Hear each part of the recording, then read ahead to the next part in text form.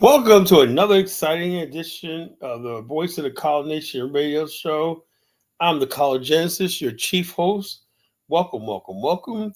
And like I said, in this show, we like what you do is to like, share, and subscribe, and stuff like that. I'm trying to look for some more YouTube intro videos. I don't even know how to post them up. How do you find those? How do you do them and everything? I don't know. I don't know how to do stuff like that. But I definitely want another intro, stuff like that. I want to make something dynamic, like the college genesis is here, blah blah blah, in 5, 4, 3, 2, 1.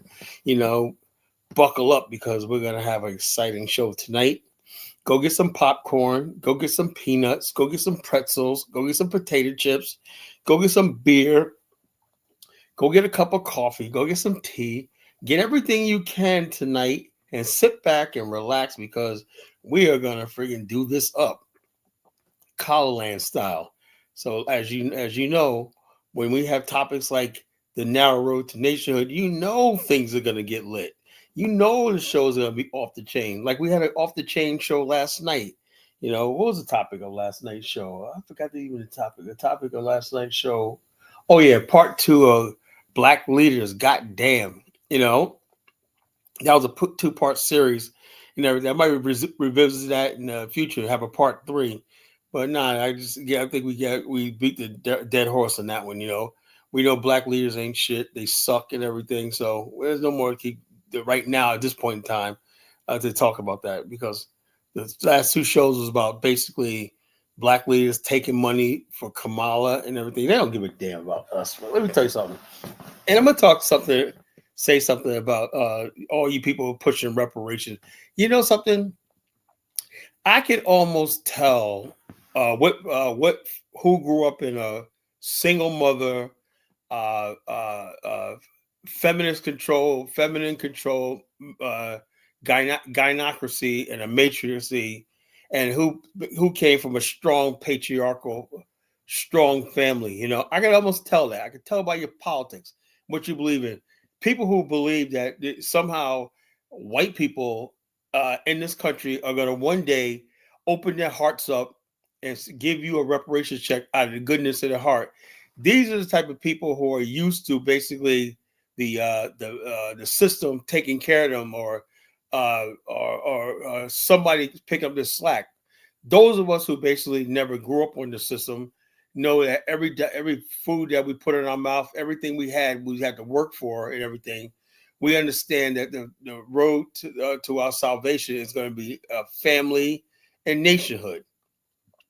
Nationhood is just an extension of the family. If you don't have a family, you can't envision a nation. So therefore, if you don't talk about nationhood, what do you talk about? You talk about just being a ward of another man. So you want white zaddy to take care of you forever. You want white daddy to provide for you. You want white daddy to validate you. What are you talking about, caller? Well, remember a couple of years ago when people were talking about there ain't no black people in the Hunger Games, Oh Lord, the Oscars are so white and whatnot. Man, we need more black representation in the Oscars or whatnot.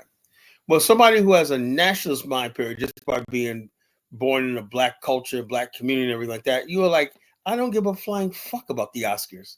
If I never see another black film nominated for an Academy Award, I would not care. So long as we like it, and that's good enough for us. We don't need validation from white America or mainstream America.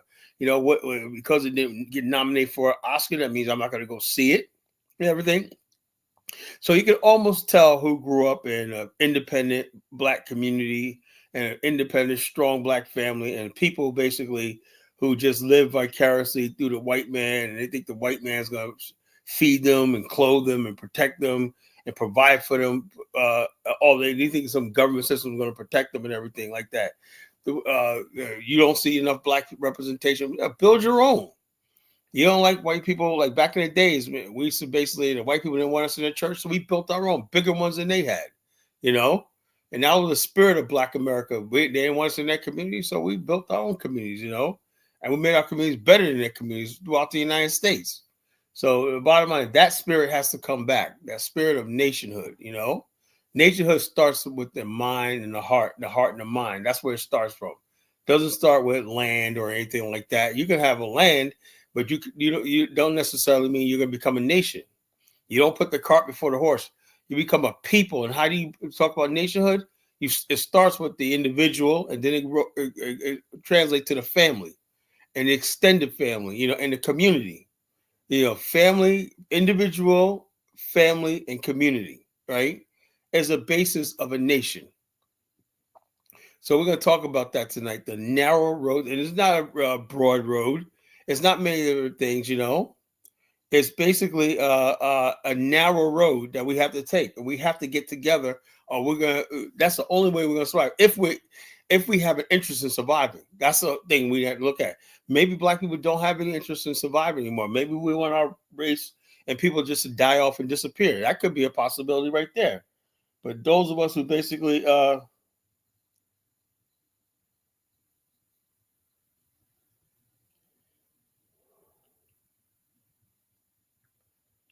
hold up, folks. I got a situation I got to deal with. Give me 1 second. My work is never done. Give me 1 second, folks.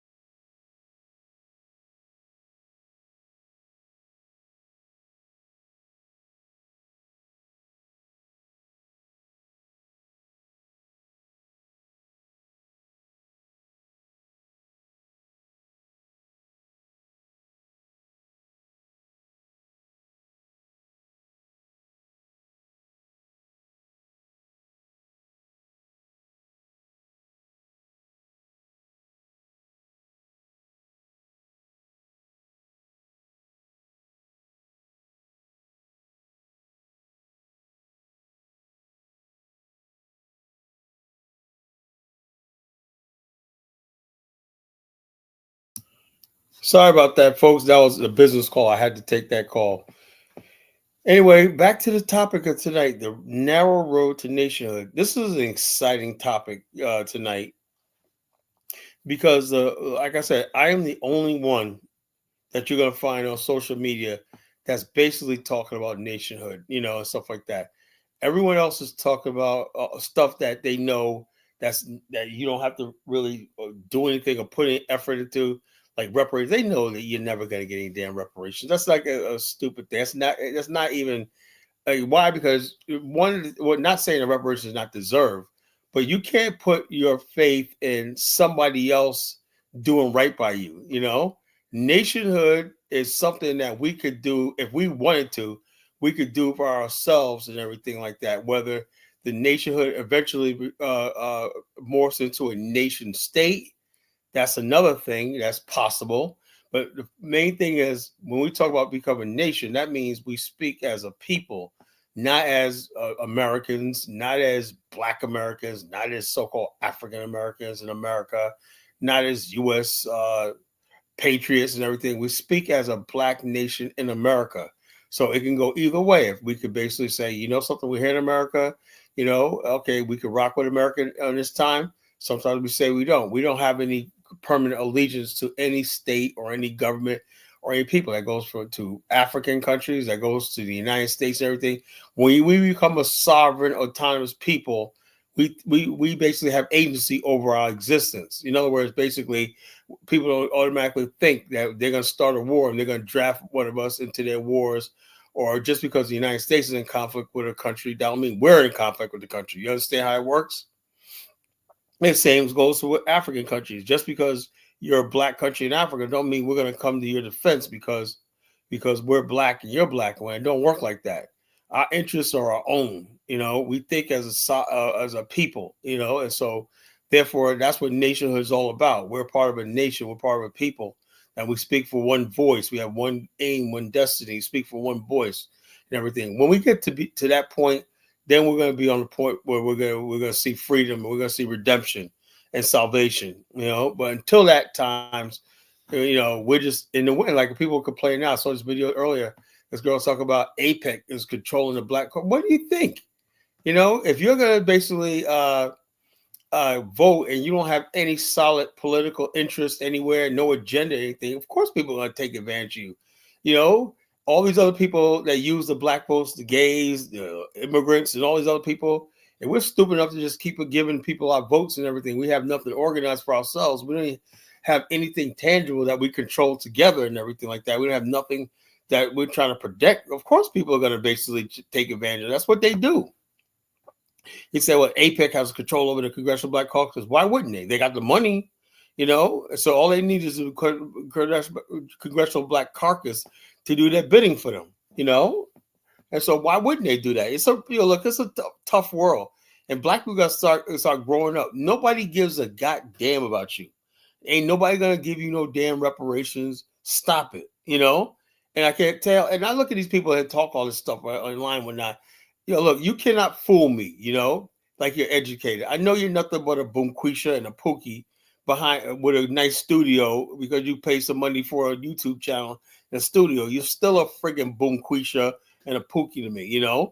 You're still somebody basically one step up from being on welfare, and you're living off that YouTube money and whatnot. You're pathetic. So don't come to me pretending like you got the answers. Like, yeah, there's no we. I don't look. The bottom line is this: I don't take advice from idiots. I don't take advice from people. Carl said, "Carl, you talking elitist? No, I'm not elitist, but the bottom line is this: you got to have a certain amount of education. You got to come from a similar background as me. If you're going to, I don't basically. I'm not a product of the welfare system. I'm not a product of the criminal justice system. No, Frenchie, I'll talk about this chick that was basically talking about the Congressional Black Caucus, right? And even though I have my problems with them, right? She ends with this thing talking about, see, nothing about reparations. Look, that's not a serious freaking argument.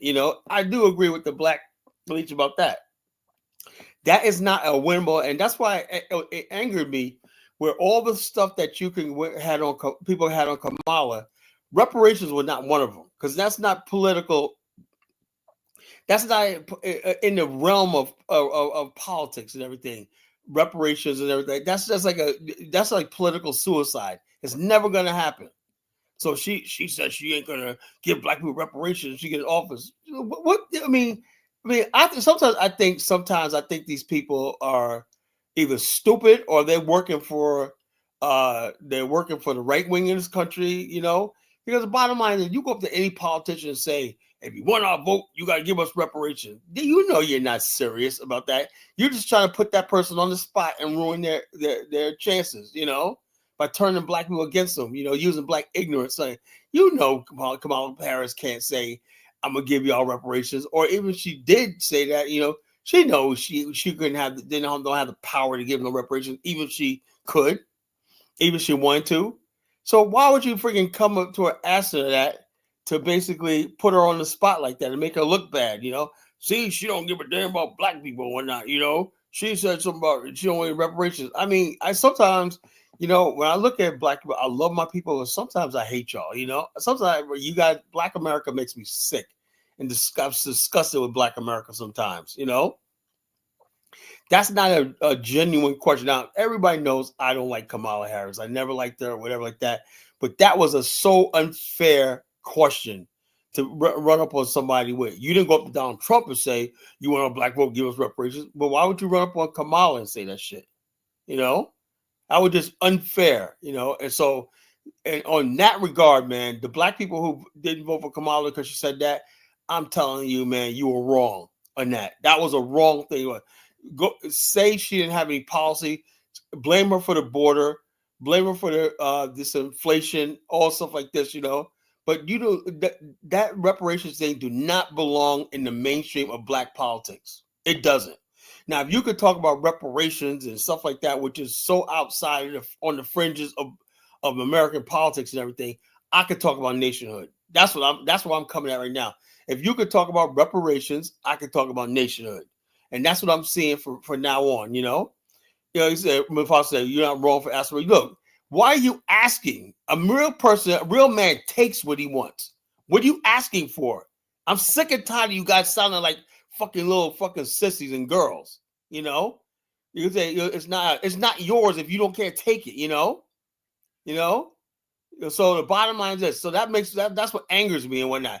You don't deserve shit. You deserve what you can take and what you have. You better learn how to keep what you got. Black people don't even know how to keep what they got. We lose everything. We lose hip hop. We lose everything. Everything we have we built in America has been taken from us. But yet you want reparations. And if they give you your reparations, they'll take that from you too. That's what angers me about stuff like that. I think we deserve nationhood, Mufasa. Is anybody arguing for that? No. Why? Because that takes hard work. Black people are lazy. I think we deserve a nation of our own. After 400 years of suffering under white rule, and I think we should be a thing. Because we can leverage. Look, how are you gonna leverage your vote with black people? Less than 40% of black people show up to vote. No one needs your vote. The Democrats don't need your vote. They don't have the numbers. The numbers are not there. You're only 12, 13% of the population. You have no power. You're not gonna get reparations. Grow up. Don't grow the fuck up, man. I'm just sick of. I love my brothers Mufasa and all these other people. You can stop acting like fucking children, man. God damn. It just angers me sometimes. I'm trying to have a serious thing. If black people were ever serious about nationhood and whatnot, we get somewhere. But you want to sit around talking about, I want a reparations check. You were never going to get it. If you have to rely on them giving you something, it's never going to happen. That's just the truth. I'm sick and tired of candy coating this thing. That's why you wasted political capital going after Kamala. You could have really sat down. Black people could have really put her in office and basically came up with a plan. But black people, I look at the stupid questions and stupid remarks that they were asking both candidates. Oh, blah, blah, blah. Black people ain't serious about politics in this country. The Hispanics, everybody else was so laser focused on what they want. That was logical, achievable, reasonable, and practical. Reparations is not logical. It's not achievable. It's not reasonable. It's not practical. It's none of those things. Now, you could say you want reparations, but logically, look at the path to victory. Like you said, clear path to victory. whatever like that. That means every last single path. First of all, if they ever get reparations, you know what they would do? Just like the civil rights movement, it would be extended to everybody. Handicaps would get something, have to get something. White people in Appalachians would have to get something. Gays would have to get something. Hispanics have to get something, or whatever like that. It would be called American reparations and degradations. I don't know what they would call it, whatever. But everybody that calls themselves a disenfranchised group will get something out of it, whatever like that. The day they give something basically directly to black people, only black people, that never happened. The civil rights movement only passed because they brought in gays, they brought in Jews, they brought in Asians, and they like that. I'm not an angry old man, Pierre, you moron. I'm not an angry old man, but I'm just frustrated by the fact that we basically in Black America, I'm watching my whole entire life, and I don't see nothing change, everything like that. And I'm looking at the next generation coming behind me, and they're not prepared or equipped to do anything, to better our future. I know I'm looking at the fact that I might die one day, and Black America has not made any progress in everything politically or socially in this country, So that's what I'm saying, because we're foolish people, we're foolish people. We act like children, So Black Koreans, everybody think they deserve something, Ain't nobody gonna give you shit, unless you take it, Yeah, Marcus Moore said Black America is facing really extinction right now. Really. We're on our death. People have no idea how grave this situation is. And we're playing games and whatnot, I want a reparations check. You ain't thinking about nothing about gaining power in this world. You let another race of people rule over you for 400 years, and you have no intentions of ever freaking stepping out and saying, look, who am I in this world? And saying, like Marcus Garvey said, I am a man and I deserve a man's chance in this world. You don't want to be a man. You want to sit there and be a boy in America forever. Give me something, Mr. White Man. I want a reparations check so I can go out and play. That's what the fuck they look at you while they're up there freaking forming a government of men that are gonna make decisions. You're down here acting like a damn boy, waiting for a handout, waiting for stuff like this. That's what the fuck was going on. And I'm telling you right now, I'm sick and tired of it. I am sick and tired of it. This is the only platform where you're gonna hear the truth. You're gonna hear the truth. Everybody else will just have their little paring knife and they're peeling apples. When I come with a freaking double-bladed axe, and I'm gonna cut down that tree of iniquity and deceit and lies and that's rooted in Black America. I'm here to slaughter sacred cows. I'm here to tear down that tree of the unrighteousness, the tree of strange fruit that's in Black America. I'm ready to tear the roots up, and tear it down. The Bible said, tear it down and start all over again, rather than building it on a weak foundation. Tear it the fuck down, and build it back up. That's what I'm at right now, Let's tear this whole shit the fuck down and start it. It's like, yeah, Mexicans are passing up. Yeah, everyone's making ahead of us. It's insane. We have the same freaking thing. Nobody wants to do the hard work and build. Nobody wants to come together. Nobody wants to build our Black families back up. No one wants to build communities anymore. We want to make excuses for crime. We want to make excuses for everything in Black America. And it's tiring. It's tiring. So the bottom line is this: I'm more thing.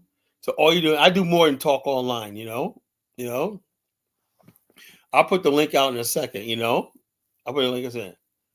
Look, Africa's taking. How is Africa taking over? Africa is like the poorest region in the fucking world. Stop it, Pierre. What is that? What would I? Why? First of all, if Africa was taking over, I'll be all ecstatic with it. But that's not the truth. The truth is, there's Africans all us dying and drowning in the oceans all over the world trying to get out of the continent. So how the hell are they taking over? Stop with that shit. That's another thing I'm sick and tired of. Instead of Black people getting a plan together to build in America, we got the largest economy on the friggin' planet, and we should be able to get some of this economy. We're talking about friggin' Africa that got nothing to offer us, really, to tell you the truth. Because you don't want to friggin' apply yourself and humble yourself and try to work together. You want to talk, I'm going to go to Africa or whatnot, I want to go to Africa. There's nothing developed in Africa. There's nothing ready for you in the continent and everything like that. The people barely have enough opportunity for themselves on the continent. So what the hell are you going to Africa for? Africa is not the goddamn future. Stop it. So it makes sense. Who am I colonizing? And mopey nation, you moron. Who am I colonizing? If I'm able to freaking colonize, that means, what does that say about you? If little old me could colonize your fucking whole continent, what does that say about me? That means I must be superior to you, right? I must be superior. When you guys always say, stop basically saying calling you superior, but you just calling me superior, that I have the ability to colonize you. What is Zongo saying? Everything, like I said, I'm talking this tonight show stuff. I'm talking to Black America, and here these Africans come making it about them. Zongo, I don't give a flying fuck about your continent. How about that? I don't give a fuck, about that continent. I'm not talking about a nation is not building in Africa. We can have a nation without Africa. Nation is our family. Nation is our community.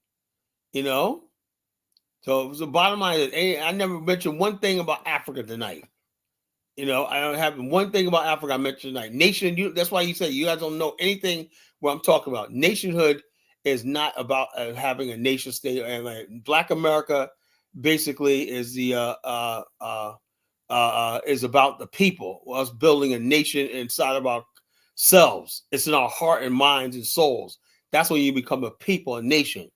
But we don't act like a nation in America, right? We act like black, like it's literally Black Americans. Like a white man does this, like how you become a nation, right? When we stop participating in a lot of this stuff, the mainstream America does. Everybody's getting ready for the Super Bowl and whatnot. Why do we freaking got to participate in this shit? The Super Bowl, the Grammys, the Emmys, the Academy Awards. That's how they make you an American without you even knowing it. Jealous of what? He said jealous of, man.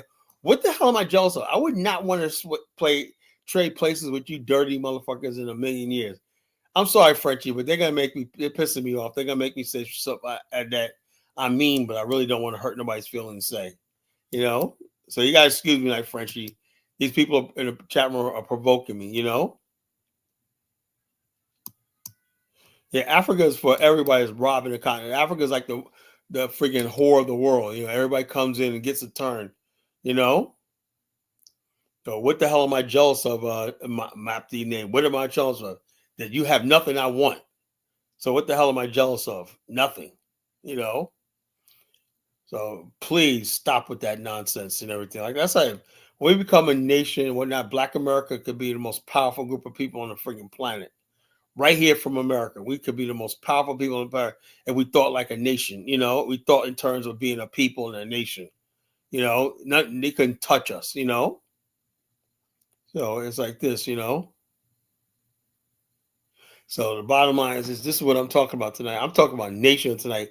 And here people coming here talking about Africa. I didn't mention Africa fucking one time tonight. I don't give a shit about the continent. It's be perfectly honest with you. I care about my people.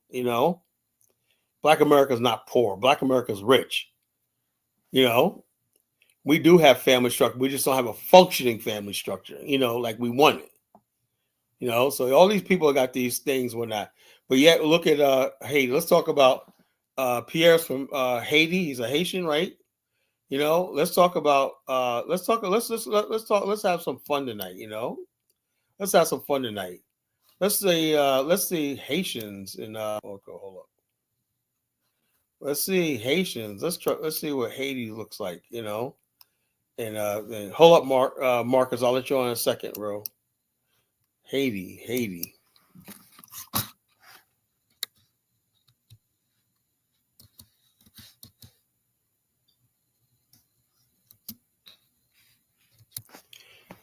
Now Haitians are like the poorest black people on the fucking planet. They ain't poor fucking in Africans.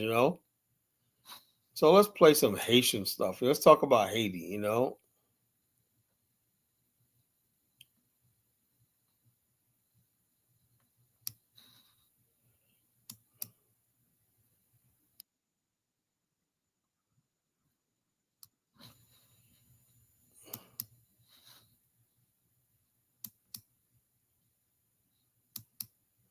This is for my friend Pierre. Let's talk about Haiti, his place. The number one shithole in the fucking planet. Scale attack in one of the most upscale neighborhoods in the capital, Port-au-Prince, on Tuesday. Loaded in trucks and buses, hundreds of gang members stormed into the most Yeah, posh he's from areas Guadalupe. of He's the actually Haitian from Haiti. He's capital. a friggin' Haitian. However, in a surprising twist, civilians picked up weapons and fought the gangs alongside police forces. Residents and police officials erected barricades in the upscale Pétionville and forced the gang members into narrow alleyways where they were gunned down. Local media reports said that in a fit of rage, the civilians beheaded the dead bodies of the gang members Mhm. and set on fire. Yeah, Locals say they Mark, felt see all proud this? after These handing the people Yeah, talk bodies of about the Black gang America. a Why the good yeah. hell defeat. do I what he said? But They say that Since jealous. midnight, they've There's just brought nothing men any of here, these other armed people to the have teeth, that we youths want. and Why would women with I suitcases on their feel sorry backs, for them, full of ammunition yeah, and So weapons. I Us, don't the really don't get. population I of don't really get. Why do Growmore, they think we like do that? not know who my sent them. If it is the my member of thing is, I feel parliament, like we if should it is focus on garbage each man, other, if like it is Vital Black Home or America. whoever sent them here. We I sent them believe a you. clear answer. We're not I believe we should involved. focus on each other, man. Just forget all these Um, other people. Forget them all, man. Just basically focus on ourselves, man. That's what I but figure. I'm a combat. You say you want nationhood within the nation, like in America. I don't think that's Well, no, gonna I know happen. nation. I don't believe in. I said, look, eventually we want a nation of our own, like a nation state. Nationhood, first of all, has to be about people. Secret societies and stuff Mm. like that. We're functioning as everybody has secret societies. We have our own customs and everything like that.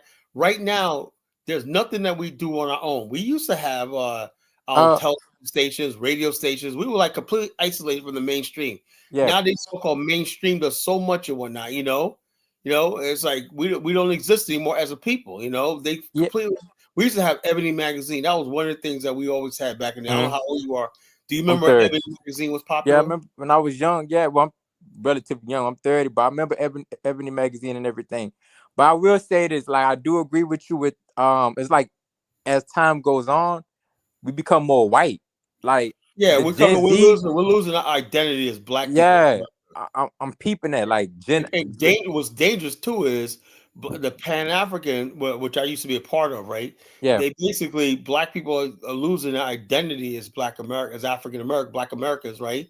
And they're adopting all these African customs and all Hmm. these other people like that. I'm like, why are you lowering yourself to that shit? I don't get it. You know, You know what's crazy too? I noticed that because I used to live in New Orleans. My people from New Orleans, South Louisiana. So they try to bring that Haitian, try to say we come from Haiti, which isn't the oh Lord, case. stop that. Yeah, We gotta they stop trying to that say, shit. yeah, that's not the case. My people, my grandpa and them been in Louisiana since the early seven, like they've been there since the early My 1700s. ancestors come from the Carolinas and Georgia. Yeah, you We've been geese, you there gullet. since Yeah, the 1600s, man. yeah. So it's like we getting attacked on all sides now. I live in Yeah, check this Texas. out. Pierre says immigrants are taking over. I thank God Donald John Trump won because the bottom line, Pierre, immigrants are on their way to fuck out. They're not taking over. They had a little heyday. They thought they were taking over, but there's a new day. Like I said, it's gonna be dawning. That's why I said black people don't be stupid. Let these people, the right wing in this country, do what they want to do and not. Let's just focus on ourselves. Nothing to see here. Whoever they deport, whatever like that, that's not our business. Let me ask You you know. something. How would that start though? How we would get back to like I guess before integration? Like Well, how we would have that culture? first of all, we got Because to we have a start. ratchet We got culture to now. start loving ourselves again. Mm. Where integration taught us how to love white people. And Pan Africanism taught us how to love everybody else, black people, but ourselves. And Pierre Mm. thinks he's here to replace us. Yeah, okay. But we had Pan Africanism like before integration though, with Marcus Garvey and everything. Yeah, but the thing is about that was, Yeah. even though look, at that time, black people, where they're from, were more united, because we Mm. basically said we're all black and you were suffering from the white man's thing. But now, in a modern sense, right, you got people like coming from little shithole islands in the Caribbean and Africa feeling themselves. They got white people coming down there to sleep with white people and everything like that. And he coming out. So they have a different relationship with white people. You know what I'm saying? Than we do, because white people come down there smiling their face. They say, "Oh, these white Americans ain't so bad. They're coming down here spending all this money and stuff like that." So that's their, or they're basically coming down here donating to their to charities and stuff like that. So they see that side. You know what I'm saying? And so the bottom line, look, let me say, I'm gonna do a next show. I'm gonna do is called Bitter Soil, Bitter Harvest. Right? Yeah. American soil is bitter. You know. The people from the Caribbean, right? The slavery in Caribbean, it was bad. It was nowhere near the psychological destruction that happened here in America, the United States. Right. We went through something here in America, you know. Jim Crow too. Yeah, Jim Crow and all that. That was that level. Look, after the Civil War was over, right? They waged 100-year war against us. They wiped out our cities, our towns, everything.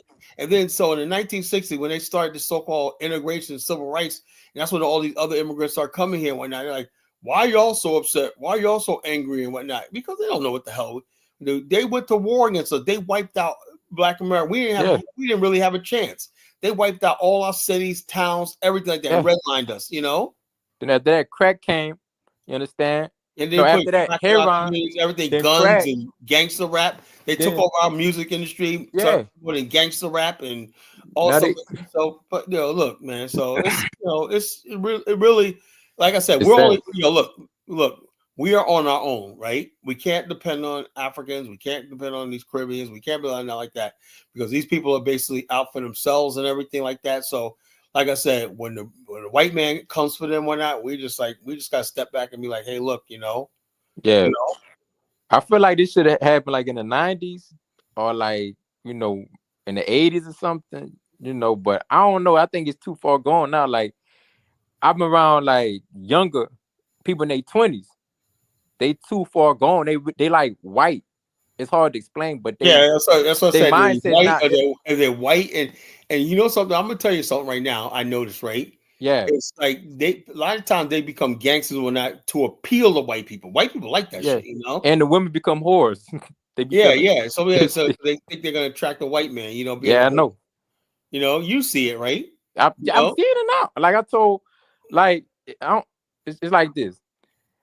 The older generation going to 19, the black people that was born in the 20s, the 30s, the Negroes, not the African Americans, the Negroes, the nigger, they gone. So they weren't around them type of people. You understand? The sharecroppers. Our women had virtues and they kept themselves up and whatnot. They didn't go there. They could have been Jezebels and like that, but they decided they were virtuous women. They built families and everything for generations. Yeah. Now it's okay to ghetto. be a hoe. It's ghetto. Everything ghetto now. Everybody want to be ghetto. It's cool to be ghetto and everything, you know. So it is what it is. Shit crazy. That's why I said, look, that's why I say nationhood, right, will correct everything. You know, when we start basically getting back to nationhood and building families like we were before, we were independent in this country, whatever like that. Yeah. Nationhood don't necessarily mean we need a country, you know. You can have a land and still not be a nation. Look at most African countries, right? They got the land, right? But they're not a nation. Can you call any of these countries really nations? No. But let me tell you some shit though. You talk about nationhood. To become a nation, you gotta purge. You gotta take away the undesirables. It sounds kind of crazy. Oh yeah, I know. But what China did with the Great Leap Forward, get rid of undesirables. So that ghetto shit, you have to purge that shit. You gotta get that shit away because that shit it's fucking up everything. The single mom shit, all that crazy out of wedlock shit. You can't build money or wealth with that mindset. You gotta have families and family structures. Like look at the Japanese, right? Yeah, Mitsubishi. I talked about the Zaibatsus in Japan. Yeah, all those Zaibatsu clans that ran Japan, built Japan's industrial modern economy, right? Yeah. Those are family businesses. Mitsubishi, everybody that was in Mitsubishi, that managed Mitsubishi were related or by blood, you know? And so basically they knew in Japan, you don't just get married, right? Oh, I'm in love with somebody. They check out the family's background. Yes, indeed. Everything before they do that. Their marriage is part of nationhood. Family structure that is part of nationhood. We used to be like that though. We used to be like that in Black America. We used to be like my mom, she's still like that when I talk to him. Say what people got? What do people do? Oh hell, don't talk to that old. She's still like that. She's 60 something, 65. We used to be like that. What your people do? Type shit. Yeah, what do you do? You have to meet somebody's daughter and whatnot. What you do? What you gonna do with my daughter? Whatever. What's your exception? We don't have that no You more. got You know, see with the family Black guy, America. when you bring the Now family anything together, it's a goes. business. It's a business. Marriage is a Exactly. business too. Shit, but Well, let me get some of hopefully these it gets other better. guests on. I got Elvis and Jonathan. Either one of these, you can say something. What's up, What Kyle? Let's go Go going ahead, ahead, on, Jonathan. Jonathan. Elvis? What's up, Elvis? What's up, Uh, Marcus Morris? Whatever. How you doing? Tonight's show is about the narrow road to nationhood. And when people throw nationhood, they automatically think I'm thinking about, oh, you want land and that. No, I look before you could have land, we got to become a people again. You know, that's when you become a people, you could build a nation. That's a nation state. That's easy. That's the easy part. You know, but right now we're so broken and fragmented and whatnot. You know, and discombobulated all over the place and whatnot. We don't even exist. You know, we're just a vague abstraction. Black America, you know, it doesn't exist. That's why we're so okay, Kyle. disorganized. So here's the question, right? So you agree that it's a narrow road, meaning it's it's very little room for error. Exactly. To get a nation is very it's a small possibility rather than a large possibility. Yeah, but the bottom So do line, you think? the only chance we have is building the family structure and building stuff like that and becoming a people again. And like I said, with that, Elvis, I have to teach my people how to love each other, and I have to teach them also how to hate. I have to do it, you know, because we can't have any chances of anybody fucking up, you know. That's just the way it is, you know. Okay. I mean, so on that road, where do you think you are? At the beginning of the road? At the first Oh, corner of the road? we're completely devastated right now. Black America is starting, for me, in my opinion, we're starting from zero, negative. We're in the negative right now, you know, and so right now, what we're up against is a media machine that's determined to put out black negativity and dysfunction, stuff like that. That's what sells. That's what's acceptable in the mainstream America. And the bottom line, mainstream America does not want to see black. Okay. Like I said, But look, let me ask one more question. So, in the history of nationhood, right? Do you have any example of a nation that was started by people? And again, you can use Liberia, but maybe you're not going to use that model because we know what happened. Have you ever had the a nation successful became a nation nation that is before. standing? One second, that is standing today, that had people migrate from one country to a new space and founded that, and started a Well, nation you that is have thriving the and going state of well today. Israel. You have the state of Israel. Russia. Is Turkey? You know what I'm saying? You have let's see, the Scott Irish people, you know, the Scottish Irish people that came to the United States, the French Canadians, you know, they could put, you know, the French Canadians, Yeah, but although they're mostly in Quebec. hell, they're But it's still completely a nation different from state. the French that live No, in Quebec is not a nation. Quebec is a But no, province but in they France. operate. They operate Canada. well, like hold a on, you can separate hold it, nation. even though it's a province, it's still technically sovereign or autonomous Yeah. territory, you know, in the area, you know. They're completely different from the French Parisians. You understand? So Of French course. Canadians are completely different people. They became a people, you know, unto themselves, you know, French Canadians. So yeah, it's been done before. In Spain too, they got like autonomous regions too. Yeah, the Basque Yeah, people Catalonia, the Catalan, Basque. Catalonia. yeah. Catalonia, they only They got agree. They only Yeah, but agree. they're not autonomous. They still are under I know, but they only the rule of anytime Madrid. Catalonia voted a couple of years ago to succeed, but they end up staying in Spain. The bottom line, all those territories right there is Spain, right? Like Italy is barely a country, you know. Italy was yeah. only a country in the early 20th century, you know. They came together and basically said, let's form a state called Italy, you know, based on our common Italian heritage and whatnot. So yeah, nations are tenuous and whatnot, sometimes like that. But what we're talking about in Black America is the fact that since we live inside the United States, right, Yeah. we have this Well, pressure. Carla, what do you think is the motivation, right, for people to leave America and start and have to struggle to build up a nation? I don't You think talking it's about going for to be Black struggle. I America? don't really think it's going to be a Yeah. struggle. My Because There's no hold up, because motivation. the thing is, what us is like other people before they come in nation, you got to get them into the modern world. Black America is already in the modern world. Like Vietnam, before Vietnam became a nation, you had people that were peasants. You know, 90% of people are peasants, couldn't read or write, whatever like that, didn't know anything. You know, so you have to you have to take a whole generation. Like, let me tell you what now, But that's 1955. what I'm saying, right, Carter? These people were in bad positions and they were looking for better position. On Yeah, the this side, bottom it's probably line, going to the be a whole thing flip is, you side, know right? what? You know what? The bottom line is this: when you have leadership, right, like in Asia did, the study of the 1955 Bandung Conference in Jakarta, Indonesia, right? That set the course of Asia in less than 30 years, right? Out of 1955. By 1985, the Asians had accomplished everything they said and basically rose up and took control of the region. You know, they have the Pung Loi Group, right? That's a logistics company, that a construction and logistics company that spans throughout Southeast Asia, that does all the major infrastructure work. They don't have to rely on the West to build infrastructure. That was careful planning over decades. You know, that Yeah, got to but that. Carter, those are groups of people. You want to go in there and be exclusionary, want to have a state or nation or autonomous region that's just for your people. You're not willing Exactly. to work along with the other Africans there. Because Are you talking about Black America, Elvis? I really do Yeah. believe. I really do believe black people in America. We have. I did my homework. Black America, every last single facet of construction, engineering, science, and everything. We have everybody. You know, all we have to do is get people on the same page, and you get people on the same page by telling you you're part of a nation, right? And so people have a choice. You want to join the black nation, or you just want to be an American. There's only other choice out there. You know.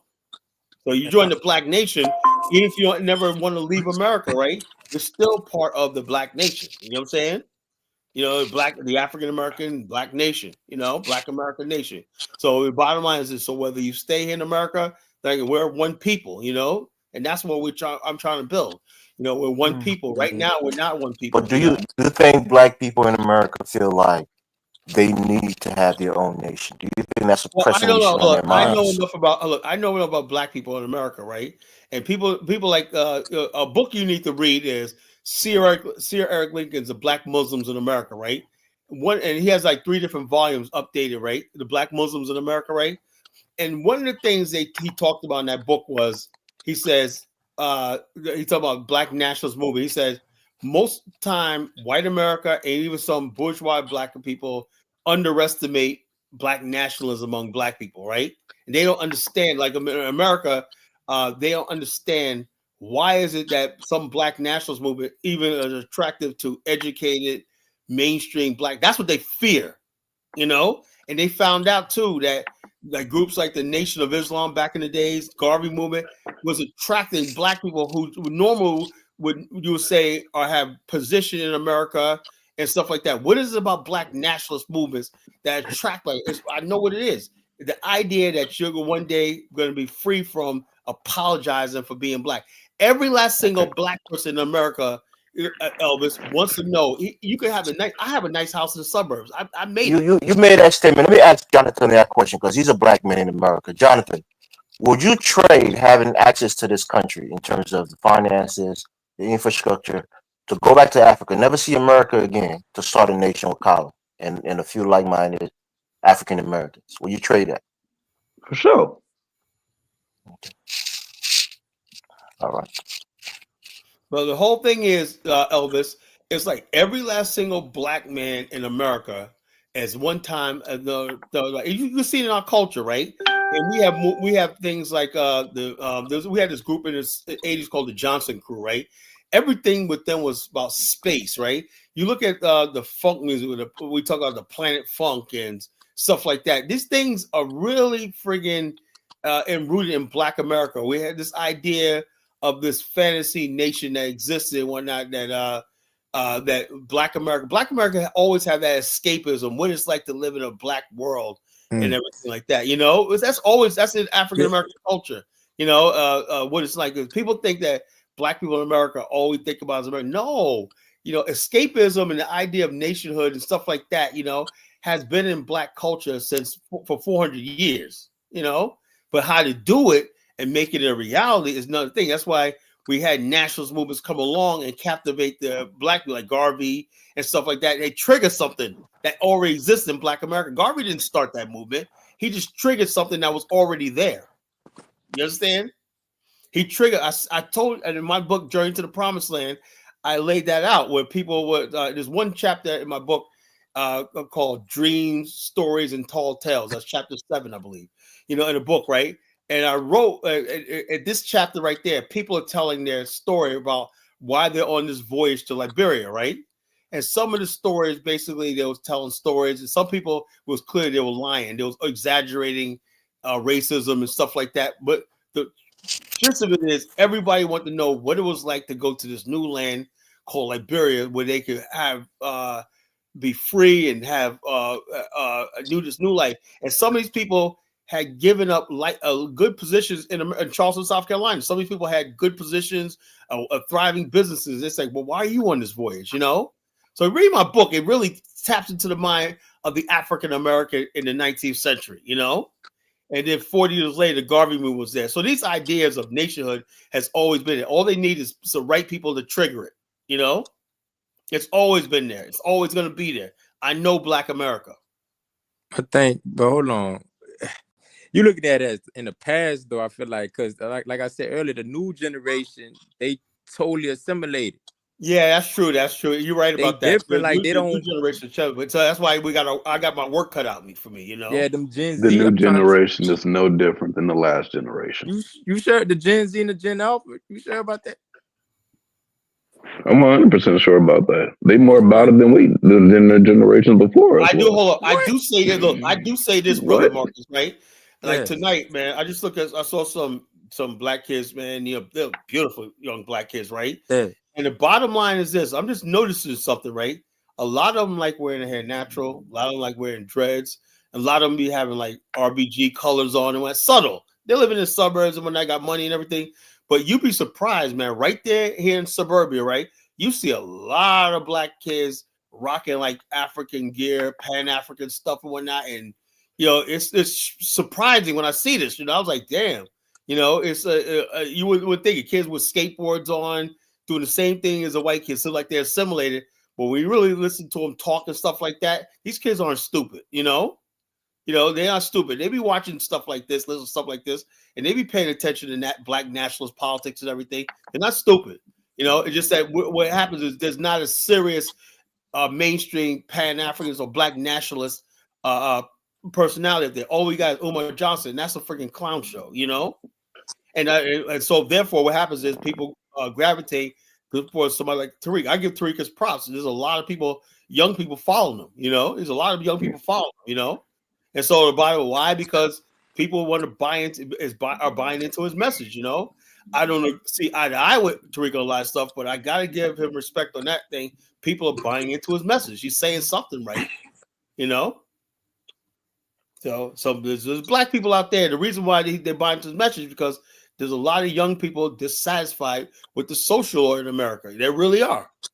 So all you basically, as far as like nationhood and stuff like that, all it takes is somebody to say, right now, the problem is we have people who are just selfish, right? Like Nation of Islam, people like that. They really dropped the ball with the Million Man March. They could have really did something with the Million Man March, but they had that momentum. They had the friggin' masses of black people. Almost 2 million black people in DC and whatnot. Nationwide, black people were saying, yeah, let's do something. And nothing ever happened because they were not really serious. That's why it fizzled away, just like that. As fast as it came, as fast as it went. And so it's going to take a long time for black people to say, something, we don't want to look stupid, So we just go, look, white people know that black people, the black man in America at any point in time could become, look, that Million Man March shook them. That really shook them to the core. They called it a crisis, that shook them to the core. 1 million black men shut down the government of America.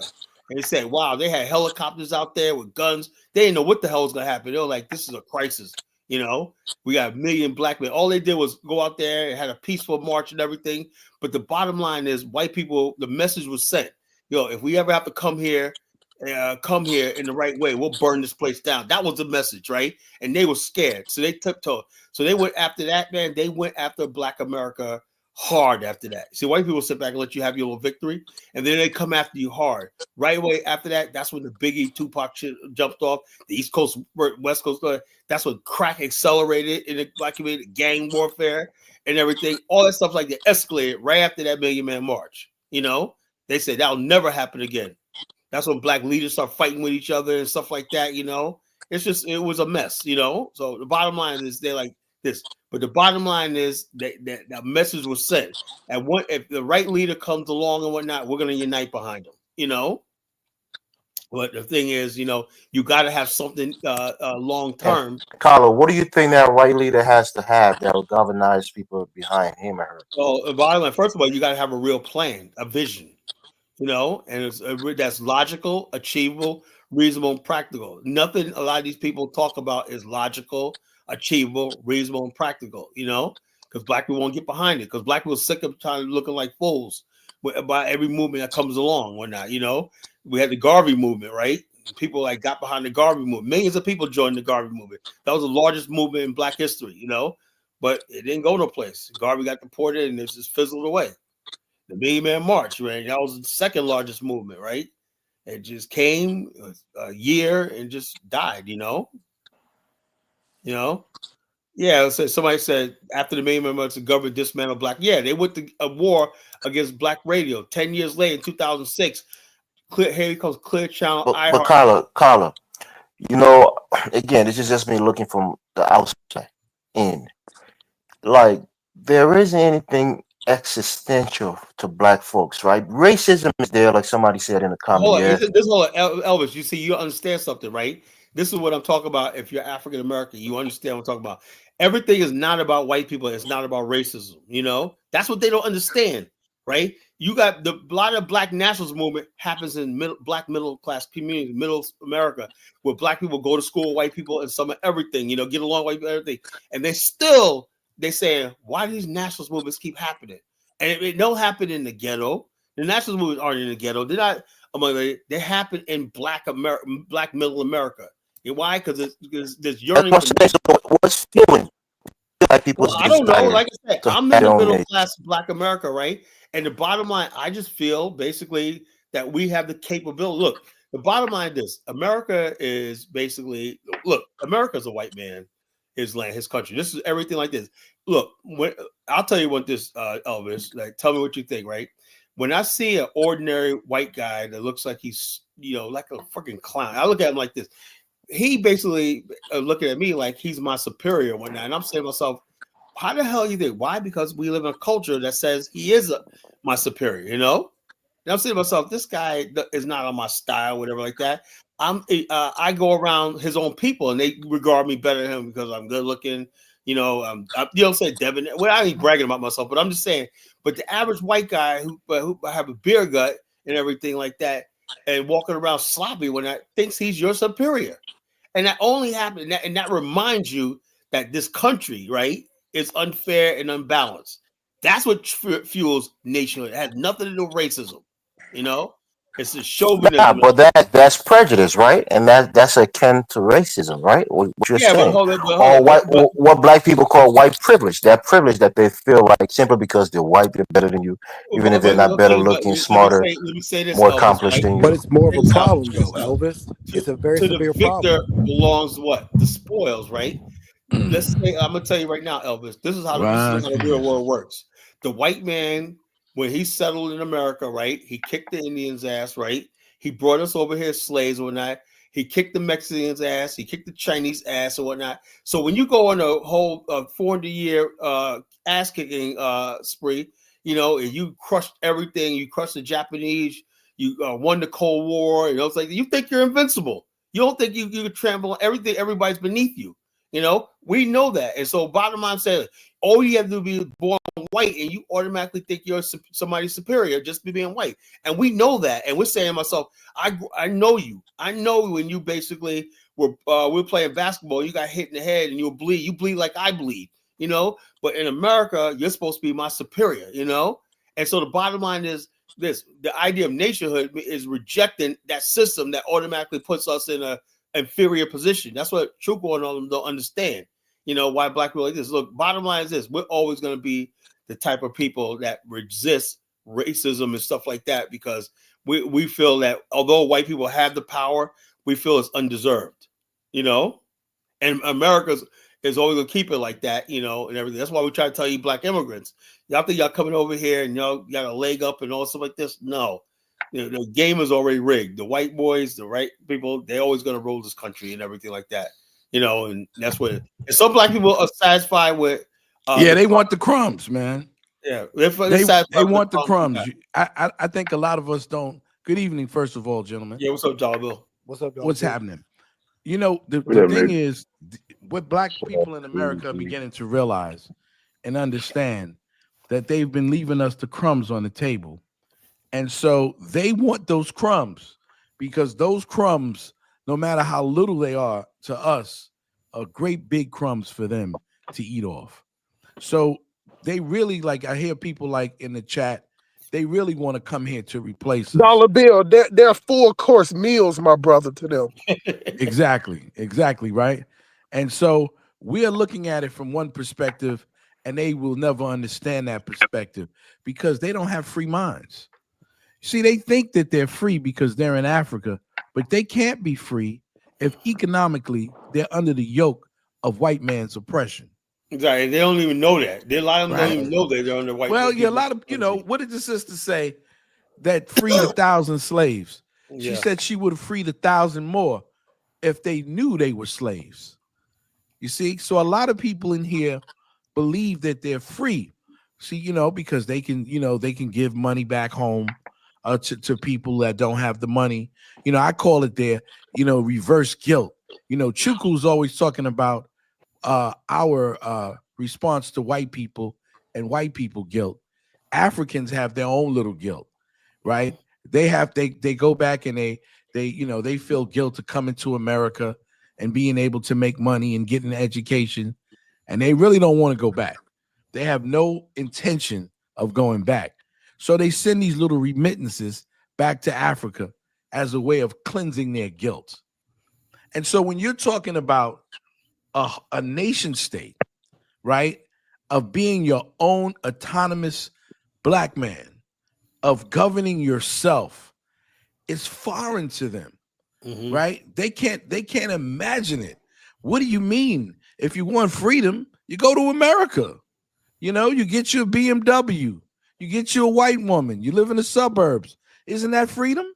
They got money on the ground, Dollar Bill. They leave money on the ground. They throw it in little tanks and little aqua centers in front of the mall. Let me say something real quick, my bro. First thing, shout out. Police.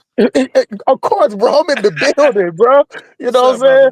Shout out to Colin, shout out to Dollar Bill, shout out to Jonathan. Coach, you got some suckers and simps up here that want a woman to lead them, but that's besides the point. That's just in their DNA. You get what I'm saying? They love to see a female, lift up to, because they think that a female is gonna nurture them. See, the thing about it, Dollar Bill and Carla and Jonathan, that in order to be a president, you got to be a killer.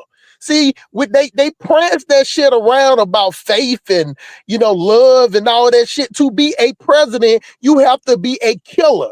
You get what I'm saying? Because every single president from the first one to now has killed people, have sent other people to die, have sent people, have destroyed other countries, to destabilize them, all of them. So they get a woman up there, prance her around and shit, talking about love. Hey, you got these suckers and simps and these mama boys, these super ultra mega mama boys, that think like, hey, I let her lead me. You get what I'm saying? But let's get to the point of what y'all talking about right now.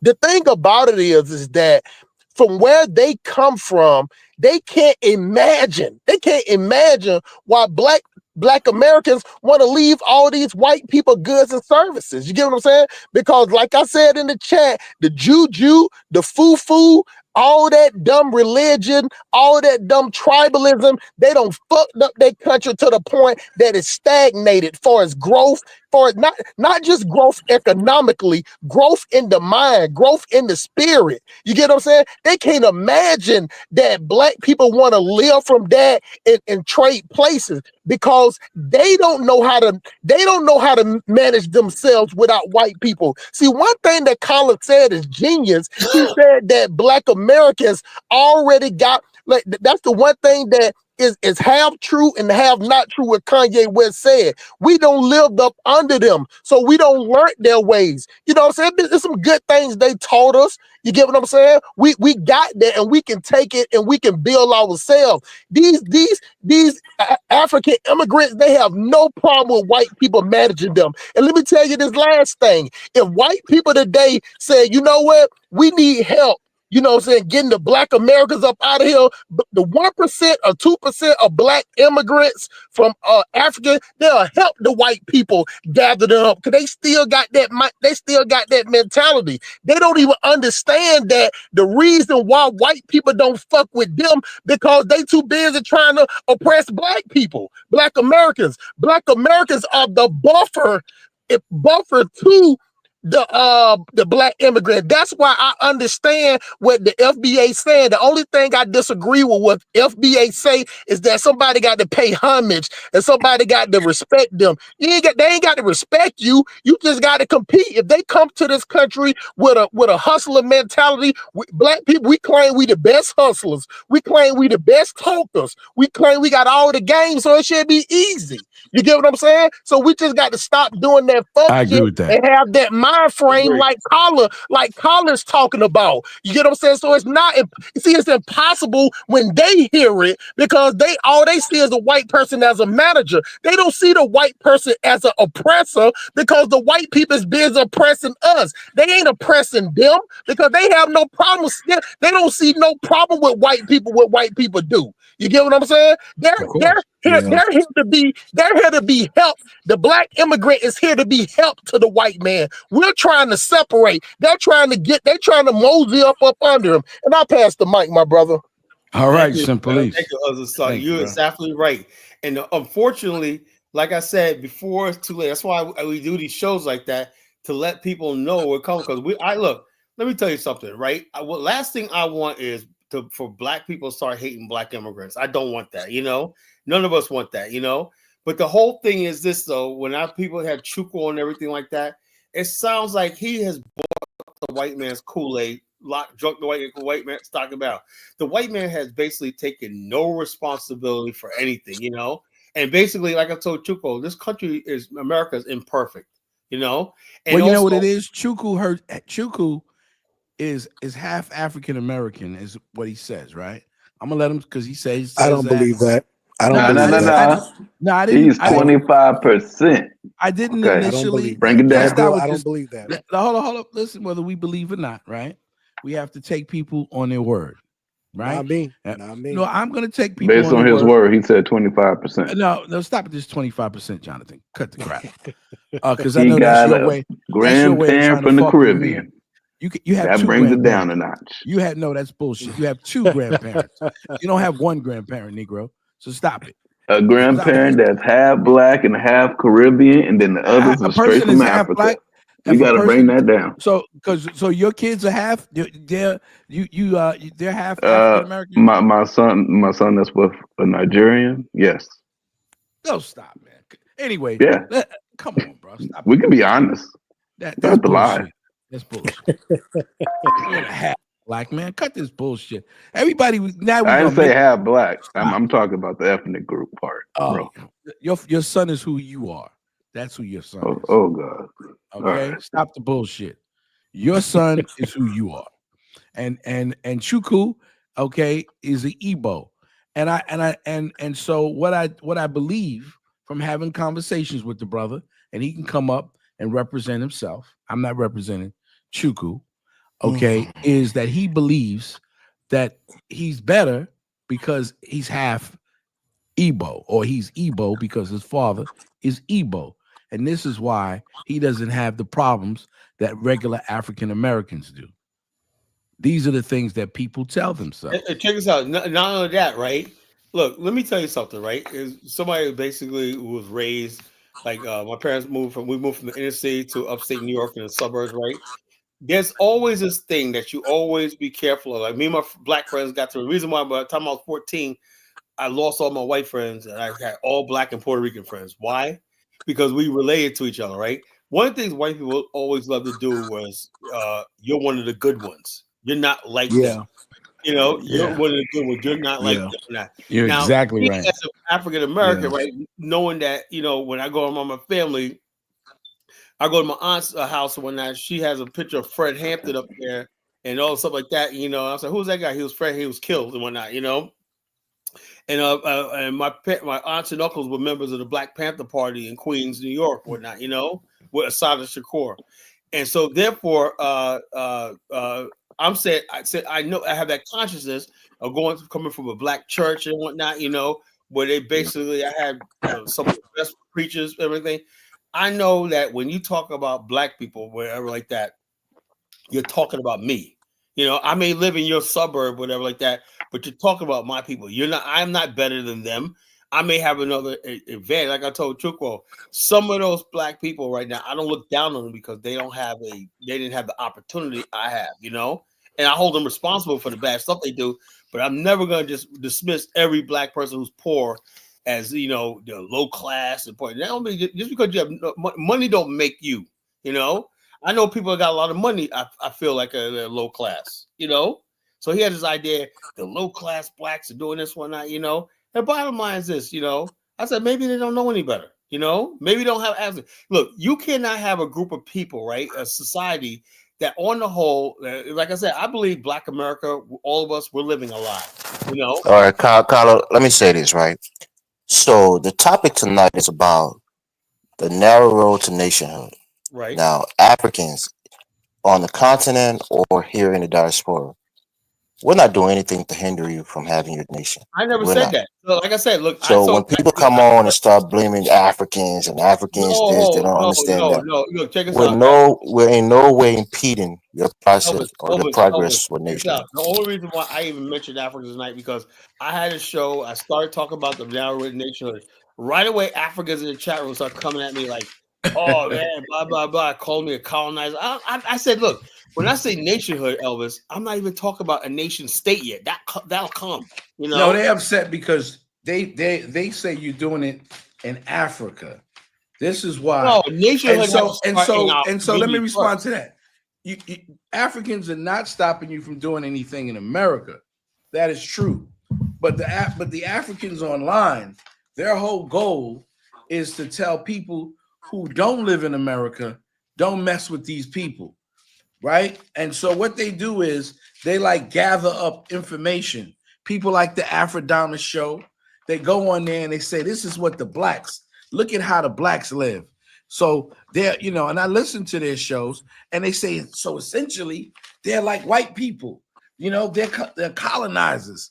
They want to come to Africa and colonize. And you know what? Look at what they did in Liberia. They always use Liberia as the litmus test, right? You can't trust these people because look what they did in Liberia. But They yet, colonized the people. Liberia helped. Liberia, I guess Liberia is what first educated Nigerians, right? You know, how do you think they got to the United States and went to Howard and Morehouse, stuff like that, through Liberia? You know, every last single Nigerian or Ghanaian leader went through America through Liberia. They didn't have no relationship with United States. It was through Liberia. You know, Liberia helped all these countries during their independence and everything, you know, so they don't even know that history, you know. Liberia led the independence movement in Africa, you know. I don't think they care. See, things about perception. And so Elvis will respond, and I love my brother Elvis, that Africans are not doing it. But you see, Africans are all uptight. See, the whole thing is, right, people get angry, right? And I took a look. I listened to Tariq Nasheed, I think a few minutes today. And so I'm listening to these Africans, right? They swear they can't stand Tariq Nasheed, but they come on his show all the time. Okay. If they just ignored him, then he wouldn't even have your audience. But they come on there and they're talking the blacks this, the blacks that, y'all of this, y'all of that, y'all of this. And so what happens is you get people who've never even come into contact with a continental African or a Caribbean, okay, in different places of the South because there's so little of them there. And then they get an attitude. But this is the same with Caribbeans and with Africans. This is the same effect that people like Afrodamus are doing. They're not doing the show for the people who are here. They're doing the show for the people who are home. Yeah. This is how they receive their news through YouTube. Right. Now let me Dollar say that. bill, the fact that you said that, right? And Yes, sir. no disrespect to you, bro. No, say But what you gotta say. you've never been on the continent, right? No, I have And not. as such, you don't know how people embrace people from the United States. So take Carla, for example. Take Jonathan, who has been on They the ain't even continent. got the data to be watching YouTube like that. Right. So when you say that, these people Mm-hmm. are not even really watching Afro show to consume it, to develop any kind of hate for African Americans. You got to go on the Well, continent and hold see up. how But people Look you at interact. have the people like panel. Look at the Elvis. chat. You got people like Willie Yeah, Fungus. the chat has a bullshit because I'm so greasy with Africans, African immigrants. People have they feel Dollar the way, bill, the right? chat is So full of they're people that don't fine even want to with go back racial, to their own but damn country. it's not Yeah, their but the innate chat is also default. full of people who are not even in America and have these ideas Hey, about African Americans. Yeah, can you imagine the motherfuckers in the UK talk about? I don't want those black Americans. Yeah, Why you focus on America? That's how bad their life is in the UK. they're focused on America because they want to put out, okay, the idea that black people in this country, okay, live in bad conditions, that black people in this country are not good achievers. They want to put it out that if you allow these black people to come back to Africa, they're going to colonialize you the same way they colonialized you in Liberia. Look what they did to the people. Liberia was winning. I'm just telling you, that's not the narrative that they're putting out. No one cares about their narrative, Dollar Well, Bill. I'm just telling you, every time you talk, look at the chat. Look at the people and what they're saying. Dollar Bill, stop looking at the chat. Oh, yeah, okay. Hey, but I don't know. But it is some truth to what he's saying because I don't been there twice, and it is a narrative. And for all y'all saying they don't have data, whatever, they watch more YouTube and Netflix than anything because most of them ain't got TVs. You get what I'm saying? Most of them ain't got cable.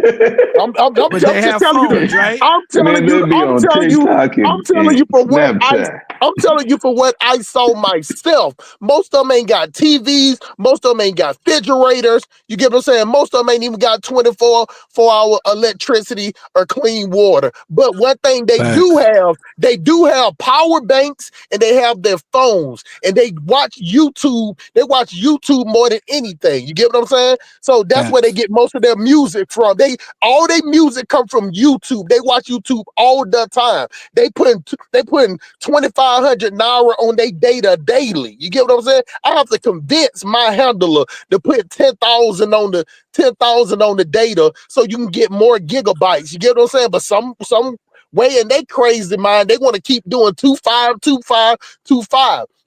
But this is the thing, Dollar Bill. When you dealing with people that you can convince them to take a chicken, cut the chicken head, and blow some cassava powder on it and pray to the ground and throw it up in the air and thinking that's putting some juju on somebody. You dealing with these type of mind frame people, they're easy to trick. You know what I'm saying? That's why it's so backward over there. That's why the 1% over there is the real 1% over there. You get what I'm saying? Like you got black Americans here that making 60, 70, 80,000. We think we struggling, but we go to there, we rich. You know what I'm saying? The naira is 1.75K.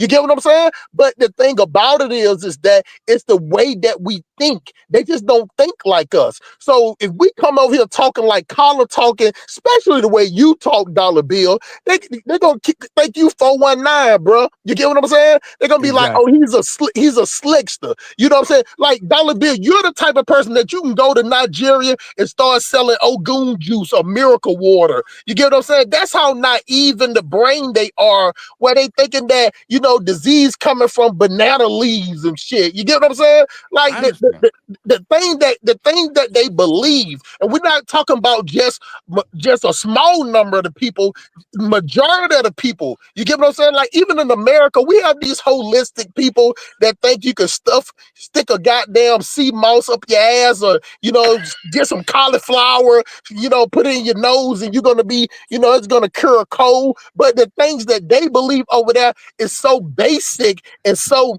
minuscule. You get what I'm saying? Like you would laugh at it and they would be offended by it. You get what I'm saying?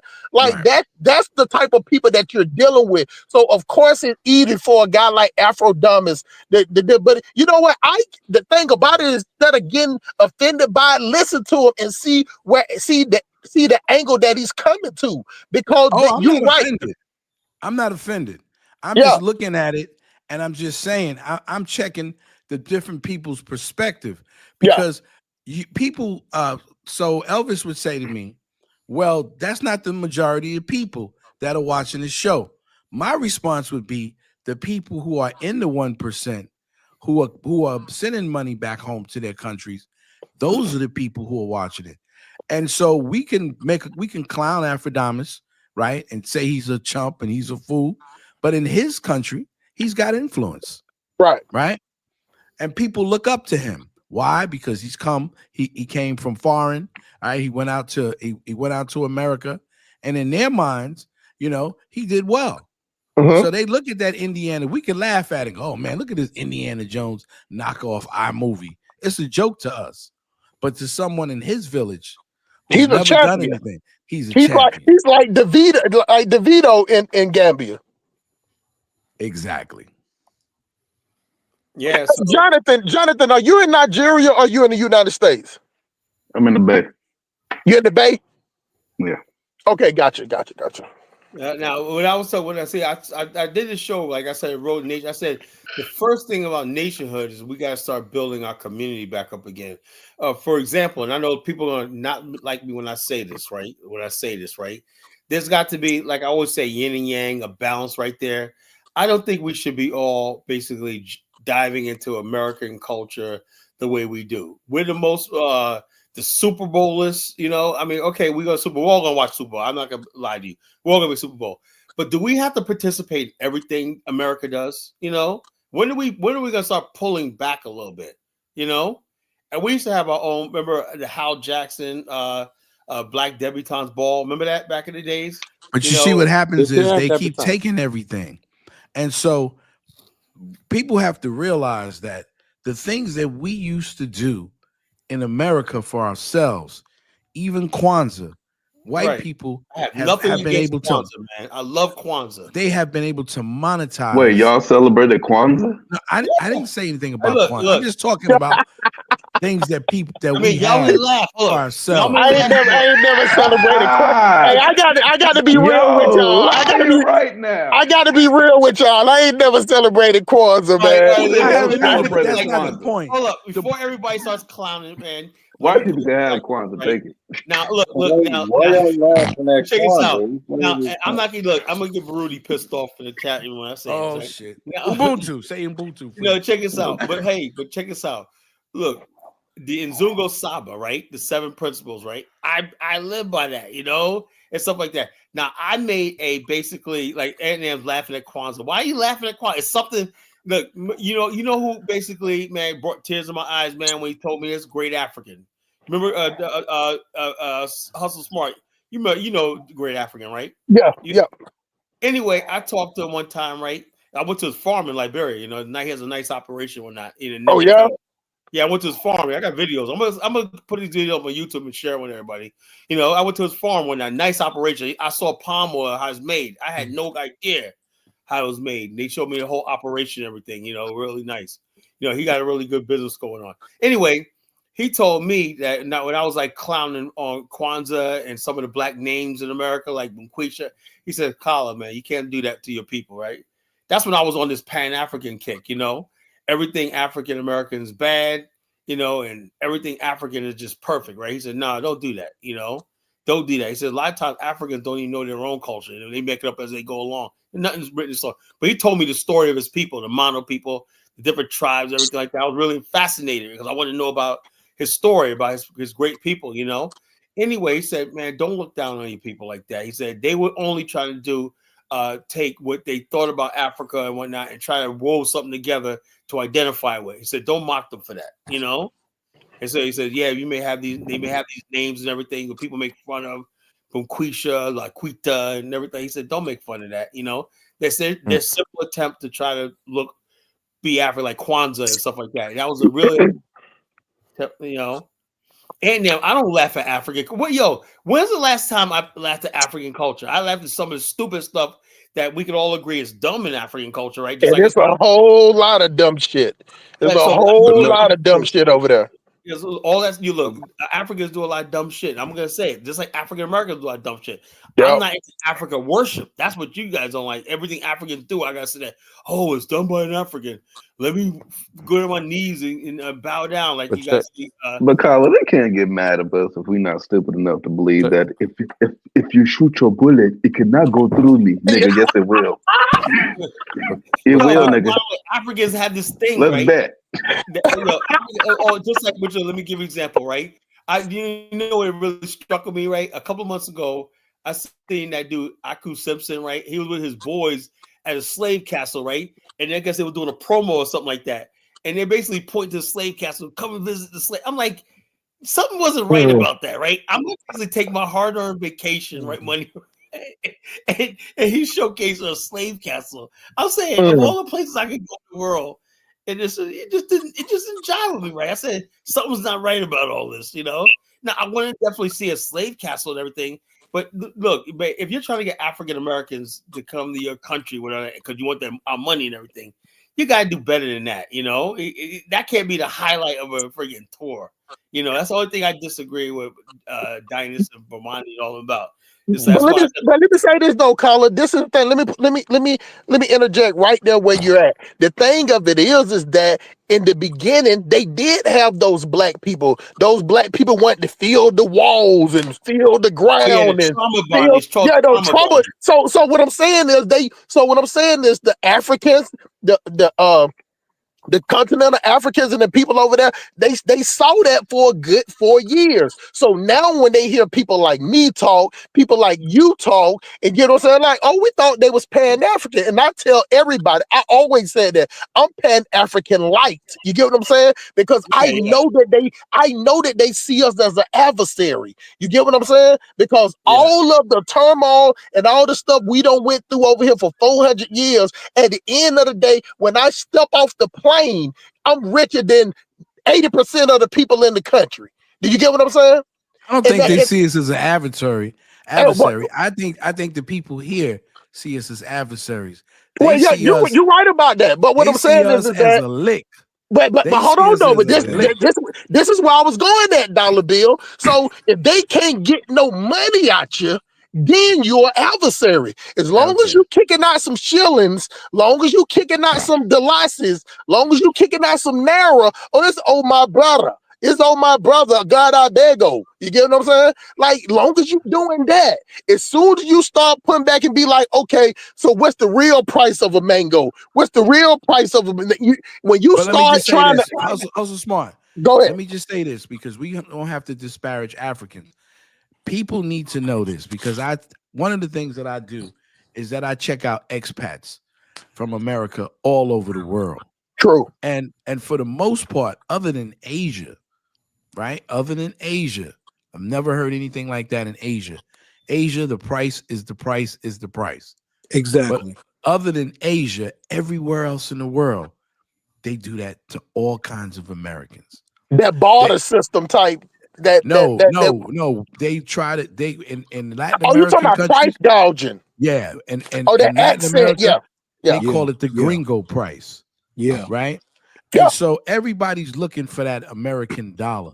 I think what happens is a lot of us, right, that because we all come from the same origin, Africa, right, and in our hearts we recognize that we're Africans. And and to Africans, they don't understand that because how could you talk about Africans? Well, we talk about each other every day, all day here in America. That's what we do. So we talk about Africans too because we are African, okay, in terms of our ancestry, right? So we get offended because we say, "Damn, is that what my brother's gonna do to me?" But we have to understand it, and we have to become more realistic about life. And see, Pan-Africanism, like Carla would say, is a mental illness. So you're mentally ill. You think that somebody who hasn't seen you, even if it was a cousin, you ain't seen in 30 years. I ain't seen my cousin Leroy in 30 years. Now all of a sudden I got to let him come in my refrigerator, okay, and get food out. I don't know what you've been doing, bro. Yeah. Right? And so that's the whole idea. So we stopped locking our doors. It come from Detroit, right?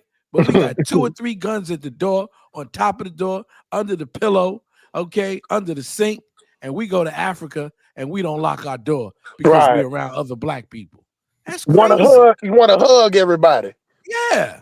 Yeah. You want to go into the village. Look, I saw this one video on YouTube yesterday, right? A millennial, not nothing against my millennial people, right?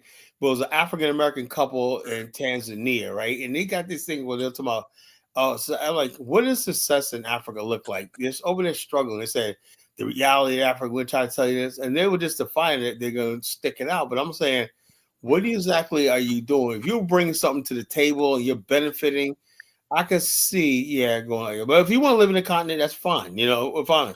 But my point I'm trying to make is when you see African Americans go over there and they lose everything, they don't have. And I say to myself, I say, is that something like a mental illness or something? I mean, why would you basically go to a place where you don't know the people? And then I heard somebody in the comment section, right? They would talk about, yeah, we need to group up a little bit over here, right?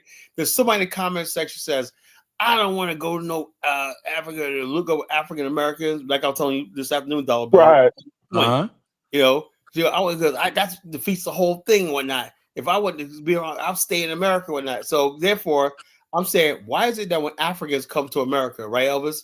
Why you guys build your communities here? You separate from us, everything like that. But when we go to Africa, there's like a thing like we feel like we're going to offend Africans if we link up with each other on the continent.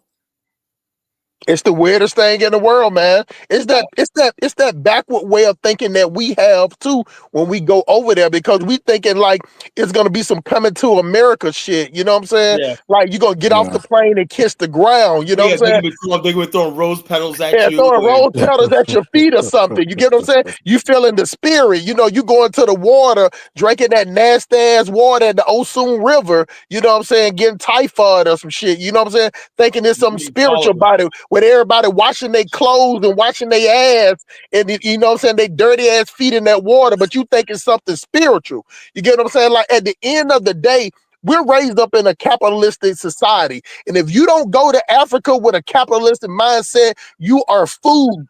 You are food to them. You get what I'm saying? So, and then and if you don't wake up, if you don't get that shit together before you get off that plane, you're gonna lose a lot of money, because just like I was telling Dollar Bill, even though they have that price gouging, you got to think about it like this, Dollar Bill. It was 400 or 500 other Black Americans came before you that didn't mind paying $5 for a mango. You get what I'm saying? They was overpaying with a smile on their face. It's the same way. These are my people. What's Think about it like this. Think about it like this, Dollar Bill. It's the same way if we got a female in the neighborhood and we like, oh man, like, hey man, don't go over there and do too much because you're gonna mess up the price for everybody. You get what I'm saying? You going over there doing too much. You know what I'm saying? Let everybody, let's have a plan. But see, that's how it is with Black Americans. Go over there, they want to separate and think that they're jail with the continental Africans. And when they see you as a wallet, it take you to live there for a while for them to see you as with them. You got to damn near learn the language. You get what I'm saying? For them to even try to see you. This is what I find, that African Americans, and I'm just going to get on us, right? So Africans, don't think we getting on you. African Americans do the same thing when they go to Costa Rica, when they go to Dominican Republic. I see some of these fools out here, man. And in the young fools, I don't want anybody to say, oh no, it's just you old niggas. Nah, they're young fools out there in their 20s. I check on these so-called passport brothers, right? And these young guys and some of these old guys actually go to certain places in the Caribbean and fall in love with prostitutes. These Negroes marry prostitutes. Yeah. These Negroes are sending prostitutes $500 a month. Yep. $600 a month. Yep. You see the same woman, she's quasi prostituting or a regular there are levels of prostitution. And then you know that these chicks is out there and these guys are crying, falling in love, getting robbed, getting killed in Colombia, putting stuff. You know, I look at these people and I go, what the hell is wrong with these fools? Because a prostitute in another country still treats you better than a regular or black American woman in the United States. That's the funny part. I listen. No, I don't know hey, about Dollar Bill, I gotta have Dollar Bill, let me tell you something. When I was in Kenya, I met some of the nicest prostitutes. If they was in America, dudes would be trying to give them their ATM cards. That's how nice they saying. That's how nice they are. Let me just say this to you. Go ahead. Hold on. Simple as you went to the red light district in Kenya. Listen, bro. You was in Nairobi. Hey, it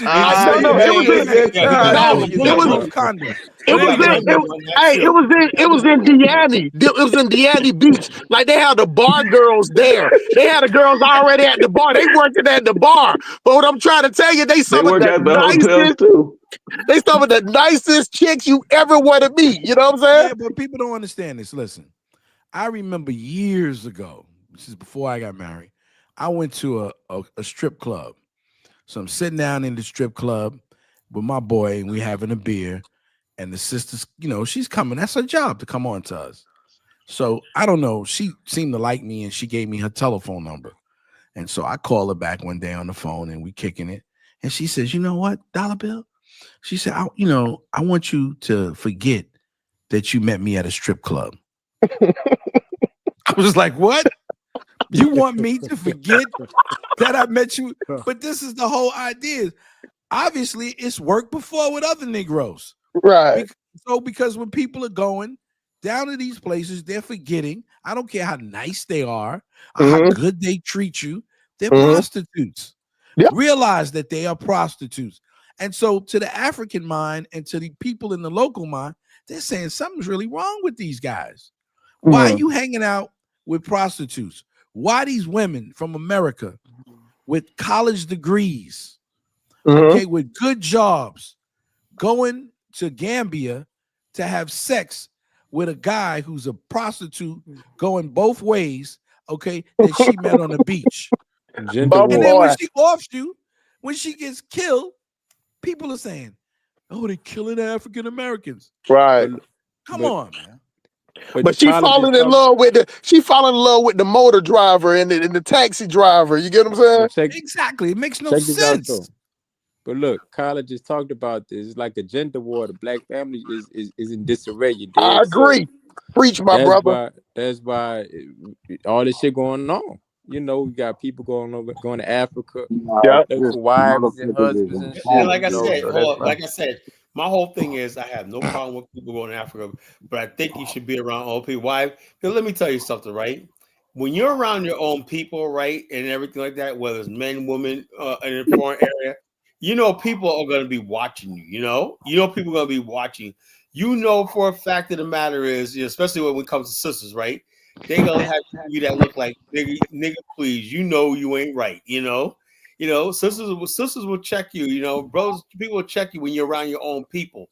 You know, I don't trust black people and black African Americans in Africa who just want to be around the locals. There's something they're trying to hide, something they're trying to get away with. They don't want other people to know what they're doing. I'm in Africa when okay, well, you know, are you building things? Because let me tell you something. I had people in the BAO, right? I had like 3 guys that were in the BAO. They're all basically in Ghana at the same time, right? You know, for months I was trying to get them to meet each other, right? They wouldn't do it. You know, they would, they're scheduling conflict. I said, why don't you guys meet each other? He got a project on that. Let's see his project, because he would tell me, we're doing this, we're doing that. Okay, I said, I've got a guy that's going to come by and see what you're doing. And like this, no, whatever, like this. So in other words, people be lying about their success in Africa, you know. They're saying that they got this going on and whatnot. And I'm like, okay, yeah, such a gonna come by. He's right, he's in Ghana too. You know, because he gonna see me. No, I'm real busy. I mean, you know, blah, blah, blah. And so there's a lot of nefarious shit because we're not organized on the continent. And it was organized on the continent. We have an honest thing. That's what nationhood is all about, of people building and working together. You know, we can't hide things from each other. You know, if we're gonna be a people. If we're gonna be a people, we're not gonna be a people. You know, we should basically, whether we're a people, no matter what, whether we have an independent nation or we're living in Ghana or we live in America, we should be together somehow, some way. I don't know how it's gonna happen because we used to have the church where we met together. That's not there no more. Oh, that's impossible. Yeah. But let me say this though. Let me say this though, real quick, Carla and Dollar Bill. Listen, man. Listen. One thing that y'all got to understand that the most people that's on this platform, we're good talkers. So therefore, we ain't gonna have no problem. If we talk to 100 women, you know what I'm saying, we're gonna get at least 70 of them. But I have seen some guys that just are not good. They're not naturally quick on the feet. They might be good guys, but they used to the American black man bravado and the game that we talk. And you can listen to the way I talk. You can listen to the way Dollar Bill talk. You can listen to the way Jonathan talk. You can listen to the other brother Colin. You can hear the hustle in our voice. You get what I'm saying? And every guy don't have that. So, and you know how some black Americans are, like you got to hit a black American woman with the 6 or 7 words that are gonna change her life, so to speak. You get what I'm saying? And most guys can't do that. So I have a little sympathy for the passport bros. Now, the only thing I don't have sympathy about them falling in love and buying these chick generators and iPhones, you know what I'm saying? All that shit like that. But what I'm saying is that when these brothers that can't get a type of female in America, when they got to go on dates with a female here and spend $100 to $200 and might not even smell the box, they can go to another country and get these quote unquote a showers, you know what I'm saying? Quote unquote a low shows, and these chicks are nice to them. And on top of that, the difference between a prostitute in America and a prostitute in another country is that if you get that prostitute the equivalent of $20, she gonna spend the night the whole weekend with you. She gonna be cooking for you. She gonna clean up everything. You get what I'm saying? So what I'm saying is that I'm not saying that they don't know that they're prostitutes. I'm just telling you from what I saw myself. The prostitutes over there, once they get with you and you spend money on them, they take that role as a girlfriend. You get what I'm saying? They go into the market. But you know what though? It's much more Let me deeper say than this. that though. Now check this out. I know this what goes on in Lice countries that it's almost like it's like not the prostitute like for sex, but sometimes women say, you know, women have a natural thing. I found this out years ago where some women like taking care of men, right? It's natural, like they want to be a companion, girlfriend, whatnot. But at the same time, they're saying, you know something, you know, I'll be your companion. So is that really considered prostitution or just an arrangement? That's the point that I'm trying to make. If you're a hoe, you're a hoe. If you're selling, you're behind the other men. I don't care if you got the gold treatment. There's a lot of dollar bill, but there's a lot of guys who basically. I know a lot of guys, right? That basically it's not even about sex. If there's no sex involved, they just want like being around. Because let me tell you, some of these women they get with in America, they would not even. These type of women don't even want you holding the door open for them. You know, can I say this? Other countries, right? Let's go back to Malcolm X. No, I'm gonna tell you because Malcolm talked about hoes. Malcolm said that if the average woman knew what a hoe knew, more men would stay at home with their wives, right? So let's understand that, okay? But we don't lose your mind and think that you are with something other than a hoe. And if you know that you're with a hoe and you're paying for a service, if she's giving you good customer service, know what it is. Don't go there and give her your 401. They got brothers running out to Thailand. They got brothers running out to the Philippines, spending thousands and hundreds and selling. Listen, they borrowing against their 401k. I know what you're saying, bro. Listen, you're right. There was a brother. I listened to this brother called DC Rob. Shout out DC Rob. So I started listening to this brother, and look, there was this brother who went to Colombia. He meets this chick that looks like a regular Dominican chick that you can meet anywhere in New York coming out of the damn hair salon. He meets this chick. She's being nice to him and all this. This fool had his own business. God bless the dead. He was a fool though. Ran out there. He sold his barbecue business, okay, in Atlanta. Sold his house in Atlanta. Runs out to Colombia in the hood of Colombia, and buys a restaurant and the building, okay, that the restaurant is located in. And he gets murked in 2 days. Whoa. And everything is in this woman's I remember name. that guy. I remember that guy. That was But hold on though. that dude was almost 50 years old. Yeah. He was like, come on, Dollar Bill. Now you gave a perfect example, but when you start telling the story, see, that's the extreme. This guy's a super duper lame, man. This nigga had that Dunlap where his probably his belt stank from his stomach over his goddamn. He probably can't even see his dick. He probably ain't seen his dick in 60 years, bro. You get what I'm saying? This is what I'm trying to say. I get what you're saying. It's the mentality, though. That's the only thing that the mentality of a guy will pay. Think about it like this, Dollar Bill. If a guy takes a girl to Roof Chris in America, he might spend $150. This chick might be on the phone. She might be texting other people, whatever. He don't spend this money. You know what I'm saying? And might not even get no play. Right? Now, think about it.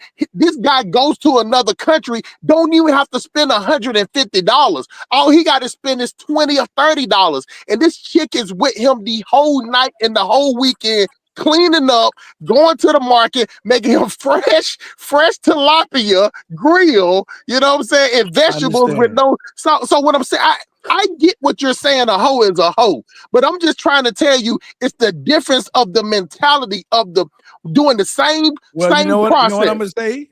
Some of these guys need to go out and get them some of these chicks on Section 8 and welfare. And they need to learn how to grill some tilapia. They worse. No, but I'm just saying, some of these people out here need to get some of these old guys with pensions and stuff like that.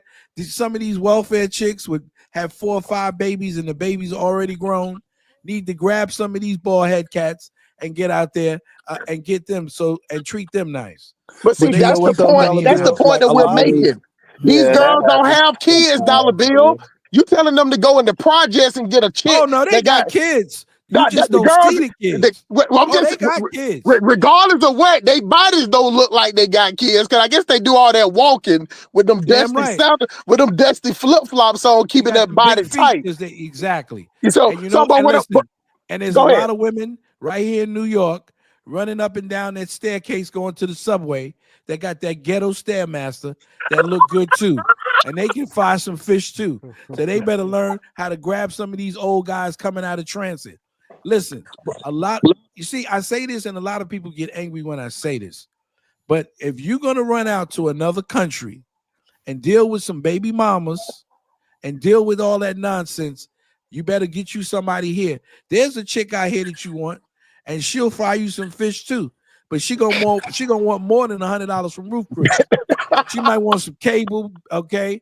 She might want you to do some other. So you gonna spend $1,000 for a fish dinner? Going around.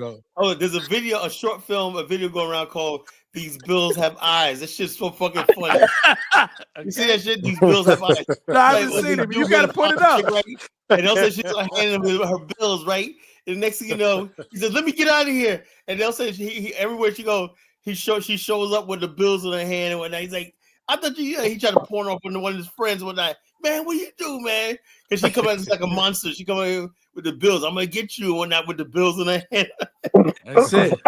You see, we gotta be honest about the situation, Dollar Bill. Like the thing about it is, see, it was a thing back in the day when dudes used to, dudes used to rob, armed robbery. Armed robbery used to just be 5 years. But when the laws changed that armed robbery is now 15 years, some of those armed robbers started trying to hustle, but they couldn't do it because all they knew how to do was rob.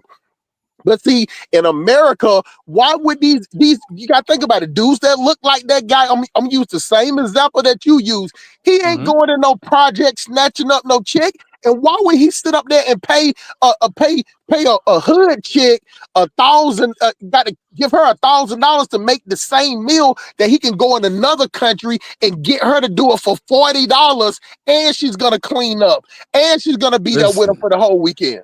Listen, let me Why would just he say do that? this. Listen, let me tell you something. I'm from the project, right? Me too. First 15 years of my life, I lived in the project. Yes, sir. And I had a wonderful time growing up in the I project. did. And so I remember that there was an older man that hooked up with one of my friend's mom. She had about 5 kids, right? And she was a fantastic woman. I went to her house one Saturday. We talk about people and you call people low class, but let me just beat you down on some game. I stayed overnight one night, okay, at the house. And that next morning on Saturday morning, it looked like something from General Motors. Everybody was doing chores. They had people cleaning the floor. All of those 5 kids were cleaning the bathroom. That house was immaculate. Now, she hooked up with an older dude. He must have been, coming from transit or, one of them post office jobs. You know the cats. You know the kind. He had a little pension. And everybody knew, I'm not going to say his real name because people will be calling me in the morning. But let's say his name was Mr. Harry. We all call him Mr. in his first name. Mr. Harry came into her life, man, and he was there with her until the day he died. Man, he was taking her all kind of vacations and doing all kind of stuff for her. Them days of dollar bill are gone. Exactly. Now whatnot, because there's always been that type where even if a woman had a few kids and whatnot, there was always that one dude that said, you know something, I can make a family out of this, whatever, But the whole kids loved him. Yeah. Yeah, them days gone. He had a little Cadillac, he'd take the kids and buy us ice cream. Mr. Harry. Every hood got a Mr. Harry. He got on the polyester clothes. Got his shoes. When the last time you been back to the project, Dollar Bill? I ain't been in a little while. Okay, that's it. You can tell. That is not. Listen, bro. I'm from Bankhead, man. Apartment 58A, bro. And it is not like that. These girls in the projects now, they want the 1% guy. The girls in the project want the guy 6 feet, 6 figures. You know what I'm saying? All that. I got one for you, Hustle Smart. Go ahead, man. You want 6 feet, 6'6", 6-inch dick, or 6 inch or more dick. 6-inch long dreads. Yep. And what else? 6 figures. 6-pack. Want him to have a perfect body. You know what I'm saying? Want him to be able to dance like Chris Brown and want him to fight like Mike Tyson in his prime. Everybody likes him. He's good with the kids, the children, and my aunties and everybody just love him. All the homies on the block says, Dabno, we love Super Thug and whatnot. Yeah, he's my hero. That's you gotta understand the mind about people and whatnot. Super Thug comes riding on the cape and whatnot, Like my ex-girlfriend, right? I just told her, I said, I hope you find Super Thug one day. That's what they looking for. They look at the YouTube, Instagram has made women that used to just like, hey, if you got you a guy that work, if a guy coming in the neighborhood fixing on the electricity or fixing the cable, those are guys that would usually snatch up the project chick. But now these project chicks are getting dressed up, going to these expensive hotels, leaving their kids at home by themselves, trying to catch a dude. You get what I'm saying? Because child support is the new, it's an industry. It's the new industry. So therefore, they don't want no guy like that. You get what I'm saying? And on top of that, even though they want child support, dollar bill, they still want the guy to look good while he paying child support. They want him to pull up in the Hellcat. They want him, hey, Collar. They want him to have the Hellcat with the scat pat. You know what I'm saying? But listen to this though. Just pull up in McDonald's and start doing donuts while they getting the kids chicken nuggets. Go ahead. Listen to this. People in Costa Rica, right? Guys going to Costa Rica, and Costa Rica prostitution is legal. Yeah, I don't know if people know that, right? I shouldn't say that because when we have 1,000 Negroes running down there, right? But some of these women now, in these countries are getting hip, and they're getting child support. Oh Right? yeah, overseas women are collecting child overseas support. women are collecting from child motherfuckers over support. here. Philippines is big on that, you know. Get them pregnant next to you. Look, and what this chick out? This one chick I knew. This she was like white and Indian, whatever, like that. A homegirl of mine back in the day. I used to do bodyguard work for her. Like she was like, we used to do house parties, whatnot. You know, she was a stripper. I used to be a bodyguard for her, right? Whatever. Anyway, her friend, like, basically, she told me her friend had 5 kids from 5 different baby fathers. Why? Because each one of them was paying her like $350 a month. You get more money like that by breaking it up. If it was just one guy, the judge would be like, okay, well, based on his thing, you might only get $400 out for like 4 or 5 kids, you know, because based on his income. But you get one for each, a different baby daddy for each one of her kids. She goes, that's my rent, that's food, everything like that. Plus, I get food stamps and section. I'm like, God damn, they got it all planned out. I'm like, these people. That's why I look back. In the how come you foreign don't have any countries, baby mamas when that? Because I knew back then. Because I used to hang around these type of chicks. I knew what they were all about. You know. Yeah, well, see, you protected them, okay, because you knew they had guys coming at them, and you were able to make money, okay, protecting them and keeping them safe. And to you, okay, you allowed them to keep their business running smooth. But what I'm saying to you is, you have these simps now going, okay, who are going out of overseas, and so now the laws are all rigged. Like for instance, in the Dominican Republic, if you look at my man Taylor Made Dreams. He's in Thailand. He only goes back to visit the Dominican Republic because he's 62 with a young daughter from a young girl. Because the game is they put in these laws. Everybody is on the payroll. The judge is on the payroll. The police are on the payroll. The prostitute is on the payroll. The people inside of the hotel is on the payroll.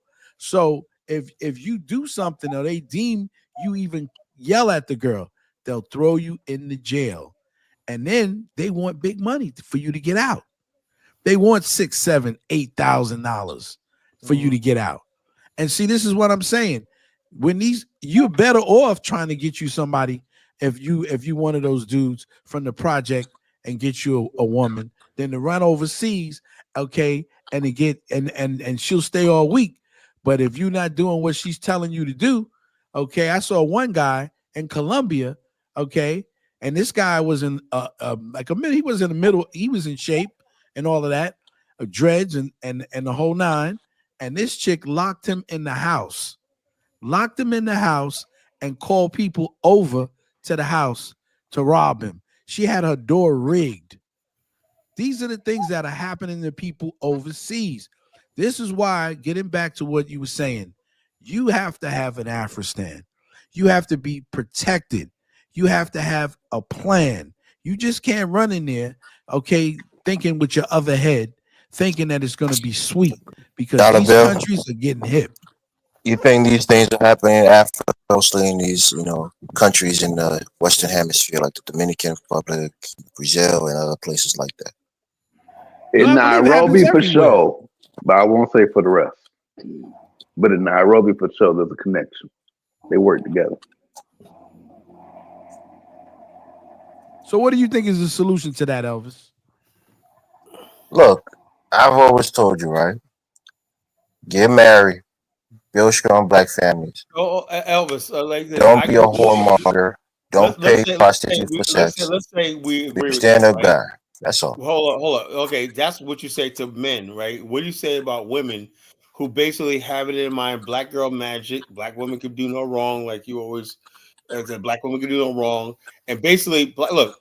By the time Elvis, at what age do you think that when you say marry, what age are you talking about? What your idea of, what age are we talking about?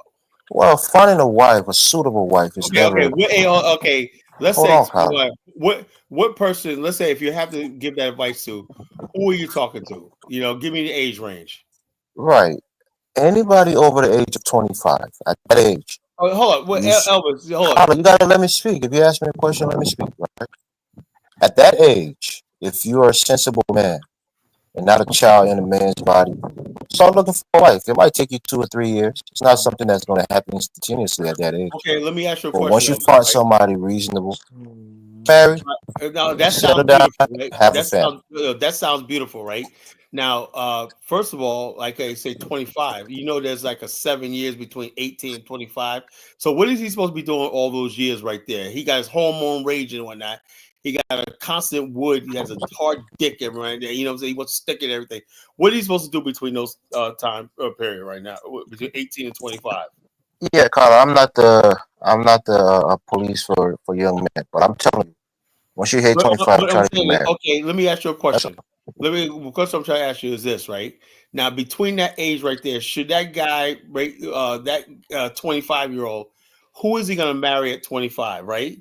The girls at his age, like 18, are told they're too young. Their aunties and everybody tell them, girl, gonna have some fun. You got like this. What about Carla, your your experience might have been different, right? And what? again, marriage is not like a cookie cutter thing. Most people don't get married; they have everything figured out first. If you're a decent guy, you come from a decent family, people know that you have a family backing you. You know, it'll be better. It'll be the icing on top if you have a college education and you can lead and maintain a family. You're marriage material. You'll find a woman who will want to Okay, I marry you. know that, but I'm saying, okay, I get that, right? But okay, let me tell you something. Elvis, right?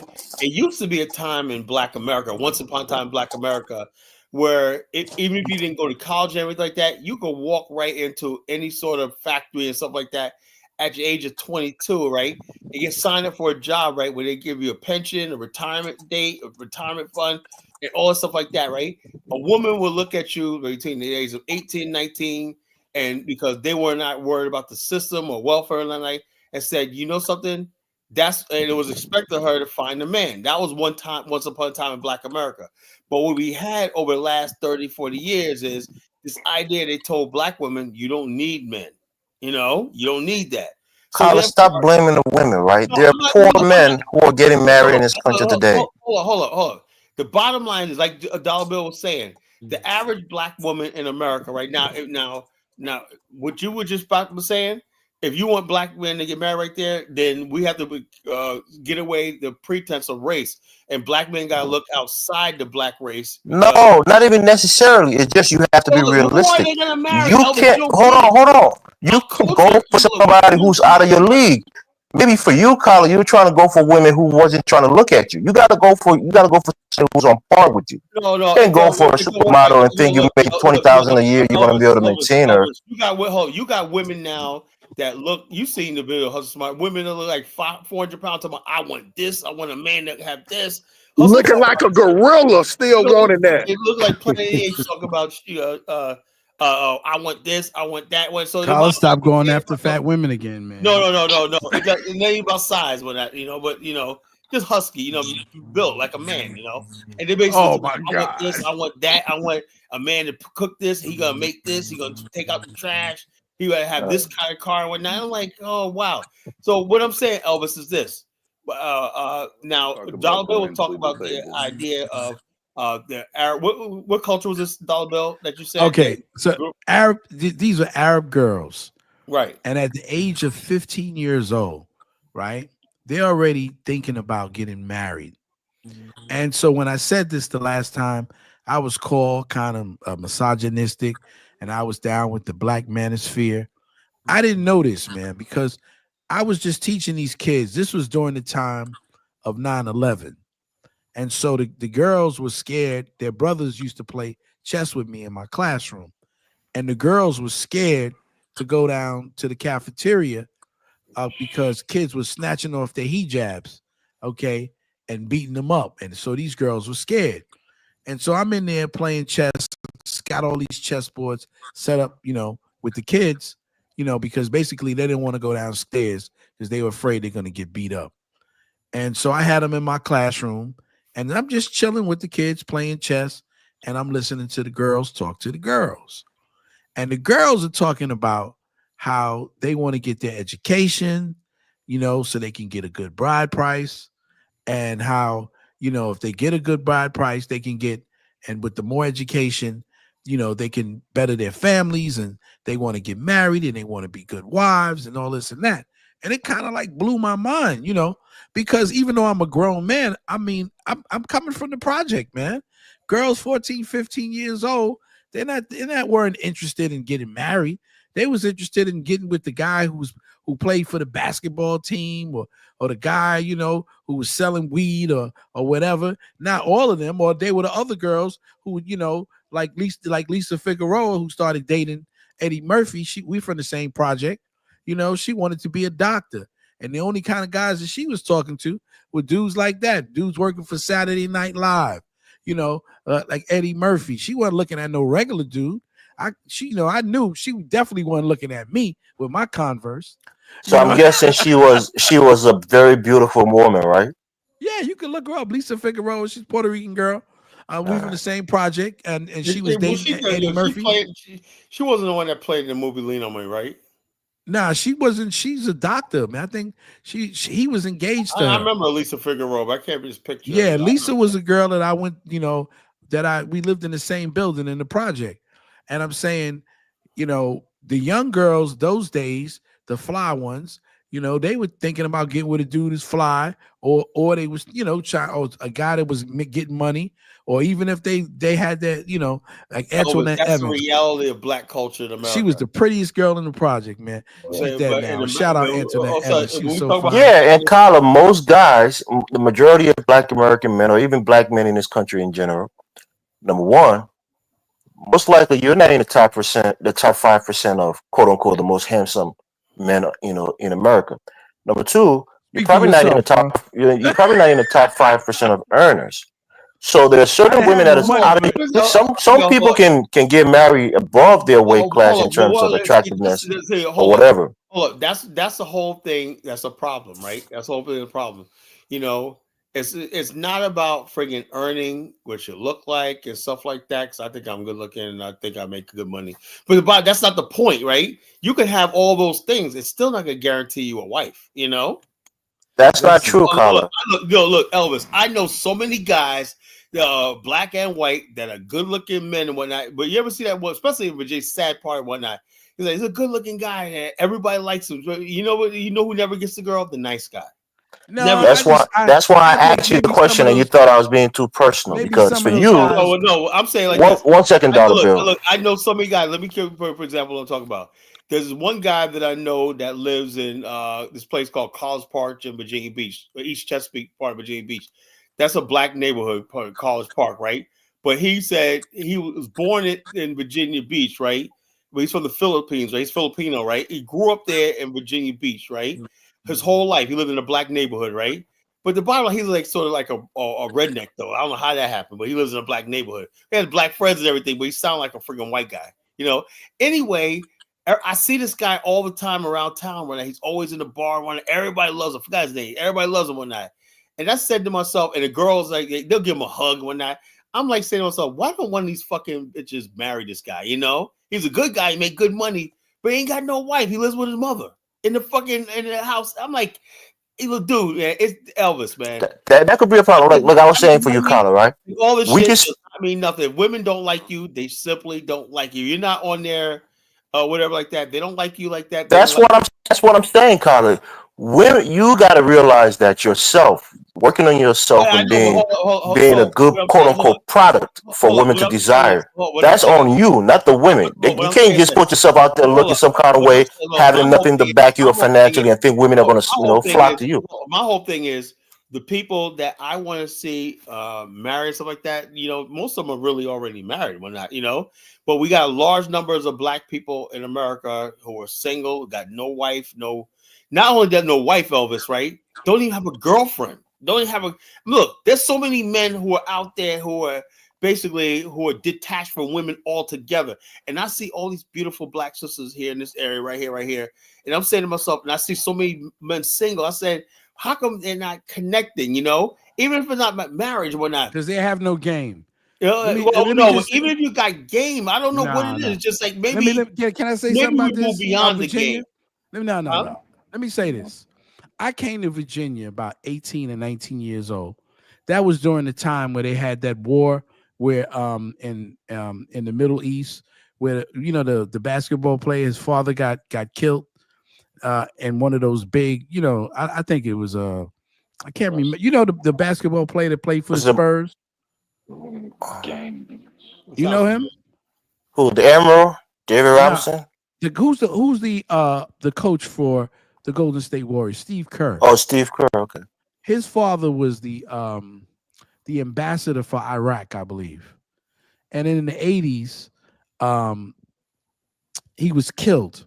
They came into the embassy and they killed people in the embassy, and that's how his father died. Well, anyway, that same year, I came for the first time to Virginia.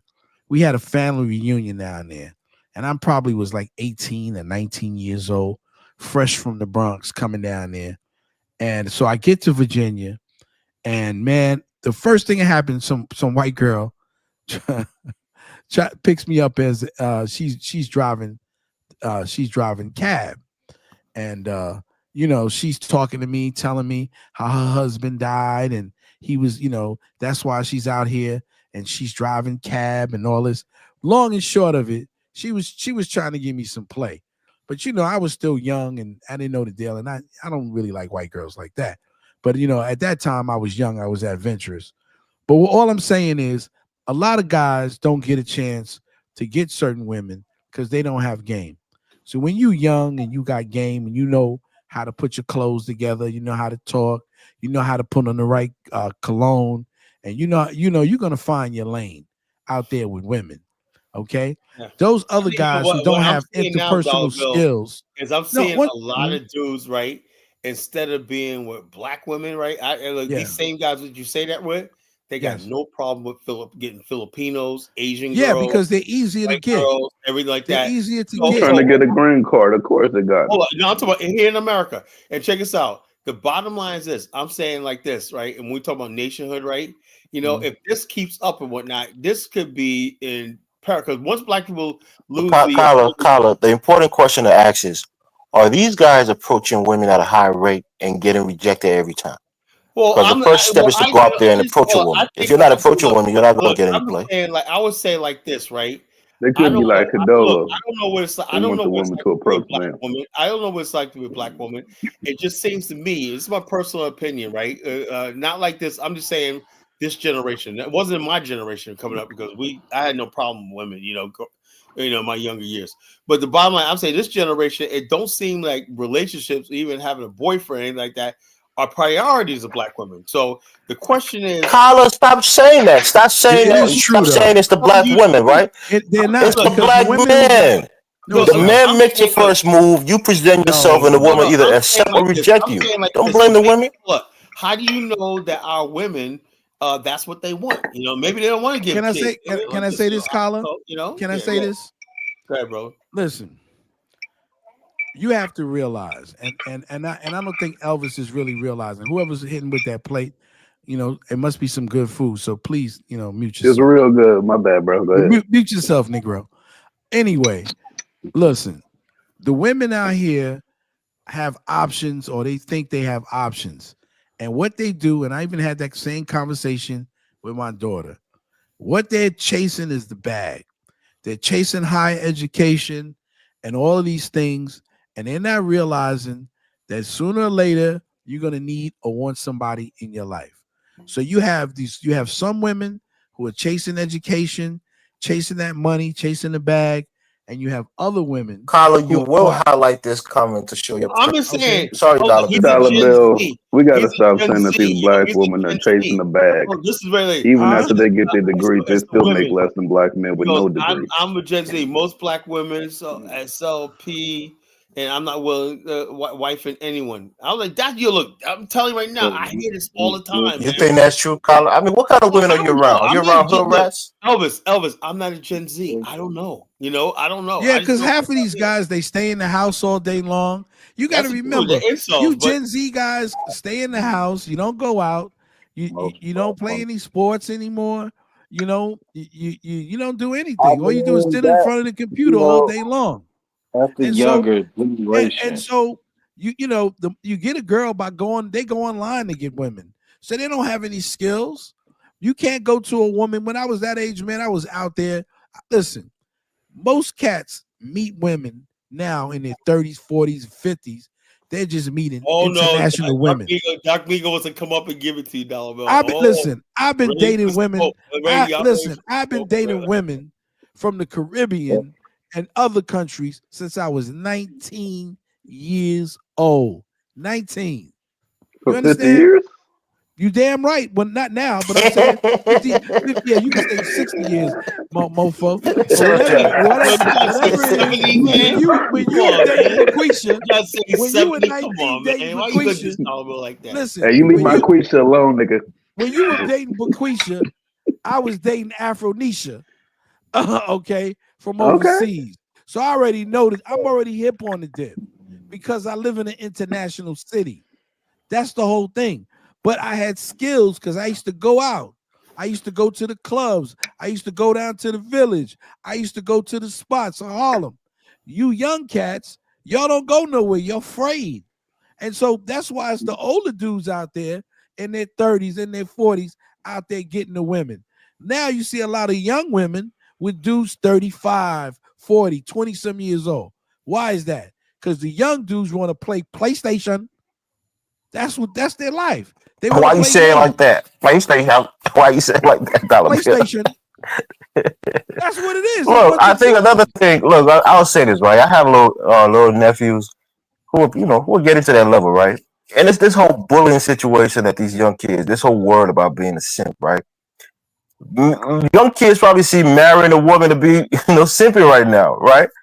Once you get married, they think you're being a simp. They are being influenced by their young friends who themselves are not probably getting women, probably not even laying with women on a regular, and they're telling them, "Oh, bro, you trying to, you simping for her." I mean, it's online culture. You go on Twitch, you go on YouTube, people use that word and throw it around. My father thought I was a simp. Are not trying to take women seriously. They're not trying to respect women because they're going to be looked at as a quote unquote. My father married my mother for 50 years. But you know what my father told me? I'm going to tell you, I don't care if y'all try to get on my nerve. Collar, my pops came to New York in the 50s and met my mother in Harlem. They're both from North Carolina. And so I remember having that conversation with my pops, man, because I was I really was, in love, wanted to marry my wife because she was so beautiful and everything. And I said, man, I gotta have this woman. So my pops looked at me one day and we talked. He said, don't worry about it, man. I said, well, I'm about to get married and stuff. He said, get married?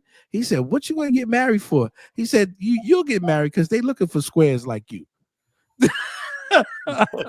see what I'm saying? So there you go. Getting married nowadays is even looked at. These young kids are impressionable, man. They get bullied out of getting serious relationship and getting married. Talk about that it ain't never the women's fault. I mean, you should just disregard anything that a simp like that would say. That it ain't never the woman. How's smart? You there, brother?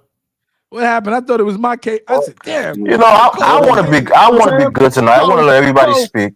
So that's just the way it is. You get what I'm saying? So any type of way, and you can tell they don't have a sense. Even Dollar Bill, you can tell Dollar Bill, you far removed from the game. I'm out here, bro. You get what I'm saying? I'm out here. Listen, I played the game. Hold on, let me say this real quick. No knock on you, Dollar Bill. You already did your thing. You already had your moment.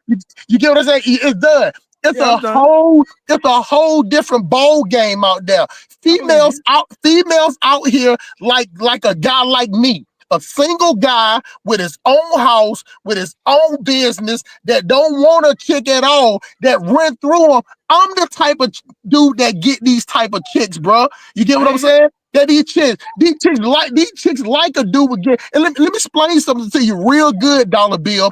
Having good game is the same as a natural professional athlete like Allen Iverson.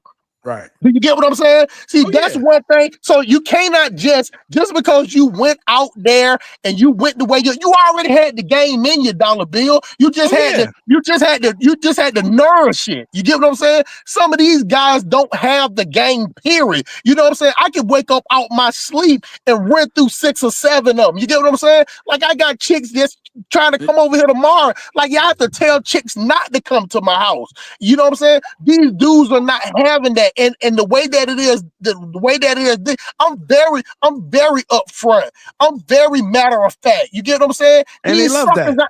they love that. See, the thing is, Dollar Bill, I got a question for they're you. either trying to Do you think paying for pussy is simping, Dollar Bill? What'd you say? Hell yeah. Do you think paying for pussy is simping? Hold up. Hold on. Can I say Elvis, this? to Hustle Sparks' point, right? When I was out there 16 years ago, before I became an insurance broker and this career right here, I used to wear wife beaters, do-rags, tank tops, and whatnot. And so like that, We get it. You're a thug. We get it. Women. You know, like this way. As soon as I get start putting on a suit and tie and become respectable, going to bed at night, whatnot, you know, all the females just disappeared, man. Can I say this? Listen to me. I asked you a question, Dollar Bill. I want to answer to that. I want to. I'm gonna give you a good answer. So you paying for pussy ain't simple. No, listen. Hold up, man. It's not simping. I agree. It is. No, it's not. It's not. All right, can I explain something? Could you let me land? Niggas be paying for pussy and they ain't getting no pussy. Guess what? That's simple. Hold up, can I ask the question? You gonna pay for it anyway. All right, go ahead. Go ahead. Let Can I answer the question? Go ahead. All right, so I always tell people I got the best of both worlds, right?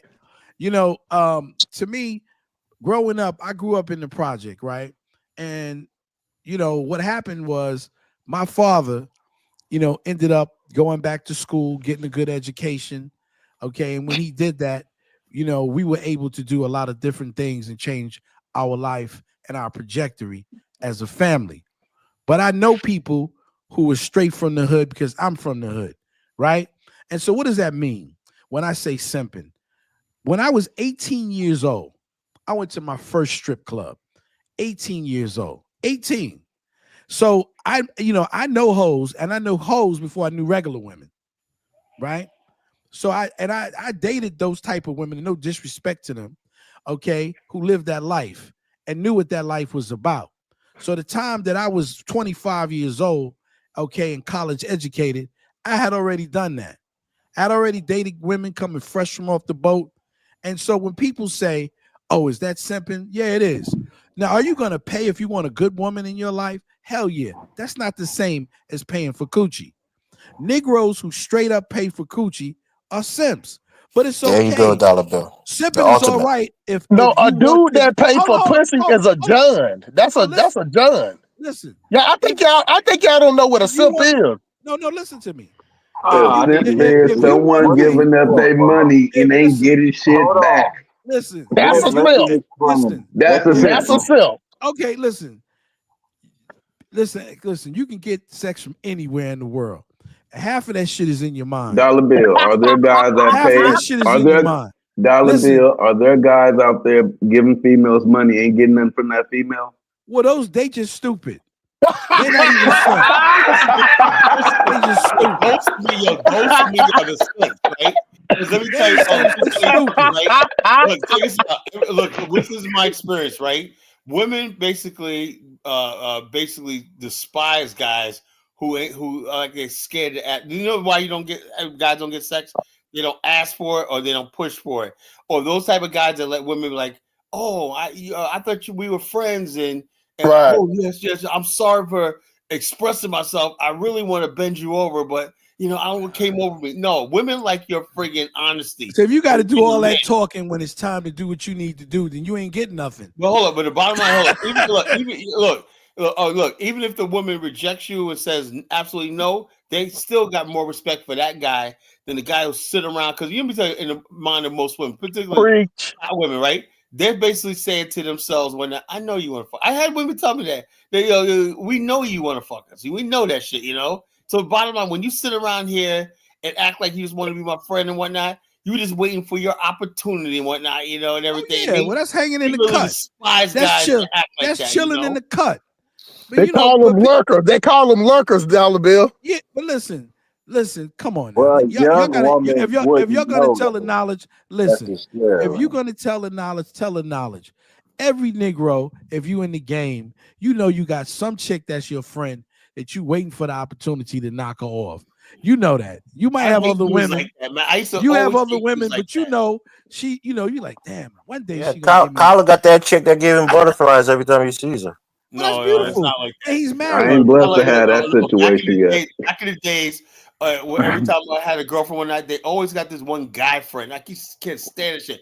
Oh, we're just friends. No, that nigga's waiting for his opportunity. Either he's laying in the cut or he's gay. Yeah, no, they ain't gay. Man. Kyla, hold on. Most time I was Are like, you that guy friend? Because you said something like that, Kyla. You try to piss off Kyle again tonight. Kyla, you was in the friend zone, bro. You was in the. What did he say? What did he say? Was you in the friend zone, Kyla? No. Look, let me say this. just Let want me you say to this. cuss him really out. good That's all. Say this, right? Okay. Hold up. One thing I would, if I'm a friend with a chick and whatnot, I'm just look. I know I really got no chance with just friends, whatever like that. But I'm saying what I hate is the guys who really like the female, and females know when you really like them, Right. and they sit there and basically be a friend. They're just sticking around, and they always cock block. And real females are like this. They're like they'll tell me, right? Why is this dude a cock blocker? I was like, so in other words, basically, when a female calls you a cock blocker, you in serious trouble. Yeah, you lost. You're a freaking clown or whatever like that. I know what you're all about. You're getting the jiggers up. When a female, Homie the clown. You're a freaking clown. He's still gonna keep on paying and waiting. Exactly, because he can lay in the cut. But let me say something real quick, y'all. Let me say something real quick. This is the thing. See, the thing about America, that's why you listen to simps like Elvis. Like, women don't like dudes like that. You get what I'm saying? Because you know what? They'll let you use them. They'll use you for a battle bot. They'll use you to prop them up. But a woman wouldn't take a guy like that serious, because you want to know why? Most women don't even like other women. You get what I'm saying? Women just like for you to just prop them up. They don't, the girl that you mess with, she don't want you to prop up all women.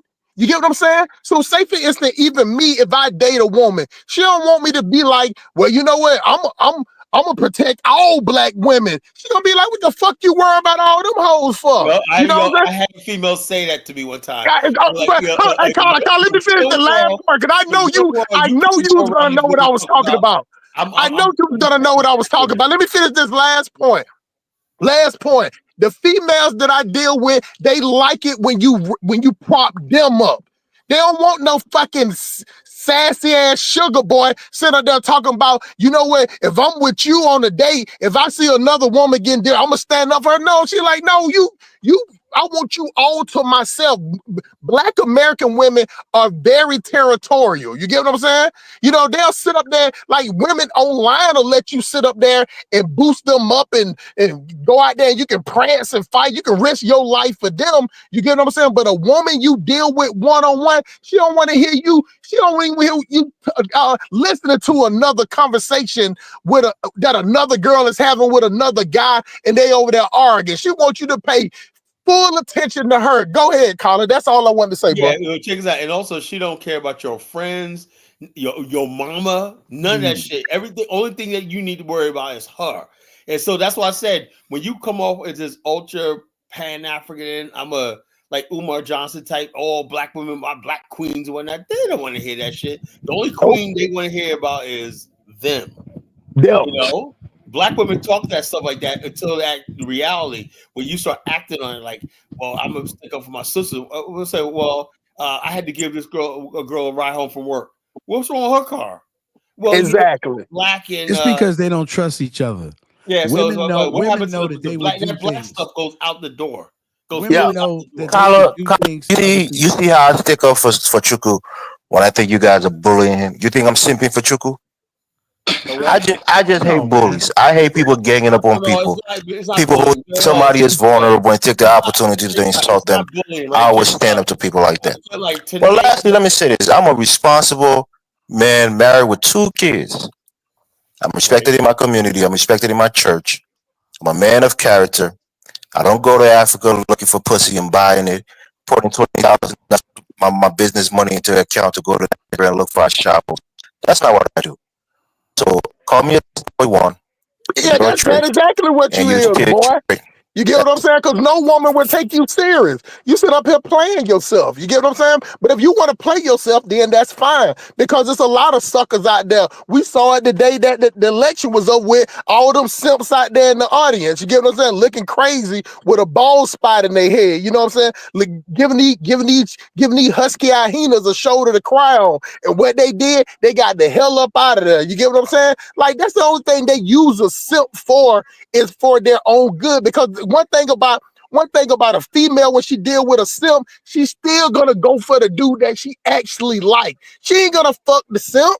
She'll let the simp be a battle bot. She'll it's no different from a black man that's a simp than a Swiss Army knife. You're useful till you're not useful. You get what I'm saying? She'll cry on your shoulder. She'll tell you everything. And she's still gonna come over to my house and get beat down and sit by the way. And then she'll come to you and tell you how she don't like how I treat her. And then the next day she coming right back over here. You get what I'm saying? Because this where to look at. This where the gas at. You get what I'm saying? This where the fun is. A simp ain't no fun. You know what I'm saying? A simp think he got some moral high ground, like he's a box protector. You know what I'm saying? Box high level security of a female boxer and her moral. Most females don't give a fuck. And the thing about it is, the person that told me not to trust another female caller was a female. Ain't never a guy ain't never told me no shit like that. It was females that told me not to trust a My female. ex-girlfriend told me one thing. She says, if we ever break up, let me tell you something. I'm gonna give you some advice. Never let a woman whip you with her pussy. You know, that's what she said to me. My ex-girlfriend Tasha said, I'm gonna give you some advice. Never let a bitch a bee. Never. And Elvis, what I'm saying is this though. Now, I get what you're saying. Appreciate the fact that you have a wife, family, and stuff like that's beautiful, right? But in the real world out here, because like I said, you married a Liberian woman and everything like that. I guess your wife is still in the Liberian culture and everything. I can see, because my wife's Liberian, and I understand basically what you're saying and everything. But I'm saying when I talk about America, guys who don't have what I have, whatever like that, they deal with America and stuff like that. The average in America right now, there is no pressure for black women, right, or society have no pressure because we're not building a nation in Black America. Black Right. America used to be a nation before, so women for part of the nationhood is womanhood. Womanhood means manhood, but means familyhood, means childhood. We don't have that anymore, right? So there's no incentive for a black woman to get married and everything. So that's what you did, None. Well, the No thing is, incentive. Yeah, you can't if you can't no have an incentive incentive gonna eat his pie, and so then it's a problem. complain that you don't have the opportunity to get married. And so, listen, that's when I was young, I did what I had to do as a young person, right? But then I realized that, listen, I want something, I want a family in my life, right? right? And let me just say this. If I look back, I think I did pretty well, right? And there was money, even more money out there I could have had, but I made the choice to have a family. And I didn't make any money. I I have wasn't a making a lot of lot of respect for money. men who have a wife, family that could do it. But we know But it something. wasn't easy, man. Check this out, Dollar Bill. You know what I respect? The fact that is that I look. I already know men, right? If you find a woman you're attracted to, you want to marry her. You figure like she has this nice personality, she's beautiful, and you're attracted to her, you want to marry her. And so that's why I don't buy the idea, Elvis, that men just don't want to get married. That's a lie. That's an Oprah Winfrey lie. By putting things like that. That's a Ricky Lake lie. Yeah, all this stuff like that. That's a lie. Yeah. The problem is, right, like I said, it takes look, if a woman says, Dollar Bill, you're the man, I'm gonna give my rights to you the rest of my life or something like that. That's amazing. A guy that could get a woman to commit to that is amazing because it's all about the woman, Elvis. It ain't about But to the be man. honest with you, I had a choice. Let me just say this. Like my father said, now I want you to get hip to what my pop said. because my pops came here in the 50s, right? And so basically he became from a southern dude to a Harlem cat, right? And so, I had a choice. See, the whole thing is I had a choice of women, right? And so when you have a choice, you make that choice, but then you got to look at something else too. One, I came from a family of people who already were married, right? Mm-hmm. Yep. Two, the people that I looked in terms of television, like the Cosby Show and all of these other people, they were married James people, man. Evans. And three, I realized at an early age, man, that I can't continue to be out here being a player, right? Because I wasn't getting anything out of that. I had my joint, I had my little apartment, I had everything hooked up, I had some fine women, okay, and I realized that, listen, how long can there used to be an old song, the end says, in the end you'll be just a gigolo, and life moves on without you, and then you'll be so sad and lonely. And so I'm glad I made that decision, to have a family and to have my seed. And that's, all of the cats that I Kudos to grew your up with, dollar bill. That was the right decision. you know, and but I mean, let me tell you, it's not easy, because when you get married, right? The funny thing is, this is the funny thing in life. When you get married, man, is when you meet somebody who's even better than your wife. You be like, damn, I could have waited out for her.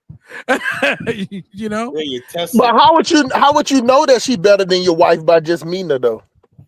Well, I mean, Are you let me talking about tell you. just looks? You talking about No, just no, looks? no, no, no, no, no. So how you married Dollar Bill and then you find Oh, out another woman? I'm putting you on the spot. I'm putting you on the okay, spot, bro. I'm absolutely. being a detective now. And I want you to put me on the spot. So what happens is, man, I remember I met this woman, man. We came into the city. We worked together when we came into the city. And I was with my girl. I wasn't married yet. She was with her dude. And I think we both got married around the same time. She had a daughter. I had a daughter. My first child was a daughter. And we started working with each other. Like we worked for the same company. We were both in the city, but we had working in the same division. But she was working in one place, and I was working in another place.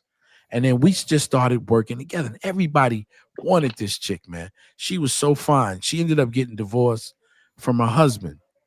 And this woman was so beautiful. And so we started working together like one on one. And man, I'm gonna tell you, we talked for like 3 days in a row. Like nobody was around. It was just her and I just having this big conversation. And man, that occurred to me. I said, man, you know what? I could have had somebody like this. She's even prettier. Man, my wife is Yeah, prettier. She's dollar bill. intelligent. That's the wrong mentality to No, have, right? no, I'm just listen. I'm telling you Because you about. don't know how she is in bed. You don't You know know, how I'm she just is when your she, Elvis, in the he didn't act morning. on You it. don't know how she is no. in Listen, those he Listen, didn't things act that make you on it. really He love I your didn't. didn't wife. do He, as long as he anything. You didn't haven't act experienced it with her, No, so you can't I'm be just better than being your a wife. man telling you that what happens occurs to a man sometime. And if people don't tell you the truth, then they're Yeah. lying to you, right? I'm telling you, I started talking and dealing with this woman. And in 3 days, I realized we didn't have no sex. We didn't do anything like that. We were just talking about ideals, about family, about all kinds of stuff. And I realized, I was like, damn, I could get with somebody like this. Right. You know, if I wasn't already hooked up, man, this is somebody who I really could get with, man, because we hit that same level eye to eye. And I was like, damn, I'm glad I got away from her. That, I was like, she probably could have been somebody that I probably would have left my home for. When you, You was when ready you, to risk it all, bro. You was ready to risk no, it all. no, I didn't. But I mean, it No. occurred I'm to not, I me. know you said you didn't, but I'm just saying you could have saw yourself I risking it could have all seen, if oh, you would yeah. have. Yeah, I get what Oh, you're saying, yeah. bro. Listen, I That's learned, human, bro. I learned a lot of things in life. Dollar dollar bill. Dollar bill. 1 second. Do you Yeah, talk believe to in me. protecting your marriage? Of Yeah, hold on, course. Elvis. What type of Everybody, stupid you ass got I'm a question is man. and you that, I'm know a bro? there's certain man. things, What type certain of steps you could take stupid ass to question protect is your that, bro? marriage. Because See, what you just said that's just that now, shit that y'all let go that on you this saw channel, bro. yourself possibly leaving your To wife interrupt your for knowledge, that bro. woman, That's that stupid is shit that because y'all you let go indulge on the yourself fuck, in bro. Cause conversations that's a with her, stupid ass. and you put your marriage at risk. That's a So you wasn't stupid ass protecting your marriage question, bro. in that moment, Dollar. Would you agree Let Dollar to that? Bill. I'm me telling you just straight up, that's a stupid yes. ass disrespectful question, bro. No, but it's okay. I handle. Listen, guys. Let me just say something. Suck ass nigga. I'm gonna put y'all all on some deep game. I learned some things. My first job was working with the homeless, right, on Fort Washington Avenue, 168th Street, a Presbyterian. And I learned some things, man, that blew my mind. I learned about devotion and see, one day I ran up on a couple that lived in Central Park. Oh yeah, I remember this story. And you remember me? I said that? Yeah. And this woman, we had to beg her to leave her man. She was pregnant, living in a cardboard box, and she was fine. And she was so in love with this dude. And you know what? When I sat down one day and I really thought about it, right? And I said to myself, and I even had that conversation with my wife, I was like, you know what? I know you love me, but would you live with me in a cardboard box? She looked at me like I lost my goddamn mind. Would I live? Would I live with you in a car? Hell no, she wouldn't. And so in life, right, you have to look at a lot of things in life and see that there's some women that would live with a cat because she believes in him in a cardboard box.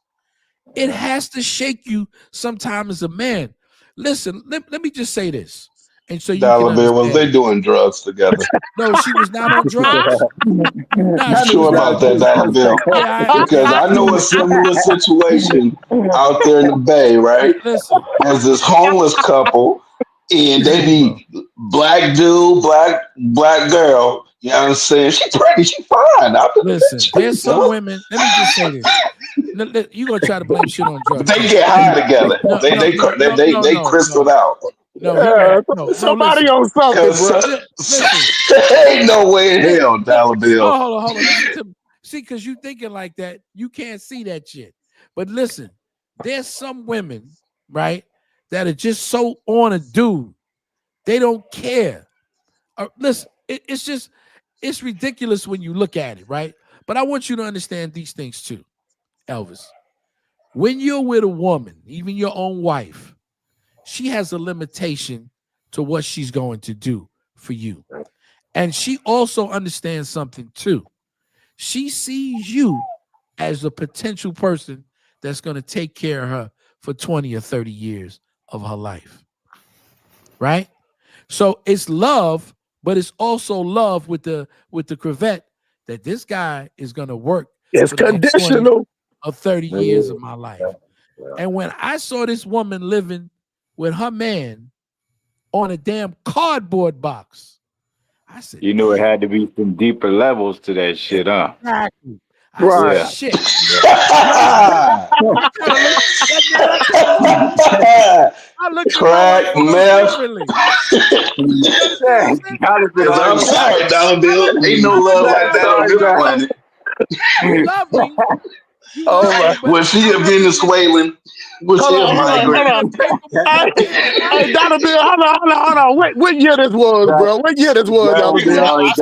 Look, I This seen had to be like several stories like 91, that, right? 92. One happened recently, right? Hold up, one happened recently, right? Ain't none of On them. TikTok, a TikTok viral video where this one black guy was saying, No. "Me and my wife are homeless, but love each other and everything like that." And then a week later, man, this chick left the dude one night. He said, "I can't believe she left me one night." She goes, "Fuck you on that." She goes, "I guess she said I got options, you know." Right. It may be drug and hey, you know, it may be drug induced, but there's some deeper levels to that shit. Because when you see people that have been together for so I long, see people like that, you know, homeless, but it's like like I'll be like, yo, I see all the time. Not sleeping on the cardboard box. Look, I seen friggin' No. couple. I've seen couples out there, right? No, not in America. Yeah, it's a But drug. dollar bill, that story That's tells you about a drugs. man who filled his woman. Check this It out. is your Hold duty up, to make Elvis. sure your wife has a roof Elvis, over her hold on. head. Let me say If y'all something. living in a cardboard box, you filled her. Elvis, let me say something, right? Look, I've seen it in They Virginia don't all the time, understand right? that shit, Particularly Dollar young white Bill. couples. Right? You be have this cute little white girl, right? And her boyfriend are homeless or like that. They're panhandling and whatnot together. And you're saying to yourself, why On the hell she drugs. can have anybody she wants to with this dude?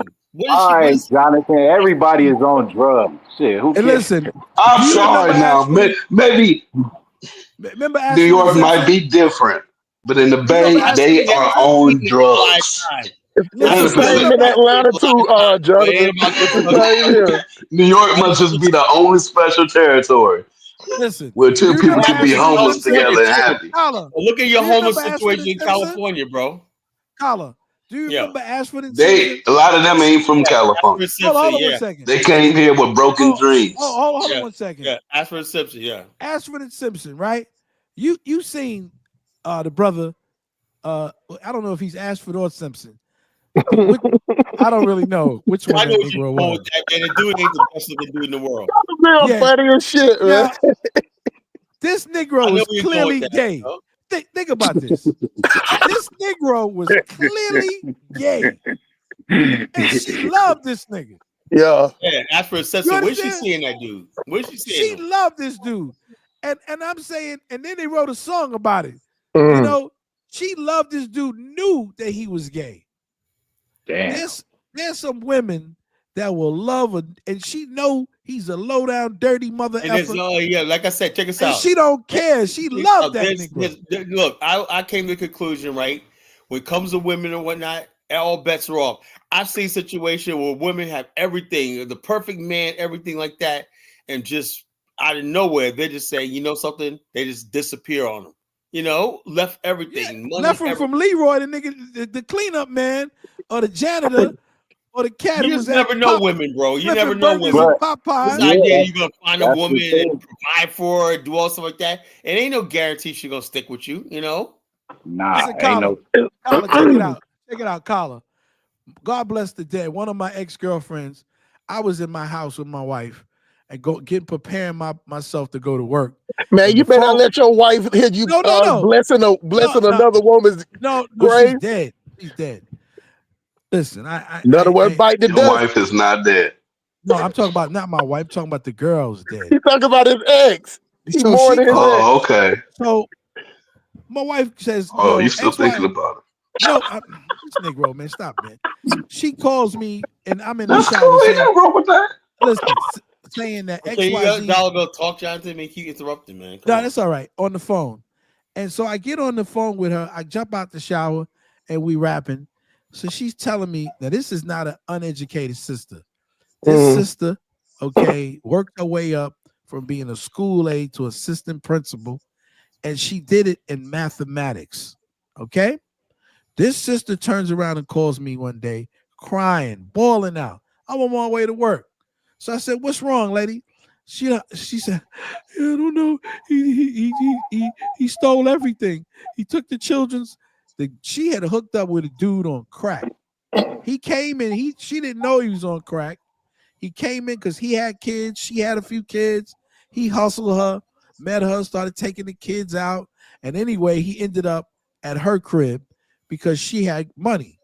Okay, so she's taking care of him, taking care of her kids, and the whole nine. She's buying him nice, expensive suits for him to go and get a job and the whole nine. This dude turns around and even steals the telephone. She's calling me from the neighbor's house. And then check it out. And then at the end, she said, "I don't know why he did this. He did this because he's just so damn fine." Yep. I said, "Well, I got to go because I got to take my ugly ass to work."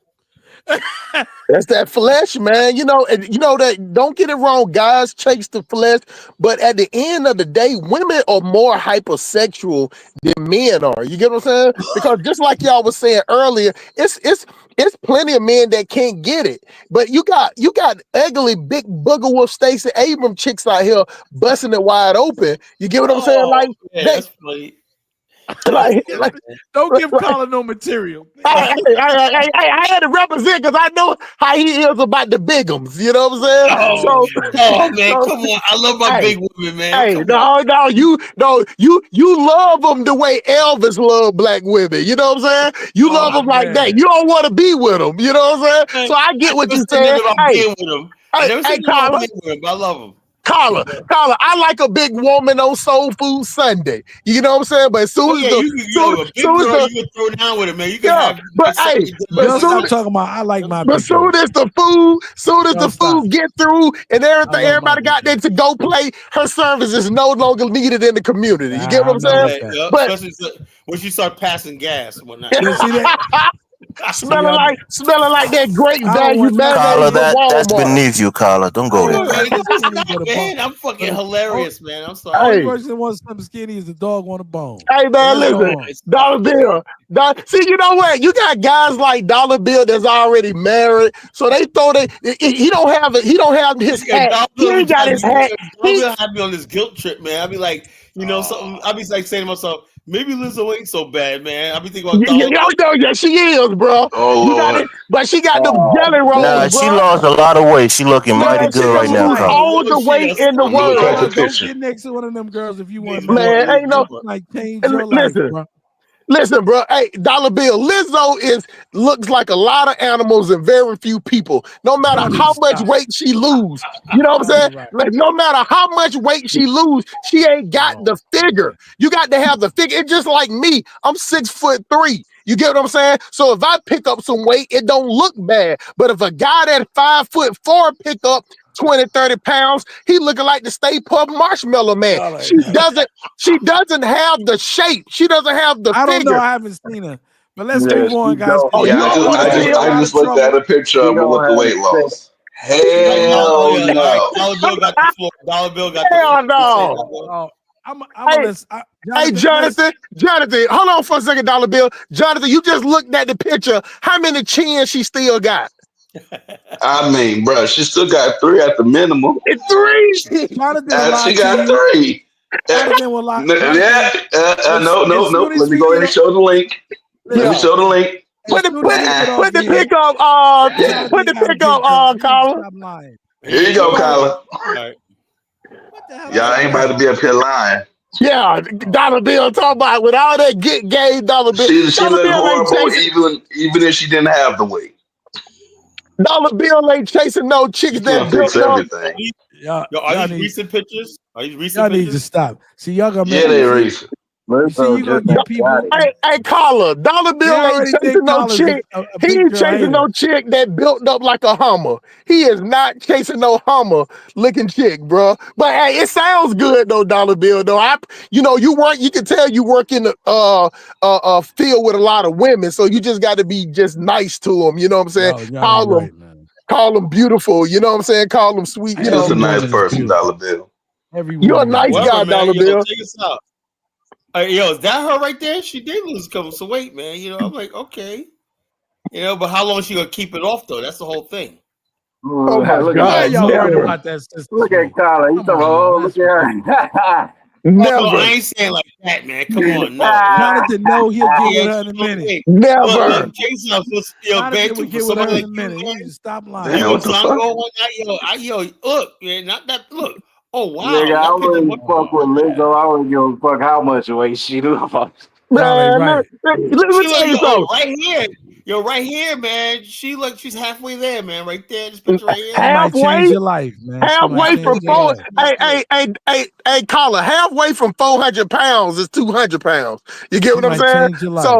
So that means that she just don't have the shape. She's not shapely. You get what I'm saying? So she's naturally built straight up and down like 6 o'clock, and she got them K legs. You know what I'm saying? Where her knees, if she stand up, her knees is knocking. She doesn't have a nice shape. Why was she? We call them ill built. Built. Yeah, she built up like Rick Ross. You get what I'm saying? Y'all right, man. They ain't never gonna happen, man. It's never gonna happen. Only way she can look right is she's skinny like Beyonce. You get what I'm saying? Listen, She don't have a shape. that be talking this smack, and they be chubby chasers on the down low. I don't have none of that bullshit. Nah, Okay? Dollar Bill, you a nice Dollar guy. I Bill, give you best that, you. bro. I'm not saying you, but I know there's a lot of guys, and I bet you there's at least 1 or 2 on this panel talking that shit. And listen, You and Collar, Dollar Bill, you and and get with a Collar. big girl and change their lives. Hey, So stop. it's 6 people on this. It's 6 people on this panel. And God, I know me, Jonathan, and Carl ain't having it. You know what I'm saying? I'm not sure about Jonathan. I think Jonathan talk a lot of shit. I don't believe Jonathan. Dollar Bill, I'll share a video of my wife saying she's losing weight after having kids because she knows that I'll leave her ass in the instant. We ain't doing it. You We leave ain't your wife doing to it. lose weight, man. You lose it or you lose me. Fuck the family. We ain't doing it. Yo, man, that's messed up, This the Jonathan. type of Negro that go to Y'all better Africa. have some standards, nigga. Look, how we gonna have nationhood, man? If dudes get married to a woman and she get big and when they gonna leave her, man, you gotta stick with that shit, man. How the hell you hold on, Kyle? How you get big? Not a How you Negro in get big? Africa. Don't tell me you can't work out. Don't tell me you can't work out. Oh yeah, you can get her a weight program, man. Get her some more Exactly. And she on the weight program. We don't want this She Negro in went up to Africa. 140, right back down to 120. That's where we gonna keep it at. Hey, Jonathan. Hey, Carla. So you ain't gonna have no dietarian plan in the Afghanistan, man. You gonna let them chicks? It's gonna be mandatory, man. Yo, look. I'm gonna say some things that's Kyle, you trying to make everybody a big mouth. So since you asked about the Afghanistan, right? Go ahead. Come on with it. My vision is everyone 18 is going to do 2 years military service, male and female, whatnot. And there's going to be fines for people get overweight and stuff like that. Talk to me. So basically, we're going to say in the Ministry of Health and Beauty and stuff like that, that beauty and health is necessary for the nation, the spirit I of the nation. agree with that. We're a beautiful nation, Are you going to allow people to have weaves and stuff and wigs? Is that going to be a requirement? No. Look, let me tell you something. Let's go back to the 70s. Black women had good hair, with a straightening comb and maybe relaxing hair. They didn't have weaves, and our black women were the most beautiful. If you look back in the 60s and 70s, so nobody's going to be able to have weaves, wigs. We don't need all that stuff like that. No, we don't need all that. Well, you agree with Dr. Umar Johnson. He don't want any. Yeah, so we don't need all that. It's a self-esteem thing. You got to build that self-esteem back up. Let me tell you something, right? I used to tell. I gotta see the chat. Right? I know they're going crazy in the chat. She had really good hair, right? You know what I'm saying. She had pretty hair, right? But the bottom line is this: I said, look, why don't you just wear your hair in cornrows, man? That's how I love them, right? But the bottom line is, I could not get her to freaking stop with it. She already had long hair, but she always got to put a goddamn weave in it. What the fuck is all that for? And the bottom line is, you got a freaking hair that's really nice, shoulder length hair. Why does it got to be down to your butt? That's not fucking, you know what I'm saying? Right. My wife told me I just had the same argument with my wife. She says it's to protect their hair because their hair starts to break and get splittings and shit. I didn't buy it, but that's what she said. That's gonna be the toughest battle and whatnot because black women feel that when you talk about the hair, you're trying to take the bite. I bet you they're going crazy in the chat now. I can see Mystic Don. There's a new phrase going out now talking about your body, my choice, whatnot. That's the Nick Fuentes shit. So in other words, basically, you can't talk about women, their hair, their weight, anything like that no more. Because it's her body, her choice. So I look. That's a thing that I say. We're gonna have you on Tawanda K tomorrow morning. Oh Lord, yeah. But hold on, though, Carla. But it's your choice to deal with them, though. You get what I'm saying? Like the thing about it is that the same way a woman is not gonna accept you. You know what I'm saying? She wants you to be made up, made right, made whole. Why would you? I know. Why would you accept the wig, weave wearing, wild hyena hood rat that built up like Jerome Bettis? You know what I'm saying? Stuffing all that girth in some leggings. Why would you accept that? I'm not accepting. Listen, the only person that's gonna have a stomach in that bedroom is me.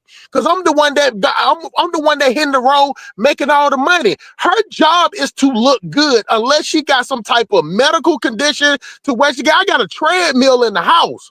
So if you can if she can pick up that remote control. If she can pick up that remote control, and she can pick up the cell phone, and she can go past the sub-zero refrigerator, she can get on that treadmill for 30 minutes a day.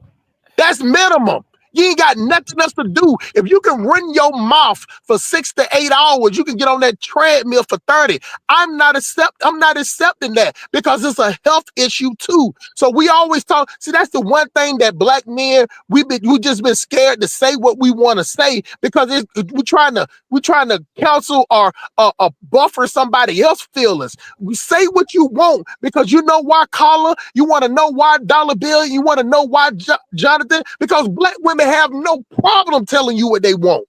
They say it loud and proud what they want. But when black men start talking about what they want, they got to start being apologists. Oh man, they ain't trying to offend no. Like even Dollar Bill, when he started talking, he did it indirectly. You know what I'm saying? He did it subconsciously. He didn't even realize he was saying it. First thing he did, start apologizing before he even said how he really feel. I'm not an apologist. I'm not gonna apologize for nothing that how I feel and what I want. And I respect women. I respect women for saying exactly what they want. So hold on. This is the last part, Dollar Bill. What I'm saying is if I can respect women for saying exactly what they want, then God damn it, you're gonna respect what I want too. And I'm not gonna apologize before I say it. I'm not saying you apologize in a way of trying to feel. You just like, well, I'm not trying to make it just how black men talk because they ain't been able to speak. We just talk like that. And then you get guys like me, they're like, oh, okay, now he says I don't apologize before I say what I want, then I hate women. But when a man, if Dollar Bill say, well, you know what? I'm not trying to offend nobody. I want to just say that I love all black women before I say that. Oh, okay, then it's something said. It's the mind frame of it that they have weakened black men to not say what they want. Because I'm around white dudes, Arab dudes, they don't talk like we do. They're not apologists. You get what I'm saying? I'm not. I'm just gonna say what I got to say without a bit apologetic. I'm just saying that black men need to get back to saying what they say without apologizing first, because black women don't do it. All I was saying is that a lot of people say certain things, but they don't do what they say. You know what I'm saying? Let me just say, let me put a little asterisk next to that. I know a lot of people get up and profess and talk about how they don't want big girls this and how they don't want that, right? But then you see women walking down the street, and you're always going to see a big girl with a guy. You'll see the little skinny women walking by themselves, and so people do a lot of things in the closet, right? And they do it in the dark. They won't do it in the light. Right. So, Dollar, you think I secretly got you got to pin up. Carla, we know for sure you probably did a couple of big girls, Carla. We know. You know that big girl gonna go the extra mile for you. That's why. I didn't say that. Hey, Dollar Bill, you got to apologize to Carla. You got to apologize to Carla. He took. I think it's Jonathan, man. I think it's Jonathan. Dollar Bill, don't project your taste of women on the me. I think he got a big girl in the village somewhere. Cooking man, that's a sight to behold. A big girl in the village. In the village, cooking a goosey soup for him. Don't tell nobody I was here. So we got they're gonna blackmail you, Jonathan. They're gonna take a picture of you. But Carla, you probably did a couple of big girls, right? Honestly, no, never. Carla married a big girl. I know that. You know what it is? I'll put it to you like this, right? Back in the days, right? Like, look. But when I was 16, right? When I was 16, I had like in my city I grew up in, I had like the finest girl as my girlfriend, right? But I never was able to, after I was 16, I was never able to match that, right? And everybody told me that you got lucky, and the bottom line is, how'd you ever get her? Blah blah blah blah blah. It'll never happen again when like that. your destiny is fat chicks, whatever like that, and I began to believe it. So by the time I'm like 18 and 19 and whatnot, I wouldn't even approach good looking girls and whatnot, because I was like, oh, I'm gonna get my heart broken, whatever like that. But the bottom line is, if I ever went with a big girl, that would be what I'll be stuck with the rest of my life. I didn't want to go. And let me tell you something. I'd rather be stuck with a big girl than to stick with a beautiful girl or a skinny girl who's turned around and is a airhead or something like that. Because I've dated my whole women thing like is, that. what I disagree is, I believe some women are just worth all You the trouble they put disagree, you but through. I don't. Check us out. Dollar Bill, Anyway, you check us out. you just a Anyway, man that like intellectual orgasms. but check us out. Check us out. There was one chick, right? When I was Whatever. I when don't I know what first that moved to is, but Virginia, whatever. right? When I first moved to Virginia, I was living with my parents, right? When I first moved to Virginia, this is 91, right? Well, anyway, my mother took a job in the mall, right? And there was this big girl she was working with, right? And she was like my age, right? And she was like, she had her own apartment, whatever, like that. She found out your son lives with you or not? And my mother was like, yeah, I wish he can get his own place, whatever, like that, right? So this big girl was like, called me up and whatnot, and just basically said, "How you doing?" I said, "Yeah, how you doing?" Right? Well, I tell you what, when my mom said you live with her, you have a girlfriend? I said, not really. Well, you can move in with me. We could. I was like, nah, this girl had like 3 necks one night. And I was like, yeah. My mom gave her our number. Sound like Lizzo. She might get you a chicken Speaking dinner of or something. Lizzo. You might like that chicken dinner.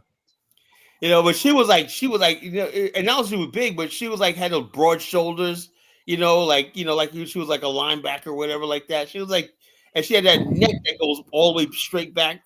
Her neck and her back You connects. just got an ugly woman. That's all. I've seen She big had old muscular her women look side like and that. whatnot. She was a nice lady. Look, I hate talking about women like that. Really, I do. Yeah, But don't do that. but No, the you whole don't. thing is, I was not attracted to her.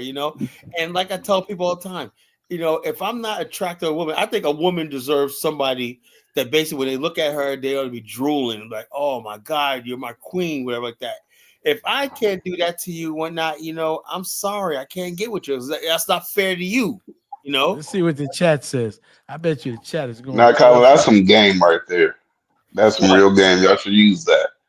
What? I bet you the chat. Girl, you need someone that deserves that really you deserve, Oh, girl. that's what you say when I'm you want not to that pull a chick guy. off of, when you want to I give her don't let That's want her what you that. say, down. Kyler. That's good. Let me Yeah, tell you spread I the something. use word that all about the that. time, man. Because like I I don't said, want nobody that's After you smash, say that right afterwards. Like, no. Before I look. The bottom line is this: there's a lot of chicks when I, like I said, I'm a nice person, whatever like that, and people think because you're nice, whatever like that, they can just get with you. I'm like, no, I don't want to tell them that I'm not attracted to them. I'm saying, look, you deserve somebody that's gonna treat you like a queen. And I told this girl at one time on a date, right, a blind date. She didn't tell me she'd show her whole body one night. We showed up and she was, oh my God, she had a nice, pretty face in the see what picture, Marie right? Shah is saying about you guys. What? She said, "I'm which going to Sierra Leone and build my Sierra Leone people. I'm tired of this crap." She getting tired of y'all, Marisha, man. we building together. She's Yeah, tired of come y'all, on, man. man. Because You ain't y'all going too. nowhere. You could be right here with us, sister. With us. Marie, Oh you no, you staying didn't. with us. You No, with you us. You didn't. stuck Yeah. with us, Maria. You stuck with us. Marie, come on up. Come on up. Unless that guy in Sierra Leone is Creole, that's what our people call it over there, right? Oh, Queels. look. It's Yeah, Baruti unless that he Creole, started. y'all ass staying with us. It's Baruti that started. See, Mambamba at Marie Shai. Black I men knew on the that had to panel be Rudy.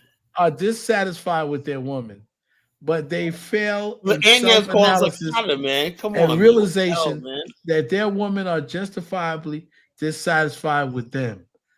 Afristan equals faraway dream. What do you mean by that, Baruti? Yeah.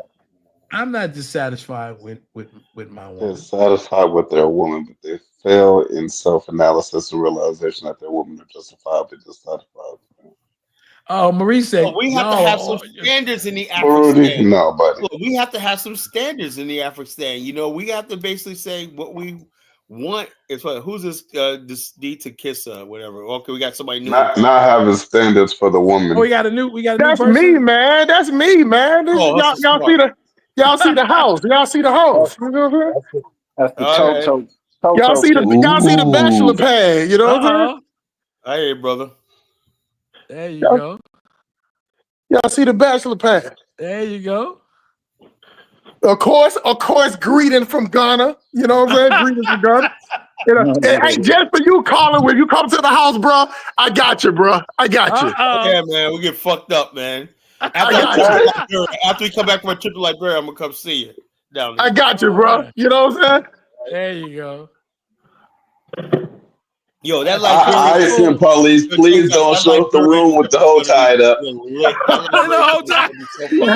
Yo, if Hustle Smart goes, man, don't show us that part. That is gonna be the most. Don't show us the kilos either. He's working, man. That trip is gonna be so fucking lit, man. God damn, man. We're gonna have some fucking fun, man. You think these shows are fun, man? God damn, we're gonna have so much fun. I'm taking pictures of all the fat women there so the brothers can find them. There ain't no fat women in Liberia, man. They're all $1 bill. It's okay to go ahead and round them all up for yourself. No, I'm not you, bro. You know, big girls in Liberia. Oh, well, I will tell one story, right? I don't know. Ain't no big girls in Liberia. Hey, Jonathan, but I can show you the scale, though. You know what I'm saying? Okay. Well, I will tell one story. I don't know, but mine wants me to tell me this, right? No, you'll tell. We was in Robertsport, right? And Bamani's up there. When I'm my wife, whatever, so I can't mess around. So Bamani was like, he's like, women, whatever. Anyways, one guy was like, one girl, the bartender, she was playing reggae bar up there, right? We were up there getting drunk, fucked up, whatever like that. And the one chick said, my sister wants to meet you guys, whatever like that. They heard from her. So anyway, I sent my driver to go get the chick, whatever like that. It was a big girl, right? And Bamani, I go, come on, Bamani. They own this bar right here, man. This good relations. Take one for the team. He said, nah, Kyle, I don't do big, man. Oh, man. Yo, we took pictures with her and whatnot. She was nice. She was cute too, man. But he was like, man, just too, I said, man, she's a big girl, man. But he's like, I go, take one for the team, Bamani. Take one for the team. She wanted Bamani at night, but Bamani said, hell no, man. Fuck that. But then again, he was getting spoiled. He's the first Jamaican I know that don't like fat girls. He was yeah, I know. But he was getting so many fine chicks over there, man. It was like friggin', oh my God, man. I was like, damn, Bamani, shit. He's getting the fine chicks. Because I was like, at night, I was going inside. I was going to bed. They was hitting the clubs at night, I was going to bed every night, because I have a thing about getting up in the morning and whatnot, so I don't stay out and whatnot, So, but that night at Robertsport, I did meet him. Marie Shai said that Sierra Leone, the Sierra Leoneans are my people. They accept me. Plus, when I marry my man, I become Sierra Leone. See? Where your people, Marty? I'll say this about the Sierra Leone thing, and I'll stand by that. I got my DNA test on Mende Timne, but I'm telling you, paying $6,500 is not. Are they crazy? It's a money grab. Hold on. I want to be real clear. You get what I'm saying? $6,500 is not an acceptance. Do you get what I'm saying? Wow. That is not acceptance. Is that how much you had to pay for the? No, that's how much you have to pay for the. That's how much you have to pay for the whole process to get the citizenship. You get what I'm saying? $500 to get a what? To get the citizenship. So you got to pay for the. Nigga, I got you. Slide me $300, nigga. I'll give you a passport. We're not doing that shit. So make you a Nigerian for $300. Fuck out of here. But that's what I'm saying about the whole thing. That's what got me. You know what I'm saying? So you have to go through this whole 10-day process because it's basically they want you to invest. You get what I'm saying? Okay. So it's like you're paying. It's just like if you going somewhere and you trying to get like a timeshare or something and you sitting down there. That's basically what it is. Yeah. But if you don't keep paying, they revoke your African. You don't. You got to go through all of the sessions. Hey, Colin, look, let me tell you something. All chicks when they walk in my house, they got to get on that scale, bro. Oh man, that's what I'm talking about. They got to get on that motherfucking scale, bro. Y'all ain't right, man. Y'all a fat supremacist. That's funny. Straight up. So, $8 bill. So what I'm trying to tell you, I not only am I talking the talk, I'm walking the walk. Look, bro, I just went to the grocery store and just bought all goddamn smoothie stuff. Were you at the curb market? I was at the Walmart. You know You what a get what I'm curb saying? market? You know what a curb market is? What's that? It's like I think it's on the West End. Oh You no know, no no no! I went to the one on the outskirts, man. You know what I'm saying? Because yeah. the West End, I can't fit my truck in there, so I had to go to the store that was on the outside. Oh, okay. Yeah, they have all that stuff over there, man. I'm gonna be. Let me see when I'm gonna go to Atlanta. I gotta go back. I was You there see how several Hustle months Smart's ago. house is like a remodeled. That's the one thing, Dollar Bill, I noticed. Right, we have this Uh-huh. area in Portsmouth called Churchland. Right, nice area. Black. It was built back in the '70s. Right, same time. All the nice neighborhoods. The houses look exactly the same. Right, Yeah. but you go inside the Virginia Beach houses, have white or black, whatever like that. You see that everything is new. Like you see Hustle Smart, the state of the art stuff, the new stuff, and everything. You Yep. go into the black neighborhood out there, and everything like you're in 1975 and shit. You know, it's like they Listen, don't get. they trying to sell houses in the Bronx without the finished bathroom.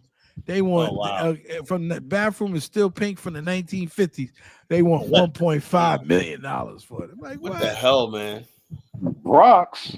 Hey. Yeah, and the boogie down. Yep, And real estate's expensive in New York, man. it's crazy. Yeah, it's like Cali. And we got and originally we got all that property in the San, Harlem San Francisco dirt just a cheap, man. You little know, bit now it's cheaper. getting They priced up. they won't want 1.5. They'll take 1.3 I saw a Oh yeah, that's family a good in savings. Yeah. San Francisco, I think, to live right and next to a whole and bunch they of 10 city and ass niggas. yeah, at one point, and the guy was telling the dude that they could get it. They got it from the family members for like almost $1 million, and he was saying, I could sell it tomorrow for 1.8. And I looked at it, it was an old ass house, man. It was an old house. I was like, Not what? remodeled. No, hell no. Location, Oh, location. yeah, that's what it was. Location. See, that's another thing, man. Let me just say this, guys. I want you also. I was talking to Kyle. I sent him something. Kyle, remember I sent that to you? The About cost what? of about the black man in the corporate world and I what we ain't, go. I saw it, but I didn't get a chance to read it yet. You know, so You got to check that out because there's another thing that we don't really understand, Elvis. And I want to, if Elvis is still here, Yeah. the cost of being a black man in America and the Oh, you told me stress about that. You was telling me and about the that. Yeah. microaggressions that you get around, and I understand like Sep, he's doing his own thing, he's an entrepreneur. But when you working for these corporations, man, the shit that they put you through, I And you made up gotta my always put on mind. that nice face, that nice black guy face. You ever see that black guy? They Yeah. always get that Oh, I same seen Brian it. Gumbo voice and I whatnot, you know? I used to work for Hertz Corporation. Smiling and shit, I faking. used to work for Hertz Corporation, and man, I made up my mind. I know Aunt Nam always tells me that I'm a union guy. I made up my mind a long time ago that I wasn't going to stay in corporate, that I was going to work, okay, where I did have a union, because I know me. Otherwise, I've been fired before, so I know if I was working private, I'd just probably get fired every week from a different job because I know me. These little microaggressions that they do, playing little games with your manhood, doing and it takes a toll on you. Do you know the brother was saying that our life expectancy, people black men who work for corporate, their life expectancy, okay, is only higher than Eskimo men. Damn. So, when we talk about an Afghanistan and we talk about these things, about being able to be self-sufficient and independent, what people are not telling you is their mental health. What black men go through, the emasculation of black males. This is one of the reasons that I never wanted to be management because I didn't want no one to put that over my head, how they were going to play with me and play psychological games. I know men, okay, who contracted MS out of stress. You understand? You go through the type of stress where people are just questioning everything you do. They want you to come in, that they want you to train the person who's going to be the guy who's under you. You're training him to become your supervisor. All kinds of nepotism and bullshit that black men go through in this corporate life. They don't want to tell you the truth. They don't want to tell you about all of the alcoholism, all of the drugs, and all of the stuff that goes on. You know what kills me is, and no offense to my African brothers and sisters, right? But when they tell you like this, every Nigerian is coming off the boat, rising the corporate ladder, and everything, like everything's peachy, that's a lie. You know, Yeah. we're in here basically, we have to deal with these people for all these years. And the bottom line is, even when you're a top executive, when you're still always second guessed. You know, Yes. you got to deal with racism and everything like that, like this. So, and the bottom line is, the average person is not going to be able to do that. Black people in America, for some reason, we were always taught, like Malcolm X said, you know, we have to endure what. But the thing is, though, our endurance has changed America. You know, I mean, let's say like this. But the thing is, though, even though we changed America, did we benefit from this change? You There know, you go. that's the conundrum we're in. We did change America because the Chinese didn't put themselves on the line for against Jim Crow and stuff like that. You know, they were in their little Chinatowns. There was a TV series on Netflix. I think it's called Warrior. You ever watch that? Yeah, I've seen it. Okay. I don't Oh, I watch it, love but I've it, seen man. it. I love it. Every time my brother has it, right? So every time I go over his house, we watch that series. But basically, it was like this. And at one part, they said you can't cross this side of this street right here with Chinatown and the Irish area mix. You didn't come across. The Chinese did not go across that line, you know, at all. You Yeah. know, they say like they do in that line, Chinatown. It's like you're in China, you know, and everything changed. Like, they didn't quite do. Chinese were basically content to live in Chinatowns and die in Chinatowns and never know the outside world, you know, their own little world, you know. Black people were the first minority group to say, you know something, you say this is America, but we want to be a part of it. And then everybody will say, you know something, if the black people, if they can accept black people, right, they definitely accept us and whatnot, you know. So we open the door for everybody in this country, you know. Now everybody feel like they're entitled and everything. They even come up like Ilhan Omar and to the talk about, oh, the white man. Look, you know, forget it was a white man who fucking started all this shit. You know, what do you think they're just gonna roll over and give you what they ancestors built and took and stole, whatever like that? You know, My whole thing is with Omar, how come he doesn't want to go to why wouldn't he be interested in the Afghanistan where he wouldn't have to be dealing with the laws of the white because man? Omar is, like I said, I'm not a brother, but like I said, the bottom line is this: that guy Umar is, I don't know, you know, look, everybody jumped on. Umar basically started off listening to me. You know that, right? When I was on Blog Talk, I was the first one doing this, right? And Umar was a listener of mine when he first started, whatnot, for a couple of years, and then he just blew up. He knew these guys knew how. Him and Tariq knew how to monetize this stuff and blow up. I never wanted that. You know, I was just satisfied with doing my little Blog Talk Radio. But I had the most compelling show on Blog Talk Radio. I was the one who first introduced Liberia to the world. Right? I introduced Pastor Apostle Rogers from Charleston, South Carolina. He spent like 27 years going back and forth to Liberia and stuff like that, helping out and stuff like his church, right? And he had land in Liberia and everything like that. So I interviewed him on my podcast, right, on my Blog Talk Radio podcast. And then next thing you know, he got invited to this Pan-African meet in Los Angeles, and he was a keynote speaker because they heard my podcast, you know. I was like, wow, you know. So, but then after that, you know, everybody started, all the next, you know, all these Pan-African groups started popping up and everything like that. But I was the first one that that basically came out. Yeah, with you've been on YouTube for a long time. If No, you go I back was and see, I was on Blog Talk Radio, you know. you've been on radio for a long time, and you've been on YouTube for quite some time. Yeah, I've been a personality on YouTube, but I just started doing a show a few months ago. But the bottom line, I've been on Blog Talk Radio since 2009, 16 years, you know. Wow. And so I've been like, I had one of the largest shows on Blog Talk Radio. You know, so Can I say something to Annam? Annam, you keep talking about unions negotiating for me. You just can't go, and if you don't have the requirements, you have to have requirements to get my job. You have to have certain education. So it's not negotiating for me. And I've worked privately. And as I stated to you, little Aunt Nam, I can go anywhere in the United States because I have my certification. And when I work privately, I make $100 an hour, and there's no union doing that for me. I did it before. I stopped for 2 years, and I had $1 million worth of insurance, and I made $100 an hour. That's what it is. I don't need nobody to negotiate for me. You know why? Because I got my own education, which is my own business. My education is my own business. and I can be my own consultant. I've got my own LLC. I don't need that. I just don't, when I decide to retire, then I can do that if I'm interested in doing that.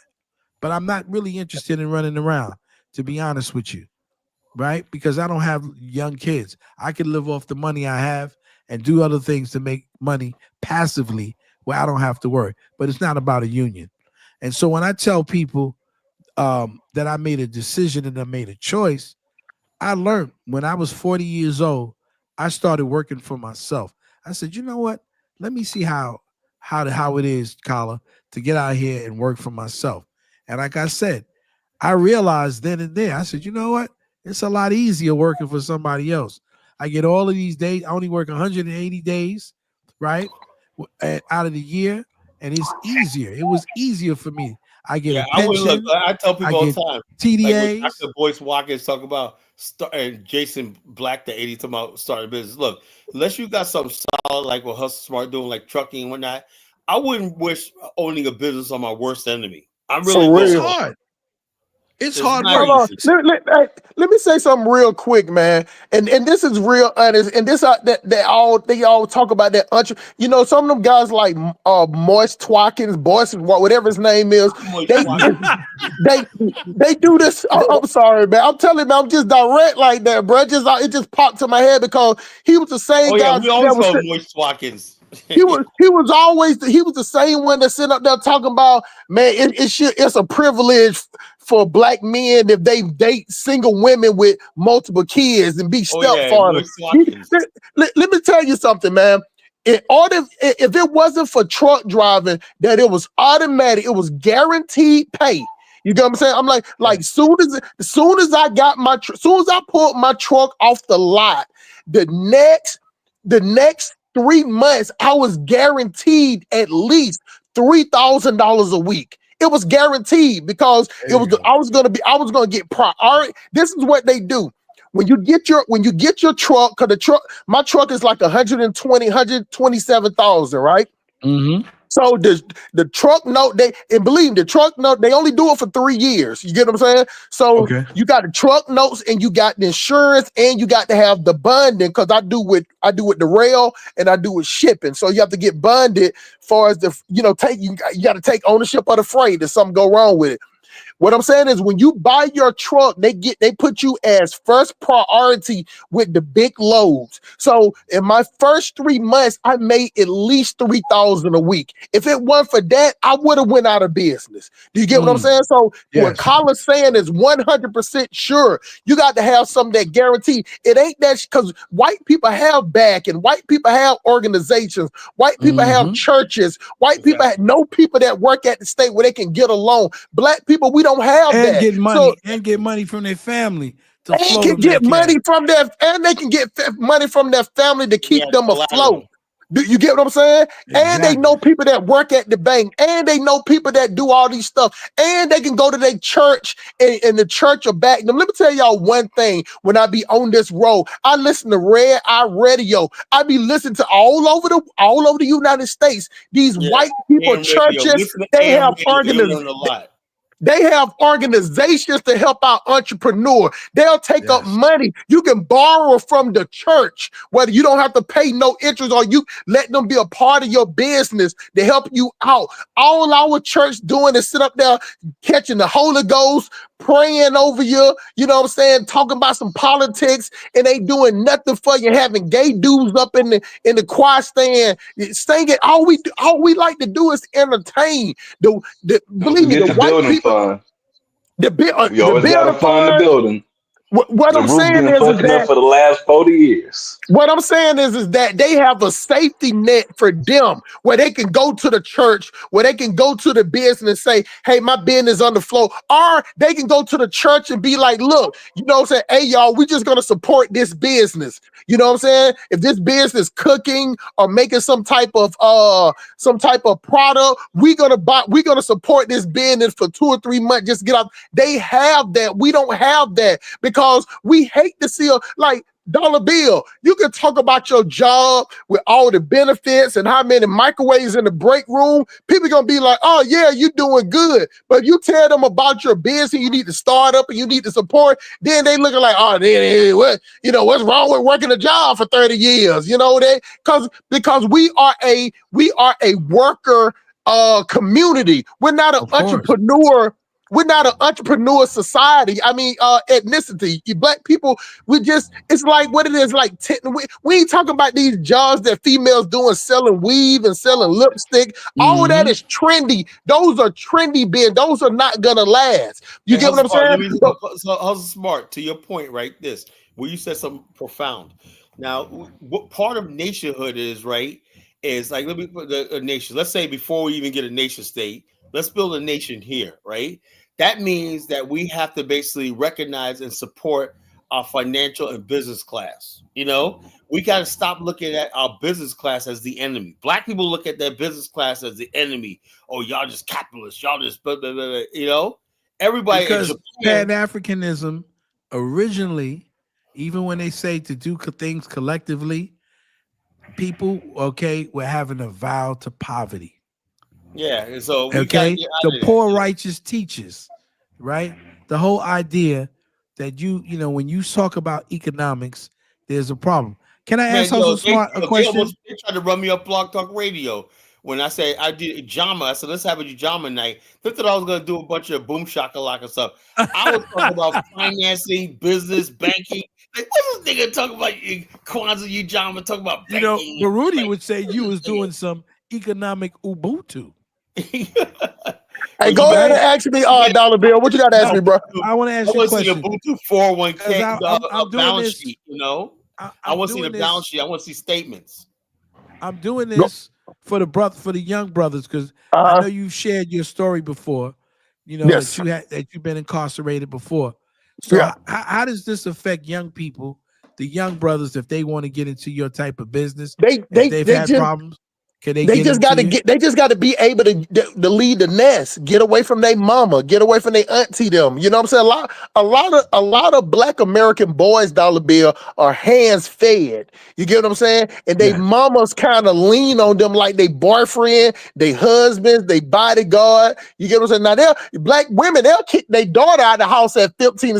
They'll have her working in Popeyes, taking $40 out of her check every week. You know what I'm saying? But the Black boy, she try to keep the Black boy close to home, make him feel like he needed, that he can't go anywhere. So at the end of the day, you just got to get your CDL.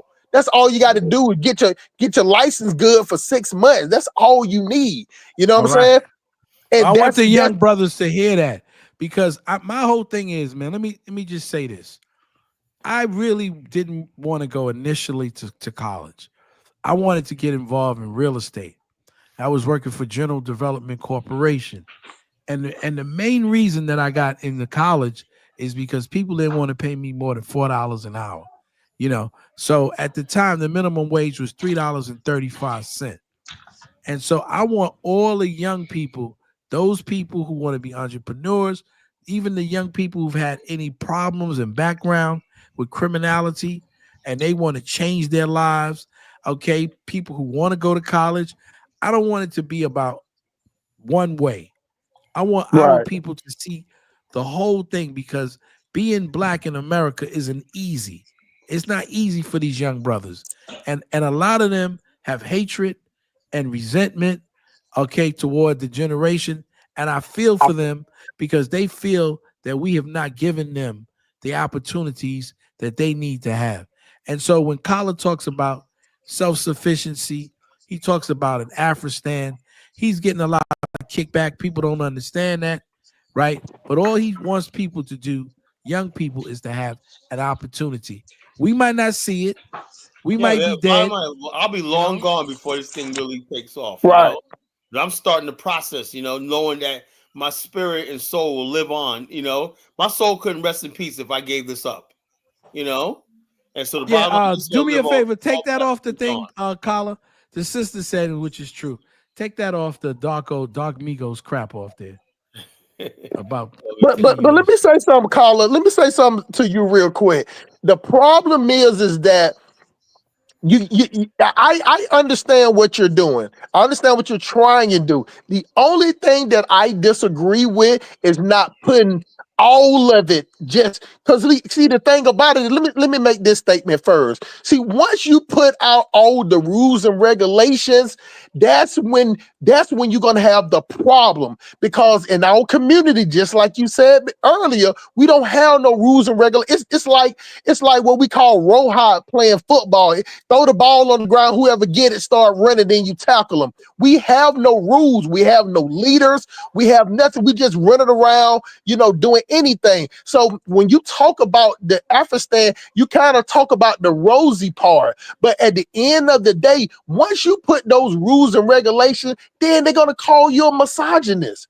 Then they're gonna call you authoritarian because they don't understand that that's what we need. Because every other race of people got a pecking order. We're the only group of people that don't have a pecking order. Exactly. And that's what I know what you're saying, but I know it's rules and regulations that comes with it. Not the point that I want you to be as bold as to say it. It's good to just promote it like a commercial, but at the end of the day, for our people, Collar, I think you need to put the fine print in there and tell them the That's why I bylaws. said I want to do more shows. I look. I thought about this. I wanted to do a show. I did this show tonight, but if I do a show tomorrow night, I'm definitely going to do that. Right. Also, I'm laying down like people will say, what kind of rules? People think is like, well, what kind of law? Look, the bottom line is people say, well, will there be crime in Africa? Say no. Well, for one thing is it's called this idea of arresting problems, right? In other words, basically, I believe that the majority of crime and stuff like that we see in Black American dysfunction is the fact that we are still a people, right? We told ourselves we're Americans because we live here, right? And we somehow or another we tried to make it work and everything. But for the most part, there's a large number of Black people, right, who feel completely disenfranchised from the so-called American dream. They don't feel like whatever they're part of America like that. Disconnected. So crime and stuff like that. I said if we had our own civilization where when you see the national flag, national anthem, that's you. Not me, not Kala, ain't like that. That's you. And like I said, the same thing happened in Japan. When Japan was modernizing, what they did was they took young Japanese and they showed them the new country that was developing. They showed them the ports. They showed them the new rail lines being built. And they said, wow, so they understood what was going on. And they were told that this is what you got to protect. This is what we're trying to build. And so what happened was the Japanese youth started saying, well, this is what we're going to do. We're going to expand into Asia. We're going to build our empire and everything because we got to protect. They felt like this was now their country. Right now, Black kids, the Black youth have nothing that they feel like they're part of. The Black community establishment they've been abandoned. It's abandonment. When you look at this last election, everything came out in this last election. Roland Martin had $350,000. Al Sharpton got $500,000. These people are actually openly getting paid for by white political people to do their bidding. We have no political party. We have no political anything. We have absolutely nothing, right? They're political whores. That's why I say, when I say the Afghanistan, there's nobody could come up with a counter thing to me. And like when Foster tried to come in here tonight, and I love my brother Foster, he said, well, look, I'm so sick and tired of that. I could tell who grew up in a single mother household and stuff like that. Why? Because that's the way they think, that some white guy is going to send them money or be like, no, the bottom of anything we have in this world, you're going to have to take it, and by force if necessary. And the bottom use line, force to maintain it and to keep it. Like otherwise they'll take your lunch every day.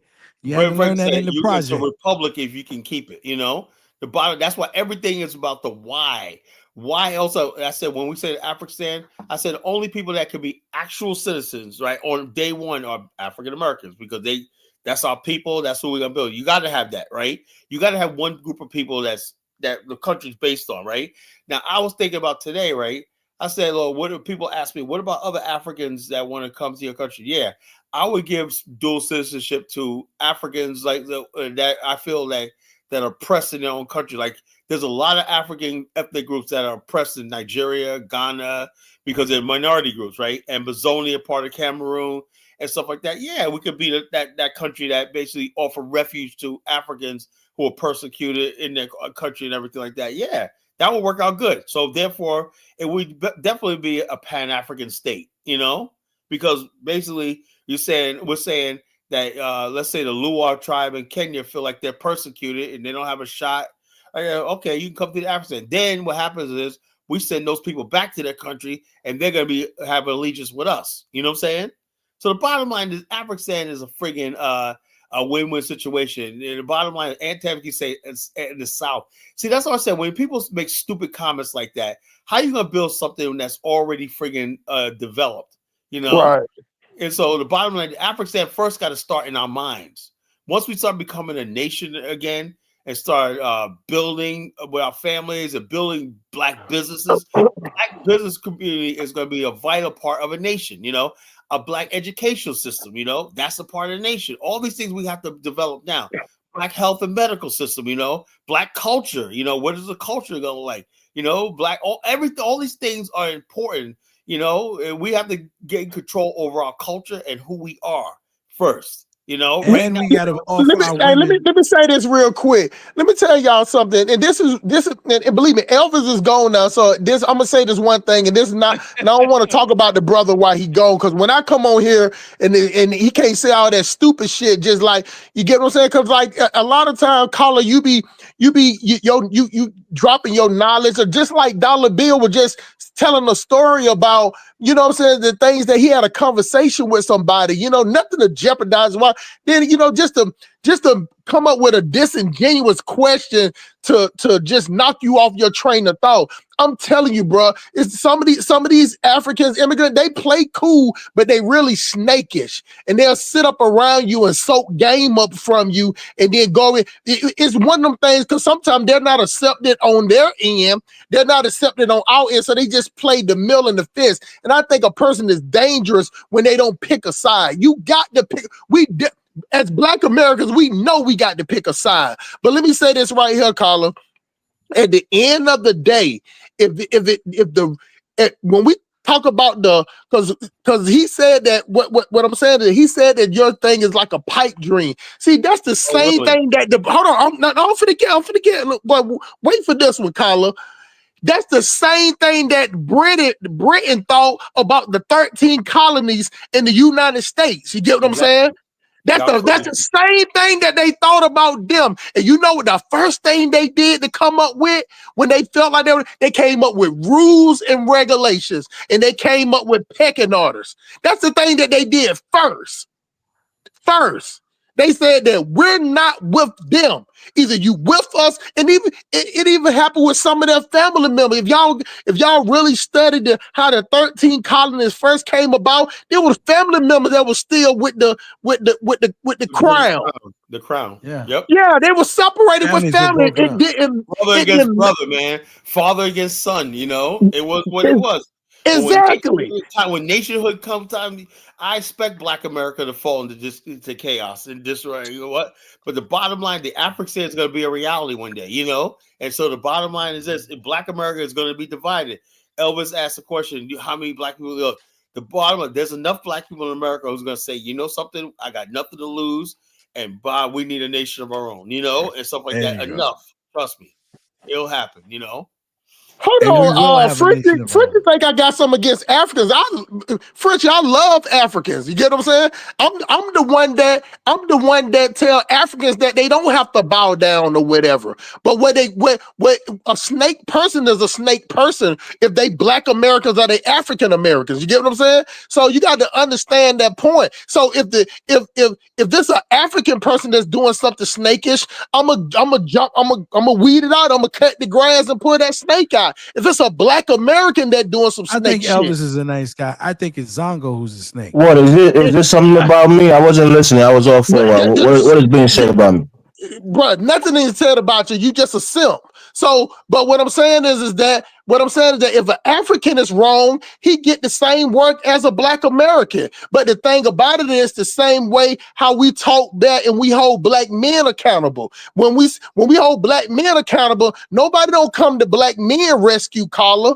You know what I'm saying? But if you try to hold Black women accountable, then you hate your mama, then you hate this, and then there's obviously now you got to shift it. I just think that if you put out blame, you put out blame. One thing that I did say about you, bro, is that when Dollar Bill was talking and saying this story, you asked a stupid ass question, asking him some stupid shit about do he feel like his marriage should be sacred? What type of stupid ass shit to ask a grown ass man that been married 20, 30 years that's happily married, some shit like that? It's just stupid ass questions like that. I wouldn't even entertain you, but they do. They let you sit up there. They let you sit up here and ask them stupid non questions that don't nonsensical questions like that. But you know what I'm saying? But that's on them though. I have nothing to say about that at all because that's what they allow. You get what I'm saying? But when I hear my brother speaking and when I hear them speaking knowledge,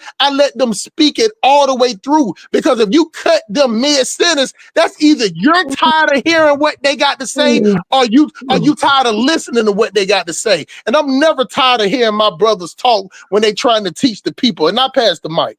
Well, check this out, you're right. You're right. My whole thing is, like I said, I did get Elvis to start asking me serious questions yesterday. You know, like I said, I don't look when he has questions about the African. Hey, look, bottom line is, I've been at this for 30 years. You know, everything possible scenario about building this thing on Thursday, we've thought about. You know, we basically came up with what if.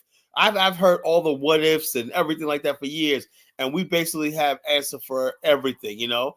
Colin, let me say this for 1 minute, right? Look, for the months that I've engaged with you guys, right?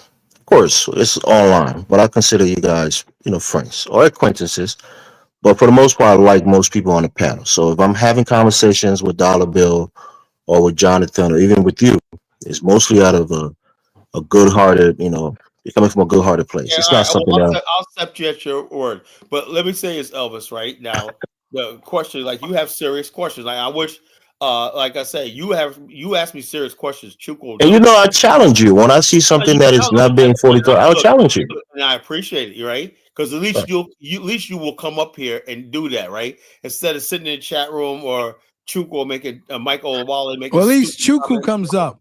Aunt Nam But is the Chuko one comes up, talking. but Chuko annoys me because he asks a bunch of stupid questions. Like, what the hell does the African have to do with the crime? You know what I'm saying? He asks dumb questions like that, and But you that know why really he annoys does? me. I think Chuku, what it is I think Chuku really wants to know the answers to questions that his mind might be thinking about that he can't say in front of other people. See, he's been kind of socialized, I agree with right, that. to only be around Africans from the continent.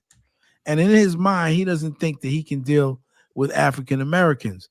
And because he absorbs all of their talking points, okay, about us. So when he's around us, I realize I got to stop cursing him out, right? Because when I curse him out, all it does is reinforce what he believes. And it The gets so stupid stereotype. sometimes. Yeah. So I try to, like, even friends, the sister was telling me that, that I bully him. I don't try to bully. I just got to get kind of annoyed with some of the things he says. But then I have to realize he doesn't have that experience.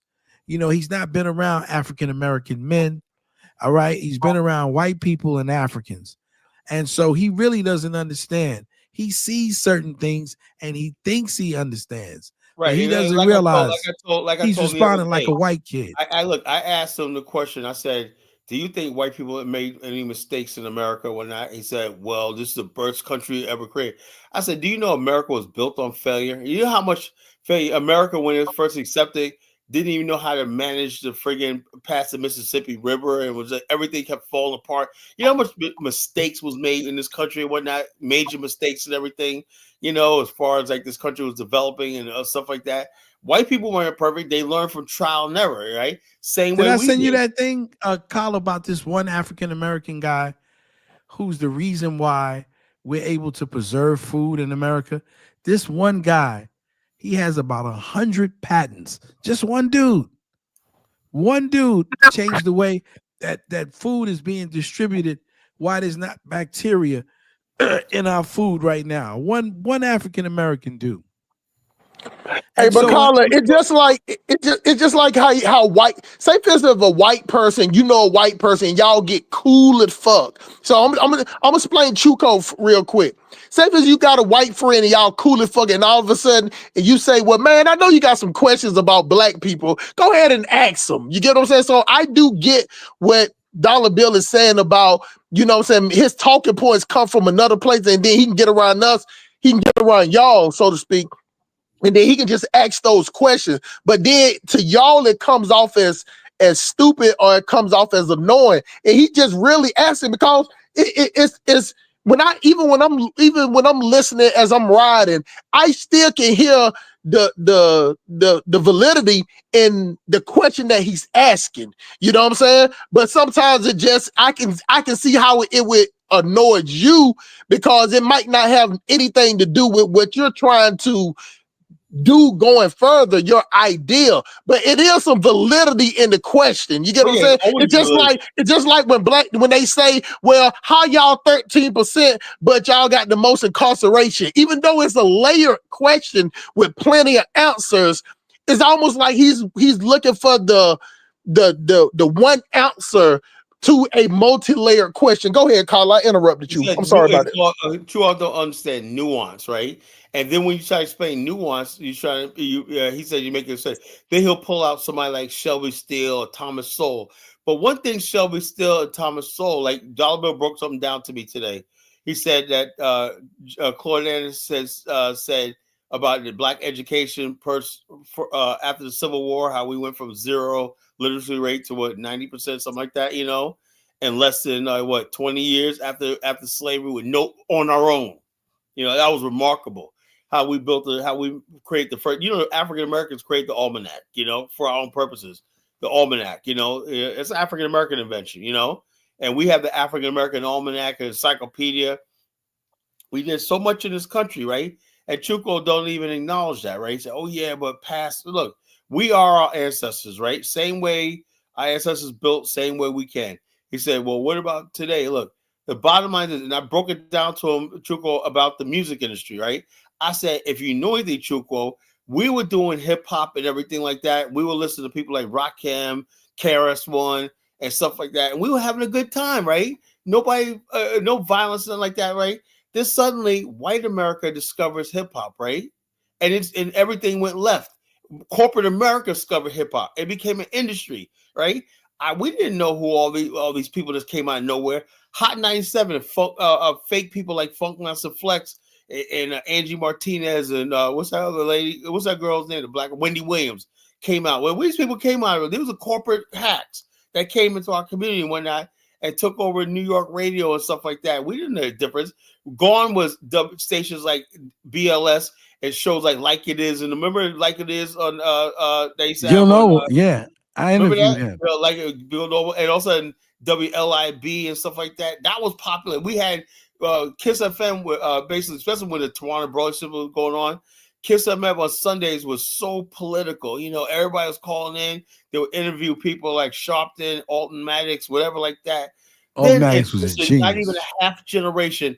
All that was gone. Everything was just partying and bullshit and violence and misogyny and everything like that. Why? Because they took over, corporate America took over black radio. It was a concerted effort to take over black radio, black media, because back in those days, whether it was Sugar Hill Records or we had people that cared about what to the mind of the people. At one time, they thought Run DMC's My Adidas was too provocative. Yep. These were this was when black people had control of our community. Now you have they have white people who don't give a damn about us. You want to talk about murder, killing, here, sign on the dotted line, and you wonder why communities like this. That way you gonna blame the white man? Yes, I'm gonna blame the fucking white man. Because they facilitated. When we left it up to our own, we talked about movies, museum, like Melly Mel would say, and the Hall of Fame. We talked, and I want to say something else, Kala. I keep hearing, right? Now, and I want to tell my Caribbean brothers and sisters, stop trying to. I know you're trying to get free land in Africa. I know. Yeah, You're that's right. so You guys, annoying. so you want to kiss up to the Africans and you want to get free land, but never forget, okay, the people like Harry Belafonte, who are dear and deep in the African American conscious. Sidney People Poitier, like our queen, Cicely Tyson, a Jamaican woman that we have Madam taken into C.J. our heart. Madam Cecily St. Clair, Policy Bank, first bank, black Okay, bank in America. You know, for the never forget Virgin those Islands. people that we have taken into our Stokely culture Carmichael. and have accepted them. Do you know Cicely Tyson? You know the guy, what's his name, Tyler Perry, gave her $1 million. That sister deserved it. He gave her $1 million. The white man would have never done if done that for her. But we wrapped her in African Americanness, and we took her in our bosom because we love that sister. Right? That's what we did. So you can talk about all of the other people that call you the tethers and all of that stuff. Think about that. Think about who Cicely Tyson is. Think about who Harry Belafonte is. Think Look at of think Marcus Garvey. You know, Marcus always Garvey. brilliant. Think about those brothers that we've accepted into our African American way of life and we've loved. But check this out. Okay. Now, Frenchie says, my sister Frenchie, my dear sweet sister, I young love sister, Frenchie Frenchie. says, she goes, I don't think they kiss up to us. We have shared things in common. What do you share in common with the You have Caribbean? nothing in common I with don't them. understand. You need What to do y'all stop. got in common? It's a lie for some Caribs that want to get some free land. Stokely Carmichael is in the African American community. He went to HBCUs. He had nothing in common. Stop it. The Caribbean is in the Americas. The people who've come from the Caribbean, okay, they came here in the struggle in the 60s and the 70s. Those who fought with us, okay, and did what they had to do, their family. Now, Stop the she drama. said music and food. I really don't think so because you go to Jamaican restaurant, they don't sell no friggin' jollof, right? They sell friggin' macaroni and cheese. Where'd that come from? Us, you know. Us. They sell yams, you know, candy, sweet potato, candy So, yams. so dollar bill and collar. You think I haven't witnessed this. I'm not really on the in the Caribbean platforms, but you think they suck up to Africans for free land? You think that's the only Well, I reason think that no, they no. try to get along with Let me say, Africans? you guys give me a minute to say this, right? And basically, I want to say this clear. I want to offend nobody like this.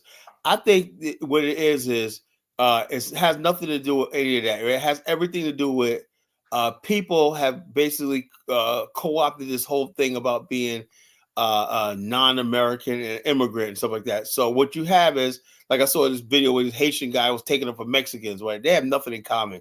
Haitians and Mexicans. You saw the way they treat Haitians and the way they treat Mexicans at the border, right? So Exactly. why Haitians think they're in the same boat as the Mexicans and the Venezuelans, you know? And so the bottom line, I think a lot of black immigrants basically think, oh, we're all immigrants and whatnot, so let's all stick together. Even if a Jamaican was born in America, have many generations here, my Africans think, oh yeah, you know, you got to come with us or whatnot because we're outsiders to Black America. It's all this anti-Black American. Exactly. That's what Can all I it say, is. Jay? I forgot to say the brother who started Black Enterprise. I forgot to Yeah, say Earl Graves. He a was a Jamaican. Jamaican brother, the great J. Bruce Llewellyn. Okay, who was the mentor to Magic Johnson.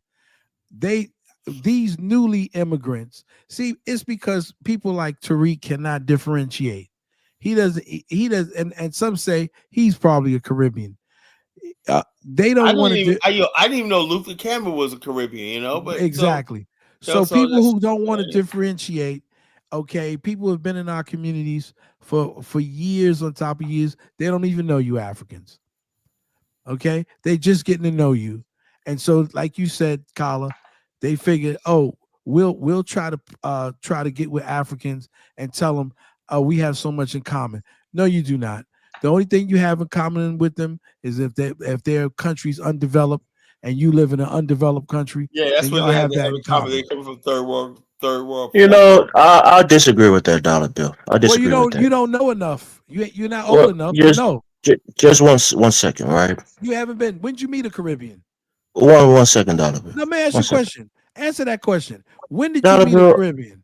When I did you have meet him? Haitian. Relax. Let me answer. Mm-hmm. I have Haitians in my family. Uh-huh. My cousin Nikki What? has a daughter by a Haitian. Okay. You know a Okay. Haitian. Okay. No, I have a close relative of my, not a relative, but a close friend who's like a brother to me, Paul. He's from Haiti. We went Okay. to, you know, I so got I you. know Haitians. But the point that I'm trying to make is And not so do I. You that know, you. okay. I know that, but let me make this point right. And again, I don't know everything. I'm not exposed to everything, but Go I'm ahead. I'm going to tell you this right. Yeah. There has been Jamaicans, for example, mostly Jamaicans, Mm-hmm. making quote unquote pilgrimage to Ghana. They've had a long relationship with Ghana. They've even said a lot of them think that their lineage comes from Yeah, Ghana. they probably are. So they have had a relationship with the continent. Mm-hmm. So You think that Jamaicans went to Ghana before African Americans did? Dollar Bill, I'm just making a No, point. Relax. I'm just asking you a I'm question. just tell. I'm I'm just not a- compare. I'm not A no, comparing. I'm I'm just lot just of the giving we you. have Jamaicans that go to Africa, we they leave from America or Europe. how many They're people not leaving. They're not I'm leaving just from giving you exactly an Europe or example, Africa. right? And one no, one but second, Dollar Bill. Let me finish, bro. You know, I've been quiet.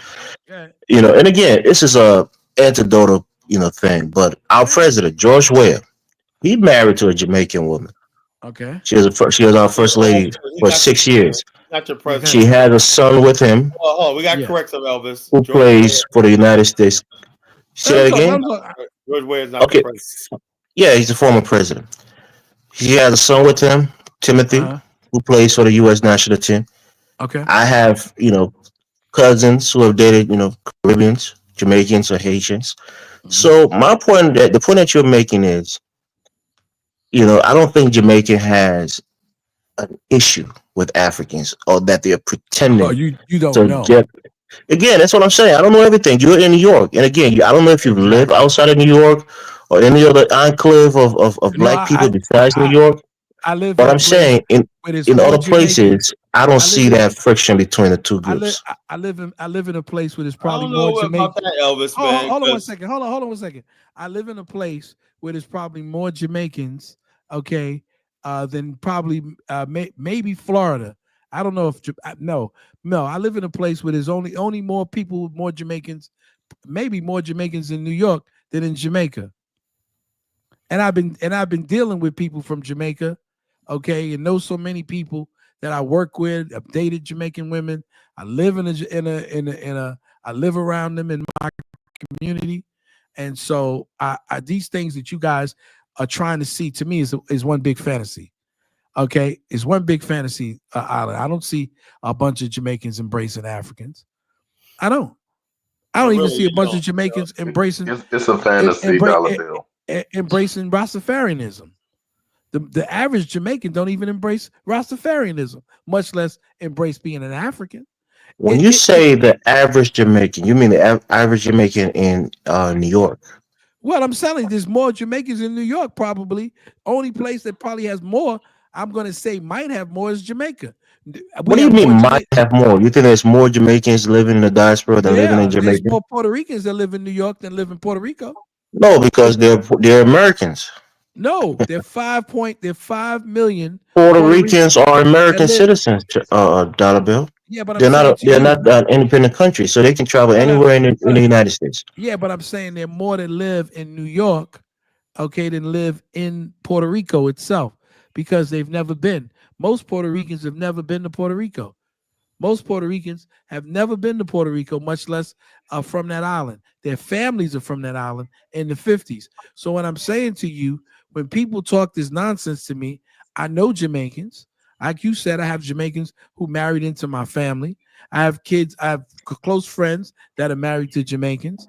And so this whole So African your thing, your thing is that they hate Africans. They really don't like no, I didn't Africans. say they hate Africans, but that's not what I'm saying. But this whole idea that they have so much more in common with you than we do is a I myth. didn't express that. What I'm telling you, I've never But seen frictions with Jamaicans. Even right now, with all this FBA nonsense that's going on, oh, I don't really really? see Well, Jamaicans separating themselves from well, Africans. I see Africans in Jamaica, Africans in Ethiopia beating the hell out of the Rastafarians.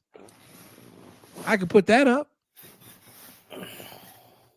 So see, this is the thing I'm saying, Elvis. You see The one Jamaican person, villages over there in Cote d'Ivoire they got getting rained down. getting their behinds whooped. Listen, you sometimes you perpetuate myths because you don't see certain things, because everything now is to go against the African American. It's in No, vogue no, now. no, no, no, It no. is. It's in That's the vogue. opposite because It's you in were trying to vogue. draw a correlation with the Jamaicans of hate towards African, that they hate us just as much as you do, and thereby they don't like us. And that's not the First case. of all, I've never heard a first of Haitian try all, to delineate first of from all, Africans. first of all, first of all, Jamaica just got its independence, okay, after the Africans. So how are they going to even get to Africa, Zongo? How could they know about Africa more than we do? When we were in Donovan, Africa, when do you think Jamaicans started going to Ghana? In what year? I know they didn't go before African Americans did. It's not a competition. Stop making a competition. I'm asking you about the It is a Jamaicans. competition. Exclude. No, it's not. They That's the didn't point that go you don't before get. You we think it's a went. competition. Exclude your It people is. from there. Focus on the Jamaicans. When do you think they started going to Ghana? I don't know. But I know most of the people who came in. W.E.B. Du Bois went there in 1960. Exactly. And so I know they didn't even come to America till about 1964, and they had to leave from America to go to Ghana. Most Jamaicans went to Ethiopia. They didn't go to Ghana. They went to Most Ethiopia. Rastafarians who are Yeah, Jamaicans went to they just happened Ethiopia. to, they're Rastafarians that But happen I'm to be telling you, Jamaican. Jamaicans, the average Jamaican, they feel a strong connection to How do you Ghana know in that? particular. Hell How no, do no, you no, know no. that? The average Jamaican gives a You don't fuck know. about You Africa. don't know that the How do you know Jamaicans that? claim. You don't know that the Jamaicans claim to be descendants from Ghana. You don't know that. No, because most of the Jamaicans that have their You introduction telling me you've never heard usually. that? No, I have heard that, but most of Okay. the Jamaicans who have claimed to Africa is through Ethiopian and Rastafarianism. And Nah, Ethiopian is there's separate branch. Rastafarianism with Haile Selassie is one thing. Before that movement came into place, they traced their lineage back to Ghana. They felt like they came from Ghana. They think their cultural similarities. Do you know who wrote They, Roots? Was it a Jamaican who wrote Roots? I'm telling you, Dollar Bill. I'm I'm not asking worried you a about roots. question. Don't go off on a No, tangent, right? no, I'm just I'm not. telling you. I'm not going on They a have an tangent. association with Ghana. People It was from Ghana knows it was this. African Americans who were at the first. It was African American and other Caribbean. Tyler, what country is Burundi in right now? Hello, Jamaican. Not Burundi. Burundi, but Bamani. Yeah, he can be wherever he wants to be. Mine's in Atlanta, Georgia. What are you talking He's about? been doing Where tours is he there for based? years. What country is he based in Africa? Oh, but he has a Yeah, community but they in were Ghana. African American But the community bottom line, located Okay. in Bomani. It's not a competition, Dollar Bill. It's not Yeah, about it's a African American versus Jamaican. I'm just saying Let me the ask you a Jamaicans question. have a close tie to Africa Ghana. That's won. all I'm saying. Africa won, where Bomani used to go the first time where he would go. Who do you think owned African One? Who founded African One? Two I'm African guessing American. I'm guessing it's African American, but it's Two not a African. competition. I'm not telling you Because this is not a listen, competition between who loves Africa more or less. I'm just telling you about Jamaicans and their connection to Ghana. Two things can be true at the same time. Yo, that's another thing people don't understand. Like I said, I know Bomani. You're telling me Jamaicans don't like Africans. I'm Nobody telling you said they don't like Jamaicans them. Did I say that? have connected with Ghana for a long time. Did I That's say all. that? Elvis, Did I the say first that, Elvis? settlement in Ghana was called Fiancre. That was basically started by Kwame Ada, an African American from Detroit. That was the first return settlement in Ghana. Fiancre. Carla, what's the connection to what I'm saying about Jamaicans? No, but you say What Jamaicans did in I Ghana. say? I Jamaicans didn't were say that they following hate Black you. America in Ghana. You know, Oh, okay. all the people who led these moves were African and Black Americans. Exactly. We've been doing it, listen, for years on top of years.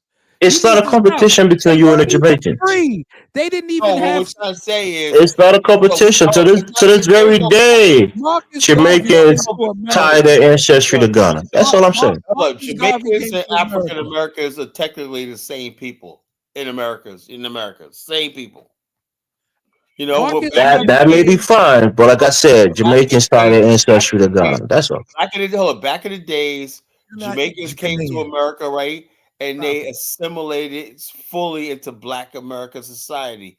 You got places like Uniondale, Queens, and places like that. The Jamaica, Caribbean, South Jamaica, Queens. We have plenty of people from the Caribbean that basically grew up just like they're Black. And that's amazingly beautiful about Black America, right? Is that basically it's so friggin' we're homogeneous, but people are allowed to assimilate and add to our culture one night, and we accept them. I remember right there on Springfield Boulevard. Even my boy Ross Boy said, "Dollar Bill is right, Elvis. I can't believe I'm agreeing that he calls me Dollar Brokey, but he's a little retarded. But he can't believe he knows I'm telling the truth. This What are whole you myth, saying? What are it's a you myth. saying? You dollar bills, right? Kim, I'm not I don't know. He just said it. because you African Americans were the first ones to go to these places. So when you keep saying that I they mean, don't but have, that wasn't my argument. So if you're saying that wasn't my argument. I wasn't comparing you with Jamaicans who went to Africa first. That's not what no, I'm saying. it's the myth that's going around, like you just perpetuated, that it's Africa. Listen, African Americans started. It's everybody versus African Okay, No, American. tell me the myth. What's the myth that I'm the perpetuating? myth is that they have a great relationship with Africans. It's not true. It's not. That's the myth. And I'm I'm not telling telling you you, about and I'm something telling you, hypothetical. I'm telling you that they went there. They have a village in Ghana. I've seen we've had documentaries on it. villages No, I've you're before not seen being you. people you're not connected being to African Ghana, in American. particular, not Liberia, not Nigeria, but And you know specifically they to and you Ghana. know and you That's know all I'm they're saying. Jamaican. Yeah, You know I they're tried to say Jamaican. that most of the people that American get or killed in it's not Africa are all Jamaicans Jamaican, from the whatnot. It's not all diaspora. Jamaican. Jamaicans don't have a group. They basically go over there with Africa, like Bomani's community right there, in what you call. He basically Bomani wants to bring some of his Jamaican family over there, but the people who actually settle in these areas, like a Sable and whatnot, some a couple Are of African American. but the mostly African American. Let me just say All this. Can I say this? Can I say this? I used to I be a get it, Hebrew. but I'm telling you, Listen, there's a listen, Jamaican listen, village in Ghana. listen. Fine, that's beautiful. Listen, I used to be a Hebrew Israelite, not like the brothers that get up on the corner. And African Americans have had their own villages and their own communities long before the Jamaicans came there. So stop the cap. But 30 odd why years. is it a longevity thing? I'm not taking anything away from you. I'm only No, telling you because that. you'll do take your do what you do. No, it's not taking anything away from the African either you Americans don't who are there. It's not taking anything away from them. either you don't knowingly do it, right? I'm not trying. I don't You think that always you. get offended because you're this African American first. You're African American supremacist, and you guys are the best at No, everything. African American I was supremacy. talking about Thank you for saying Jamaicans. that. You I were was raised. talking Your here. I was family talking raised about in. Jamaicans tying their ancestry You to Ghana, talking about and you feel ancestry? offended how you guys was You there from first. a The country to first person to African start this American. airline was this person. This not my argument. I'm not You saying that. from a You got country to African African Americans. American has done great things in the Fascinating. continent, great things in America. You My come only from point a is country that Jamaicans African tied their Americans ancestry made to into a Ghana. republic. That's all. You came from Everyone a ties their country. ancestry to Ghana. You came from a Even country the people that that ain't got no African damn Americans ancestry to Ghana. established as a republic. Okay, That's true. come on, man, stop the cap. But don't Unfortunately. So the what? don't the What don't am the I saying here, Jamaicans tie Dollarville? What am themselves I to saying? Ethiopia though more than Ghana? Yeah, there's No, more in the Ethiopia than Ghana. Rastafari. That's a religious They are region. Jamaicans. You don't have to call. Don't separate them by Rastafarian. The They're Jamaicans Rastafarians are too. that's a religious movement, right? Yeah, they There just was So there highly was incestuous. Man. non-Rastafarians that went to Ethiopia too. It's like I said before.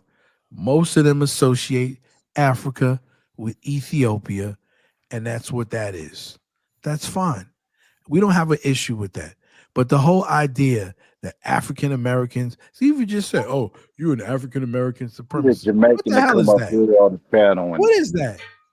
say that again, Dollar. I didn't get it. Want me What to Say that is invite again. that? one? What is that when you say that I'm an yeah. African American I'll supremacist? invite That's one. just I got Yeah, you, man. because I'm talking about Jamaicans and their connection to There she Ghana. go You're now. talking about you being there first, starting some kind of organization. That's my argument. I'm not saying you didn't do one of those things. I'm not saying that. I'm just saying right now, the Jamaicans who Jamaican thinks that President, that they what came from Ghana originally. That's President, where their people came from. Most Let of me them. just say this.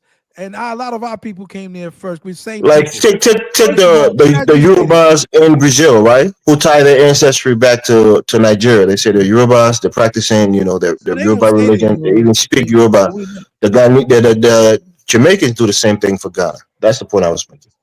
that's bull. That's a lie and that's BS. Okay. I'm not. I'm just telling you straight up. That's some bullshit, and I'm not taking that bullshit because that's a lie I and that's mean, bullshit. I've been all throughout Let the me explain Caribbean. this. I Let have me never explain this. seen this shit before Kwame at Nkrumah all. did not get seen his what? degree from the University of the West Indies. Oh, do they even have a Jamaicans Kwame being university? Nkrumah tied to is Ghana or from anywhere in Lincoln Africa. Oh. University, a Okay, historical let That's me some do black online it. shit too. college and university. Remember that. That all I got to do is say that, and that's No, the enough. Rastafari saw themselves to Ethiopia, but When maybe you that's go to why Africa, other Jamaicans go you're to gonna Ghana. see W.E.D. Du Bois stuff A and bunch of librarian. people You just went a to library. You're not all gonna the go ones that see went to Marcus Ghana Garvey. were You're not living gonna in go see America or Europe, some and they Jamaican went dude. there for that Stop the Euro cat. return shit. Okay? Oh. Stop trying. That's I'm all not that an was. African American supremacist. You just got to give us our props for what we done. And y'all don't want to do it. I'm not angry with you. I'm just telling you, y'all are very dismissive of us. You are.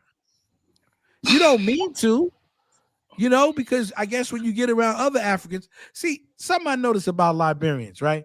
I've been checking in on y'all. Oh god. Y'all are quick to identify with these other Africans. Y'all don't want to identify with African Americans, okay, who you've had a close relationship with, okay, for 200 years. All of a sudden, Okay, you got I was in the back getting a link. Colin, I just posted a link real quick. Click on that link. all of a That's sudden, you that's a Jamaican website you that's got to published in pull up. Jamaica.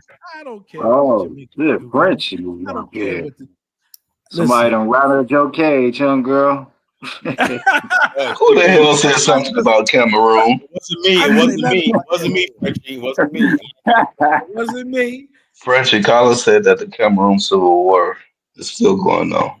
I'm gonna No, don't meet. start. Don't start. Ain't Don't nothing. start It's that not shit. Don't She start got that Colin, shit.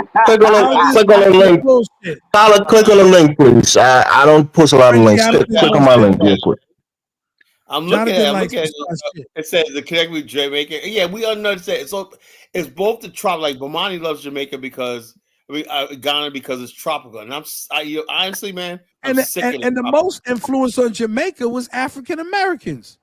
Their Yeah. All right, Dollar, music. there y'all you both go right. again. Y'all There both you go right. again. This nigga is like Confusing totally African mad. Americans. Hell I'm not yeah. arguing anything against African Americans. I'm Don't just make talking me about don't Jamaicans make me and pull up. Ghana. That's all. Don't make me pull up music. Dollar, Okay. but Jamaica's got their own culture and they're beautiful people. Yeah. Hey, Don't make They me don't Colin. get shit from don't Hey, make me Colin, pull you up. like that? You like that hot, humid weather over there in Jamaica, Hell bro? no. I say I hated it, man. Hell Oh, okay. no. I hate that freaking I weather, didn't go man. Nigga, to that Cameroon. shit Damn. that shit's Look, worse than look, Africa. look. I only wish Liberia was still Damn. in Southern Africa, man. It'd be great, man. But that humid. Kwame Nkrumah did not go to the University of the West Indies. He came to Lincoln University. That's where he got his degree. Enough said. You can tell me about all this other new shit the Jamaicans are coming up with lately. They just want some free land. At least you To get Polish, some you been type to of Jamaica? you get some type of wind in Africa, but it's like it's no wind blowing, even though they got all It's that beach in dry. Jamaica. It's dry than a motherfucker. God, Look, check this out. I would say that this in about February time and like March and February, it's beautiful in Liberia because it's cool. When nighttime you gotta wear a jacket because it's chilly on the beach. But the bottom line is, look, man. I don't know how anybody Ghana and the tropics or whatnot. I don't care about no coconuts, no mango, none of that shit, man. I hate the tropics, man. Because Bomani, that's my brother and everything, but he said, man, she I reminded me like. of. I was born in August. I like the tropics. I hate the tropics, man. I But don't even Zongo says understand how Jamaica's in business unless people just stay at the resort all day. Cause that weather is the worst, bro. You can't even breathe in that shit. Nah, I people can't coming do it, down there man. for the I can't weed. do it. No. Hold on, if Virginia gets like that here, in Virginia it gets hot like that. I hate it, man. I don't like I hot love the weather. humidity. I I don't. love the I hate it. humidity. Florida's not that But bad. let's I hear went what to Frenchie got to Orlando. say. Yeah, I Frenchie, thought Florida was gonna be bad. Florida's not that humid, compared with Frenchie, let's find out what Frenchie's got to say. Let's hear the sister. Hey, and before she talk, man, y'all don't interrupt her, man, because every time I listen to the show a lot of time. As soon as she get to talking, she asks her question, and y'all jump on her like a hyena on a grass cutter, bro. Yeah, we got to do better. And we're not used to having women up here because All we right, don't know how to Frenchie. act. What's on, sister? You're on, sister. Frenchie. Yeah, sorry. Hello. Okay. So I'm slightly confused here as to why Dollar Bill would say that the only thing we have in common with Caribbean countries is that our countries are undeveloped. I think that's a very disrespectful thing to say. It's not That was funny. wrong, man. Yeah. It's really not funny. It's actually quite I didn't laugh. disrespectful. Yeah, it is kind of disrespectful. But why? But why do you think? I mean, there's some truth in that statement, though. You But don't think that's there's not the anything only true to that? thing. I don't think that's the only Frenchie, thing that we have in common. Bill. Hey, now y'all got to be righteous, okay? The Caribbean Hold countries are not that impoverished. on. Let me say There's this. levels Right? to poverty. Let me say this, right? It now us, right? Well, like let me put for example what I'm talking about. Those of us from New York, right? We back in the days when it's be honest with you, right? Even in the South of here was not too far from third world, you know, in the South in the 70s, right? We went down south. It was almost like we went to another country, you know. And the South was like rural. Some parts of Elizabeth City, North Carolina, my family's from, the roads were unpaved, had dirt roads, you know, same way, you know what I'm saying? And didn't have indoor plumbing, you know what I'm saying? Like that. So the bottom line is we understand that, okay, some areas not going to be developed and everything. Just like a lot of people tell me they go to Dominican Republic or Puerto Rico and stuff like that. They live in the Bronx and Manhattan. They go to Puerto Rico. They know that they're, you know, the standard of living and stuff like that is going to be a little rougher because the modern amenities is not there. We get that, right? But what I don't understand is the fact that why is it that people basically look at Black America like, okay, we coming from these situations, right? And they're looking down on us, right? Like we do, and we don't, right? Like I just told you, we had the same situations in the rural South, you know, and some of us Not as bad. Not as bad. not as bad, but you know, but Can the I whole explain thing, when you finish? I'm going to explain. Paolo, you wanted this lady to talk. Let her talk, well, bro. I know, She but never get a chance to even finish a let me sentence, say and it. you jump down with it. Because I just don't want her thinking a certain way, so she when But she I want to finishes. explain what she asked me. So you thought that was disrespectful. I don't think so. The reason I say that is because I listen and look at Jamaicans when they come to Africa. And this comes out of their own mouths, not mine.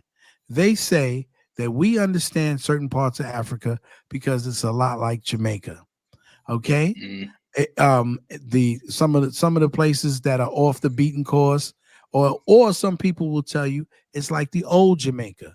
Okay, and that's how they look at it, and they're able to deal with it. They eat some of the same tropical fruits like mangoes, okay, and coconuts, and some of them can say that they even see some similarities in some of the foods that they eat. And I think that's a stretch. Okay, so yeah, so What do you mean you think that's a stretch? Dollar Bill, are you both Jamaican and African at the Y'all ain't same got time, no even though they're goddamn food? oxtails, no jerk chicken. Cut Bro, it down, elders. there's a The food place Jamaicans right that here come in down, Minnesota, right? they left America or the UK. In Brooklyn Park, where they sell both Jamaican foods and Liberian food Crazy. together. Oh boy! So this is what Dollar Bill is saying that the Jamaicans told him, but he's saying that he don't see it, even though he's not Jamaican and he's not African, continental I African. might as well I've be in been to Jamaica. Jamaica I'm all in New throughout. York. There is no Live in comparison. Jamaica. I might as well be in it. Them niggas got And I've seen 100% African, electricity. and I've seen African food, and like you know, there could be some in all African slave food, right? There could be some connection with Africa, so that wouldn't be no different than the connection with African American food. There would be no different because The they're more Jamaican African restaurants American sold African and American soul food cuisine. that are together than any Liberian thing. You tell me about one. Most daggone places sell now soul food, even though Fried chicken, Jamaicans cannot cornbread, cook all that collard stuff like greens. that. Collard Please, greens, all Jamaicans, that. stop cooking collard greens, man. Please. Y'all gonna kill somebody. Yams, for macaroni and cheese. We have a Jamaican, we have a couple of Jamaican families in my church. They eat our food. They eat Liberian food. They have no issues with it. Yeah, We well, eat they their don't go food to too. African. They don't go to African churches in America. Dollar Bill, you live in New York. You don't live in Yeah. all of the communes New in York is America much that bigger. Jamaicans How are big in. is how big is your That's what I'm community? saying. When you said they don't, those people in New York don't. But the people in Minnesota, they Yeah, congregate but with that's us in only our a church. Minnesota, tiny y'all all So stop black. population. it, man. That's only a tiny population. It's New so York, you're tiny. talking about literally almost Listen, like let me hundreds of just thousands, explain this to millions of you. people. Caribbeans have been in the black church in America for God knows how long. They even have Caribbeans that teach in the black in the black We schools. call them West Indians. Okay, we used to call them just West Indians. So we have a long thing going on with those people, and so for you to say that and say, oh, because you got one little place, a little small ass Minnesota, really? You were just telling me that a Jamaican was telling you that they see similarities with African countries and even the food. That's what Yeah, they were telling you. that's what they say, That's but that's not me. BS. That's BS. That's a little far fetched, bro. That's I real. don't really They don't have no damn agouti soup in Jamaican cuisine. No, as an educated man, you should have asked, what kind of food do you think are similar I don't in know. I Africa know and Jamaican Jamaica? food. I've been eating Jamaican But that's what food you should have asked the all my question. damn life. I If don't have to somebody ask said they see questions. some similarities, they might say, "Oh, the food from Senegal, I think they're pretty similar to ours," or the food from Ghana. You're supposed to ask that question as a smart man. I don't have to because I've been Okay. eating this food for God knows how long. I know it. Okay, and I see other African All food. I right, don't before see you the have a similarity. run on sentences, French, are you done talking? Jonathan, be quiet. Frenchie, Y'all just went 10 No, minutes I straight second. I talking. second Jonathan. Let's let Frenchie talk because I don't think we're Y'all going even let anywhere her with it. finish her damn Yeah, statement. let us finish her. yeah, let her Y'all finish. niggas is wild. All right, be Even quiet. the Let people Frenchie that's speak. even the people that said they was gonna let her talk started back talking. Immediately started talking. Okay, let the sister talk then, please. Damn it. Go ahead, Frenchie. Yeah, so when I first made that comment, I wasn't even referring to Jamaicans. I was referring more so to Haitians, Guadeloupeans, people from the French Caribbean islands. But you just automatically assumed that I was talking about Jamaicans, which wasn't the case at all. And we do have things in common with the French islands, we do. And I state music, dance, and certain foods. We have that in common with them. I And that believe might that. not mean anything to you, but it means a lot to us. I didn't say anything about those people. We were talking But about Jamaicans when we yeah, but said that. you referred to my comment. You picked up on my comment and you didn't like it. No, But that my was actually comment me. That was is actually me, Frenchie. That was me. I yeah. made a comment. I mean, because I didn't know you were talking about French Caribbean and French Africa. You might be right because I knew nothing about Exactly. French. I've I don't had know some nothing about the Haitian French. food, but You might be not right. enough to know the dishes and stuff like that. Not French, but Francophone nations in the Caribbean, Yeah, like so Guadeloupe. I can't say I that don't you're know anything wrong about that. I haven't because studied them really I that, don't know you anything know. about that cuisine. But hold on. We'll say this, right? I don't know what the francophone people think We were about talking Black about America, Ghana right? Because I can't speak French, and right? Jamaicans. But it'd be interested to know if I could get a translator. When I'm gonna eavesdrop on some of the conversation. You'd be like, "There's a kata in talking French, a kata people."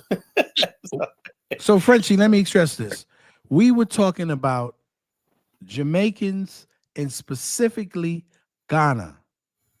We did not mention anything. So when I said they had anything in common, we were talking about specifically Jamaicans, and we were specifically talking about Ghana, not about Guadalupe or the other francophone countries. Okay. Hey, French, let me ask you a question though. This is hustle smart. So do you think that the way I talk, you think that I hate Africans?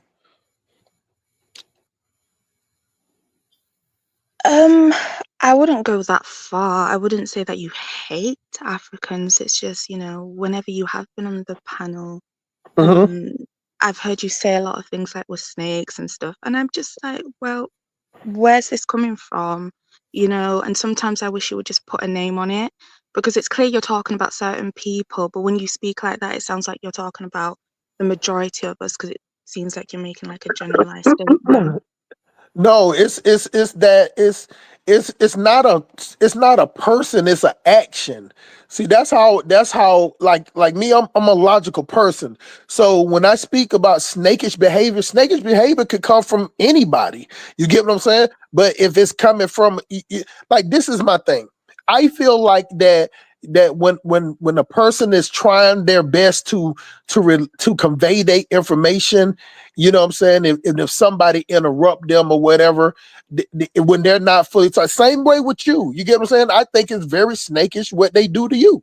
You get what I'm saying? You come up here, you talk, and then if you don't say nothing, they just just go wild like wild dogs. You get what I'm saying? To the point that you'll have to fight your way into a conversation. You shouldn't have to fight your way into a conversation. You get what I'm saying? As much as these brothers up here talk about how much they respect women, you would think that they would respect the woman and just let her talk. You get what I'm saying? Now I'm the one that people think that don't like women. You get what I'm saying? But I'm the one that just I'm sitting here fighting for you to let you talk. So it's basically what Dollar Bill said earlier with the point that people say they do things, but they don't act on what they say in certain situations. See, I'm just a logical person. So if I act a certain type of way in one situation, I'm gonna act the same way in another, no matter who it is, black, white, African, or American. So you get what I'm saying? So I think that when you get up here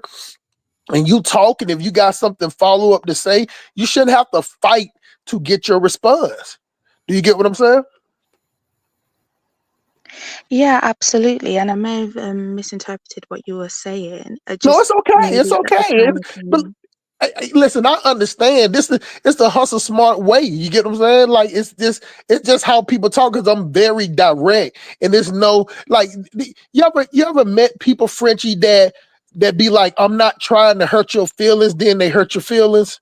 I'm not trying to say nothing nasty, then they say something nasty. The only difference between me and them, I'm not gonna say I'm not trying or I'm sorry. I'm just gonna say whatever I say, and however it affects. It affects. You get what I'm saying? It's the hit dog or holler, so to speak. But some people think if they put an asterisk of an apology or asterisk of a disclaimer in front of when they start talking That's me. like that And me. dissolves it. I did. You know why I do that? Because Africans, right? I'm going to just come on and just say I only do it with Africans because they get you know why I offended do this everything with I say. Africans? Because Africans don't realize that we're African people. And so when we it's a difference between a race and an ethnicity. But they don't know that, right? So they don't realize that we're African people and we have the right to say anything we want to say about African people. We didn't relinquish our African ancestry because we were sent over here in a slave trade. So I have to try to get them to understand you don't hold a patent for African. You understand? And also that when was we a gift. talk about You were dollar bill, colonialized. Hold on 1 second. I want to land here. You were colonialized. You speak other languages, and you can't sit up here and try to give me the purity thing. I don't like it. You know what it is? And so what I try to do is try to be diplomatic, right? But I inside I'm screaming at these people. You don't tell me, oh, you can't say this about Africans. Well, I'm a damn African, and I can say what the hell I want to say. But check this out, Right? Dollar Bill. To your point, like I'm like this. When people understand something, if I say something about Nigerians, Africans, I'm talking about myself. Really. People understand something. You're talking about yourself when just like that's the difference between Chukwu and me. He'll talk about African Americans like he's a distance, and that's what rubs black people. He doesn't realize that he's talking about that we have the same race. We just have different ethnicities. While he's talking about the Pookies and the Ray Rays, you really understand something. It does not matter. You're a Pookie and a Ray Ray into the white man's eyes in this country. That's the difference. Africans really, they can't. I'm looking at them like, dude, man, do you understand? You got that black skin on you. White people, that's the first thing they see, and they made up their mind about you before. And they didn't even know they were African until they came in contact with us. And so the bottom line, so therefore, I'm like this, so they think, well, I'm gonna throw black America. I want to sincerely tell you, thank you, Dollar Bill, for letting us know we are Africans since we came in contact with you. Yes, Thank since you you're from Liberia, we appreciate that. Owe us special. You owe that to us. Yeah, we owe that to you. We owe that to you for letting us know who we are, Dollar Bill. Elvis, do you understand what he just said? Damn right. We're saying, hold up, we're saying the fact that the difference between, like I said, when you have people like Chukwu and Afrodamus, right? When they talk about Black America, I like it, and I don't mind any criticisms of Black America because you're free to criticize us too, But you guys criticize us as like an other, When we talk about Africa, we're talking about at least I'm talking about Africa. I'm not othering you. I'm saying I'm sort of like you're Tyler, my. stop the bullshit. You said those people are not us. We are not them. They are I not never us. You said. I never separate said yourself that. from us all the I said. time on the I said. platform. I Stop said. it. Look, I also say a lot of African Americans are not us. Don't I? People. No, you don't. You said Elvis, those are my hold people. I know them. hold. Do I you know them. Elvis? Do you hear what I say about people who are doing thug rap and stuff like that? I talk about that all the time. I don't consider you one of me. If you're No, talking you about can't. You can't do that. They're you, Carla. no, That's they're your not. people. No, they're You may not. not like the behavior, but you I can't. can, You I can't can take basically the look. blood away from it. That's your people. I can basically say, or basically people who are basically the new culture of America. You Are got they on me. your people too, Oh, Elvis? look, you got on me the other day when I was basically They're saying, black people. We're part of oh, the same hold on. race, of Here we go. course. Look, just because Not the somebody, same ethnicity, but the same just race. because Yeah. somebody's black, right, don't mean I have to accept what they everyday do. I'm like this. If like I see all these, I told you, I see all these commercials on TV. They keep pushing interracial marriage. I am no bigot, no racist, not like that.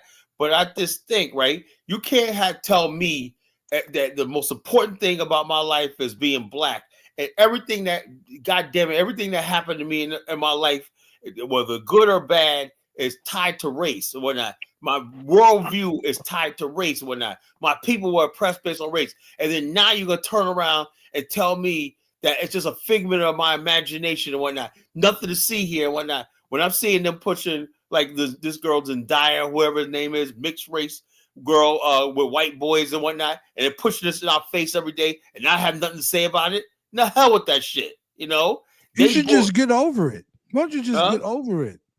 Yeah, Get your just get white over friend it. and get over it. Look, no. The bottom line is this: they brought this hatred and anger in me and whatnot, and something like that. Now they got to deal with it and whatnot. They're like, "Oh no, let's all come together, Colin." Whatnot. Oh, we're all one human being. No, it don't work like that. And so when black people act like that, right? I say to myself, "You're not one of me," because I have what they call a black consciousness. I know who I am. I know what my people are. That's what nationhood is built on a consciousness, a collective consciousness. Those black people who don't care about their race and don't care about their community and stuff like that, don't care about anything, how the nastiness they put out and stuff like that. Those who want to cope for white people and Rossmore everybody says else, they're that not race is a us. myth. It's a figure of the Yeah, see, that's what I'm talking about. People who say stupid stuff like that. Race is a myth. Race is reality, fool. You see your country, Ross Moyes, Haiti. You think it's there because it's a myth?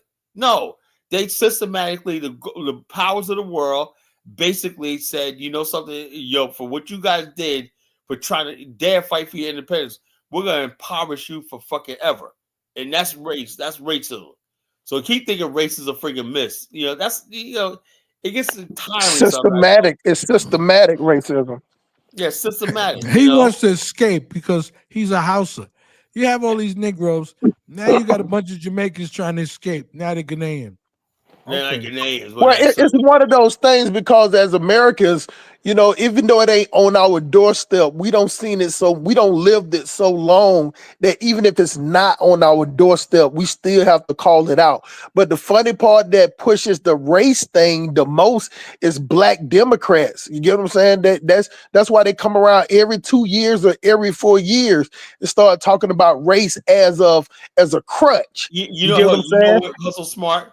You know what? Basically, they were hoping for a major police shooting so they could rally black people to the Something polls. they needed something to happen. I said the same thing on Dinah's channel. I said actually the Latinos the Mexican guys actually saved black people because black people are so fucking stupid and these fucking coward ass immigrants. They was gonna vote for 3-4 million immigrants coming over here in the country every goddamn year.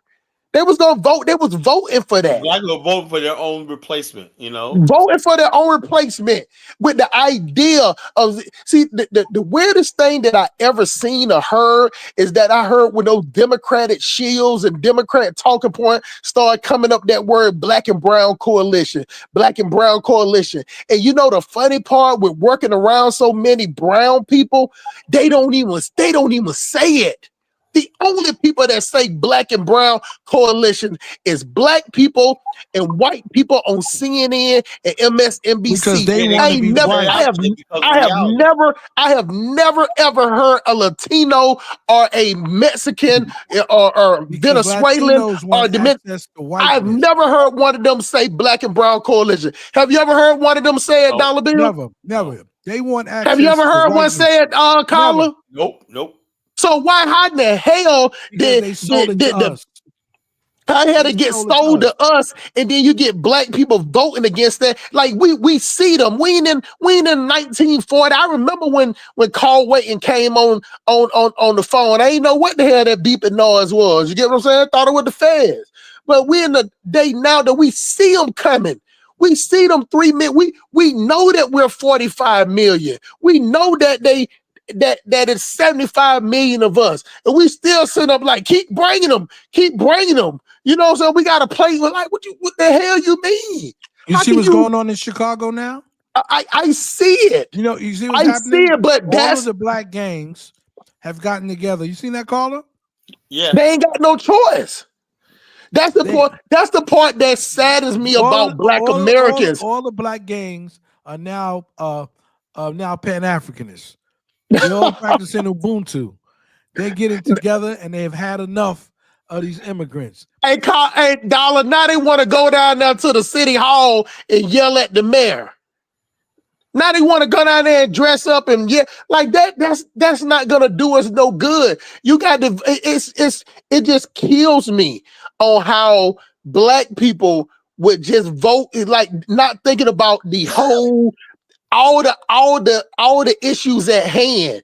And when we used to hear black people talk, they'd be like, "Oh yeah, I'm voting for reproductive rights, and I'm voting for to have a get a loan." Like it's so much other stuff that's going on that's against what we try to do as black people, because there's only 15% of us, Carla and Dollar Bills, only 15% of black Americans that really want to separate. The other 85% are useless, because those are the ones that voted. They still voted Democrat, even though it had the worst candidate ever. She just was a bad candidate, but they still was going to vote for her, knowing that it's whatever. And listen, this is the last thing. This is the last thing, Dollar Bill. Even though I understand the immigrants, because the immigrants, they don't give a fuck about black Americans.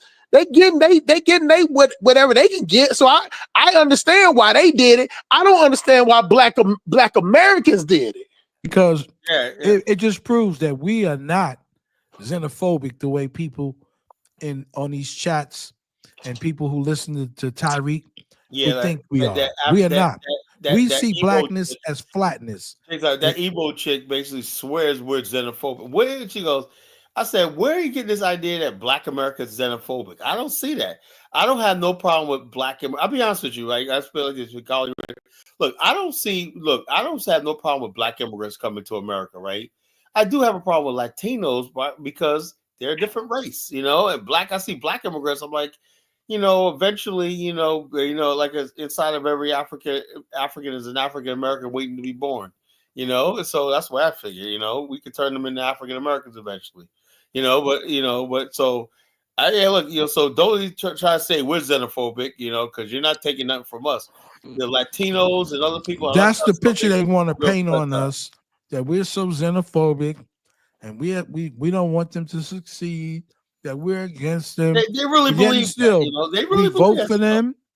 We vote for them. Okay, in every election, all of that stuff. We so accept, and we'll accept until our own demise. How the hell we can be? We too stupid to be xenophobic. We think we love black people in America. I don't know what it is. Like I said the other night, I don't know if anybody agree with me. I said, I gotta teach black America how to start hating. I gotta teach hate. They say, Carl, how you do that? Because hate could be a self-preservation thing. If you don't look, you could love, right? But if you don't hate, man, can you really say you love yourself? Is it something that you love so much that you willing to die for it or really hate for it? Everybody else has it. They have that one thing, a value system that they say, This is our land, line in the sand, or whatever like that. Black America, just only thing Black America knows how to do is hate themselves, and love everybody else. That's the way we've been taught to slavery, to love everybody else, no matter who it is. And what happens is we went about Pan African the wrong way. I think that happened for all the Black world, especially Africa. They love white Africa people. too, but I think we're the extreme of it. Why? No. You don't think so? I think Black America is extreme because No, we're like no. this. Because at least the Africa, let me say this, Dollar Bill. At least the Africans got smart enough to have some semblance of a nation, territory. They just happen to be in the land. We were left in the Pan African scrabble. We were left with nothing, right? We were just satisfied with love and whatnot. They just happen to be born in those areas. People got governments, and they could be part of the African Union and stuff like that. The bottom line is this: Black America was the only group of people, right, with all our love and whatnot, were left with nothing, with being a minority group in America. You love a person if you can allow a pedophile to walk unmolested and uncontested in your community, which you could never do in any African American community. That means you love white people. So I'm not going to put that on my people. What? Sorry, what did you just say? I said that if you allow white people to come to some of these countries, I'm talking specifically, not your country, Gambia. I'm saying specifically Gambia. Old white fat men walking around with little children being uncontested and unmolested means you love white people. That would never happen in any ghetto in America. That wouldn't happen in Liberia. I'll tell you right now. They would be dead. It wouldn't happen in Liberia because Liberians protect their children. I'll tell you that right now. A white person couldn't come in no neighborhood in America and say, "Let me rent your child for the day to chill with them at the beach, and I'll feed them." I cut that white motherfucker's head off. Yeah, that's the things that happen in those countries. Like I say, it's just the mind frame of it because we don't have the numbers. You know what I'm saying? We don't have the numbers that Africa has. But and then with the place being so undeveloped, they don't see strength in numbers. See, in America, we was taught, and by definitely with the Nation of Islam up there where Dollar Bill them from, that's where I first heard it from. The strength is in numbers. You get what I'm saying? Because I'm from the South. So, in the South, they was preaching that, that turn the other cheek shit and let white people kick you and spit on you type shit. But, so I gravitated to the Malcolm X way and the 5% most of the gangsters that came up here came from the South. Right. They got it popping in New York. Right. They had no choice. They had to go somewhere where they could fight for, because it was that old saying: is either you're gonna die standing up, or you're gonna beg and die and starve like that. And then that's just the way that the funny thing it is. I'm gonna tell you the funniest thing that was about Africa when I went to Kenya and Nigeria. The weirdest thing that I saw was that the men was begging more than the women. That right there shocked me. You get what I'm saying? Like, I'm talking about literally rubbing their stomach. And this is not exclusive to Africa. It happens in the Philippines. It happened. Hawaii was screwed out of its existence by white people.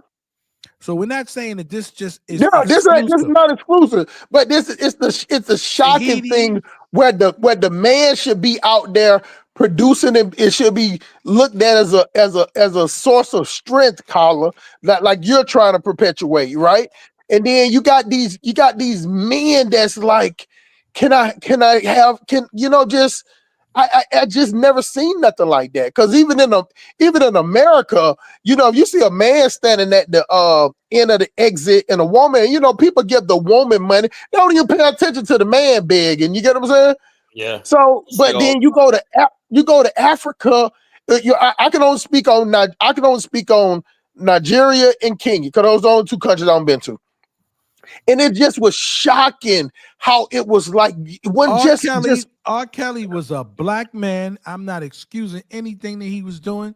Those family members that allowed their kids But he was not a cracker running around in a place full of 900 black people, allowing this cracker to do whatever he did. And So John R. Pell is Kelly getting is jailed for the rest not. of his life. For one R. Kelly, there's millions of these crackers that you go and use that entire country as a sex tourism trap.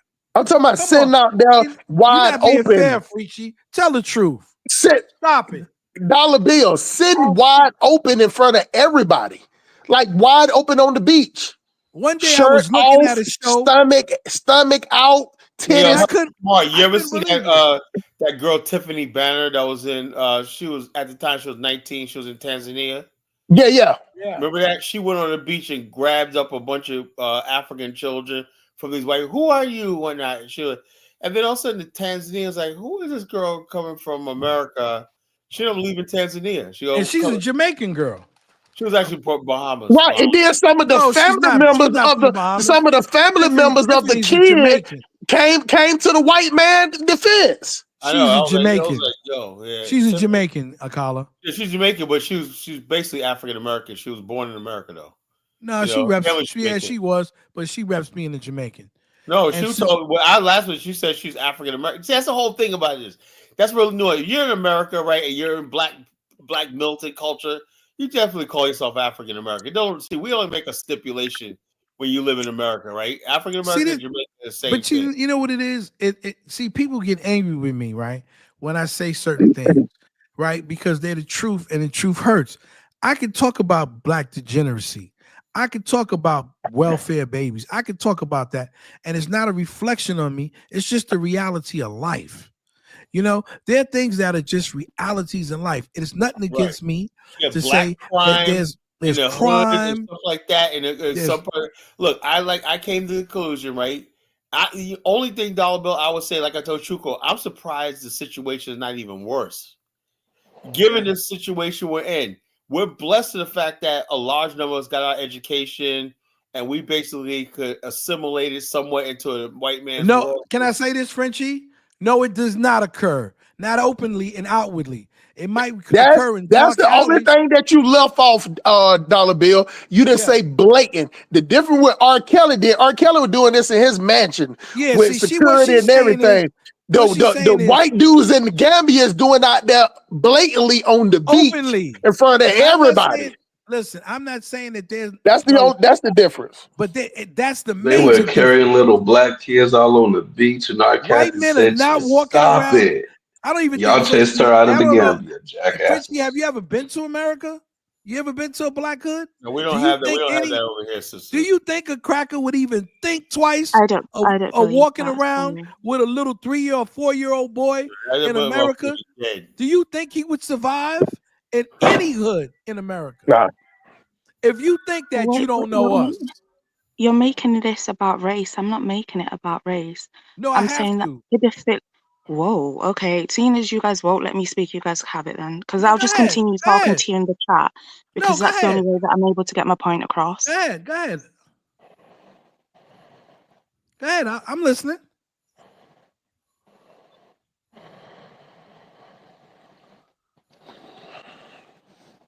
We're listening. The point that it's no such thing as that. Let her go. No, she stopped.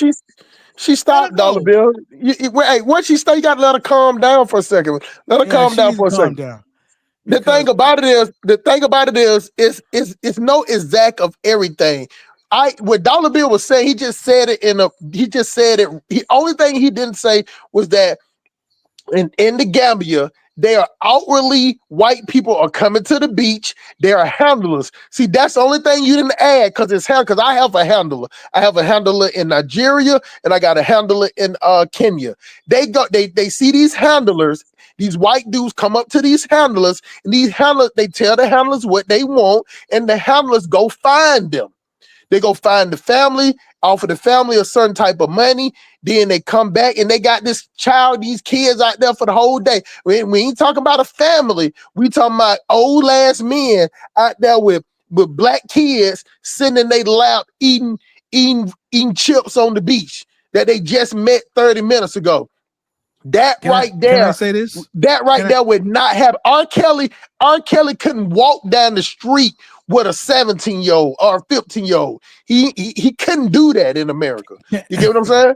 I understand. But when he took him to the house. He took him to, and most like all things in America is done behind the scenes. This is the last thing before I pass it back to you, Dollar Bill. The other thing that I saw when I was in Africa, where it could be nighttime or whatever, and you see kids out there walking by themselves. I had to tell my handler was shocked when I told him, Dollar Bill. I said, if in America, if you saw a child 4 or 5, anywhere between 5 and 8 years old, not at nighttime walking by themselves, like you don't see that in America. Like people would call the police or somebody would have to come get that child. That's not accepted in America, but it's accepted in Africa like that. Do you get what I'm saying? Yeah, R. Kelly was given permission by her family to date her and to marry her. This is listen, and R. Kelly's not a white man. You're still not getting it. You have a white man in Black Africa, like if you would have a white man in America could not go around in a Black community with little children without somebody taking his head off. Let me say this. Let me say this other thing. They don't understand. Let me say this other thing, Frenchie. You said that Jay-Z was dating Foxy publicly. No, he wasn't. Nobody knew about that shit. The same way nobody didn't know that R. Kelly was dealing. Nobody didn't know about R. Kelly and Aaliyah until later on. To afterwards, when we didn't even know they was married till like years later. To after she like he publicly urinated. How could he publicly urinate? Publicly urinate? No, that was all done at his house. Exactly. Why y'all comparing a bunch of celebrities to a whole bunch of non-celebrities? Exactly, but that's what they. It has everything Jonathan, to do with this race. is what I was talking about earlier. This is what they know because they don't know regular. They don't know regular Black Americans. You can't pull that off in regular Black Americans. She said it has nothing to do with race. I differ. It has everything to do with race. Because a Black person ain't finna go over there and do that. A Black person ain't finna go to no beach. This is what I'm saying. They don't understand. And ask nobody on the beach to go find some little kids to sit in their lap. This is the whole thing. This is why we get in trouble when we're in Africa, because these folks just don't understand. They talk about what we don't understand. Do you really think that we could live in a place where white folks is running around, okay, with little boys? Do you really think how long before we go to jail because we end up putting hands on somebody and hurting somebody? Do you really think that our sensibility would allow that to happen? Any real African American man would be in jail. I know I'd be in jail. You know that. You know what the crazy thing is? They saying that they saying that they knew about R. Kelly and Aaliyah. That's true. You did find out afterwards the same way we found out. We didn't know. The thing about R. Kelly and Aaliyah, that shit was going on for like 4 or 5 years. He was our producer for 4 or 5 years. At no point when they was working together professionally, none of us knew they was married. Their family knew because they got the payment. That's what I'm saying. The only people knew was the family. We didn't find out none of that shit afterwards. You get what I'm saying? I don't really want to say what I really want to say about Aaliyah and who her parents were and they took that payment. Let that go. Yeah, but all of us who know. But what I'm saying is during the process, when he was her producer for her first two albums, we had no idea. No idea at all. Zero. So the celebrity, they lived in a different world. Just Dan, the person said as soon as I made the comment, they lived in a different world to where he said Evans. He wanted to say Evans in Good Times, a 21-year-old dating a 16-year-old on a television show. Come on, bro, man. Listen, Ross Moyes, I got too much respect for my people and too much respect for my Haitian people to even answer you. But you know the deal. I'm not even going to say nothing. Yeah, we don't play that shit right now. But see, you know what? And I'm gonna say it like this. I will never say what we would or wouldn't do if we was in those certain situations. But for black people, for us to have money, we wouldn't sell our kids for a day. We wouldn't rent our kids out for a day. This woman, you ever heard of Amy Joe? She's from the Gambia. No. She's got a YouTube channel. She has said that by the time she was about 11 years old, she had already been sold by her family 5 or 6 times. And the last time they sold her to a white man in the Netherlands or someplace like that, where she lives, and that's why she's over there. And she said, thankfully for her, he was impotent and couldn't, but he brought her when she was a little child from her father. Hey, look, let me entertain Fritchie real quick. What's the deal with Christian Rock? What they got to do with her and Blueface? What they got to do with? I don't understand the correlation. Hustle Mark. I wish somebody would just break down who is Christian Rock. I don't know any of these people. Listen, like it's this wild. She's somebody, baby mama. All these people. It's this wild chick. She's like Cardi B on steroids. Is she a singer? She ain't even a singer. Then what is she famous for? She for acting ratchet. Probably some social media thought. Just some social media antics. Lord have mercy. That's what we come to. People get famous just to be because they make noise on social media. Yes, I'm trying to look, and I'm doing all this work trying to storm from an Afghanistan. Man, I give up, man. I give up, man. I really do. I'm done, man. But that's the thing about it. You can't. I'm gonna do that for Stanford. You don't worry about it. People I'd rather stick with it and have it over to you. People are abused. That has nothing to do. You're deflecting from the matter that there are white men who are walking around uncontested and unmolested indiscriminately, having sex with little boys, and their fathers, like Amy Jo's father, who sell their daughters to white men in the Netherlands. Yeah, and in Kenya is like that too, on the beach. But it's worse in the Gambia, though. Okay, that would never happen with us. Nah, that would never happen. It would never happen. His head would be on a platter. Like you couldn't even take a family that's on welfare and somebody say, "Hey, I got a $5 million. Give it." You know what I'm saying? It wouldn't even happen. You get what I'm saying? Like it just. Like people will take the money and still kill the person for coming in there. Like that just wouldn't it just wouldn't happen like that in America because you know what? I will say this, it wouldn't happen in America because all the rules that it would be because like they don't have in the Gambia, they don't have a crime called enticing a minor. That charge doesn't exist in the Gambia. Do you get what I'm saying? So say for instance, you come to America and you're 40 years old and you talking to somebody that's whatever you can. It's a grooming law in America. I'm tired of you talking drama. Do not talk about what the Dominicans do to you.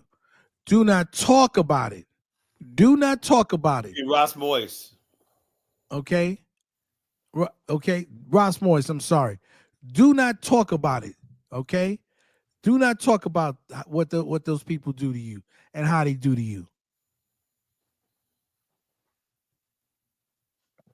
Yeah, that's crazy. This is the rabbit hole that we go down, and it never leads to anything good. They're the ones. Reality is we all have problems, right? Oh, let me say this, right, Elvis. We don't have those kind of problems. Right? We all will talk about this. This is damn sure don't. This is a black platform, right? No one's off limit here. We basically I spent the first hour of the show talking about black people in America, how disappointed I am. And I ripped Black America for that reparation shit, like that.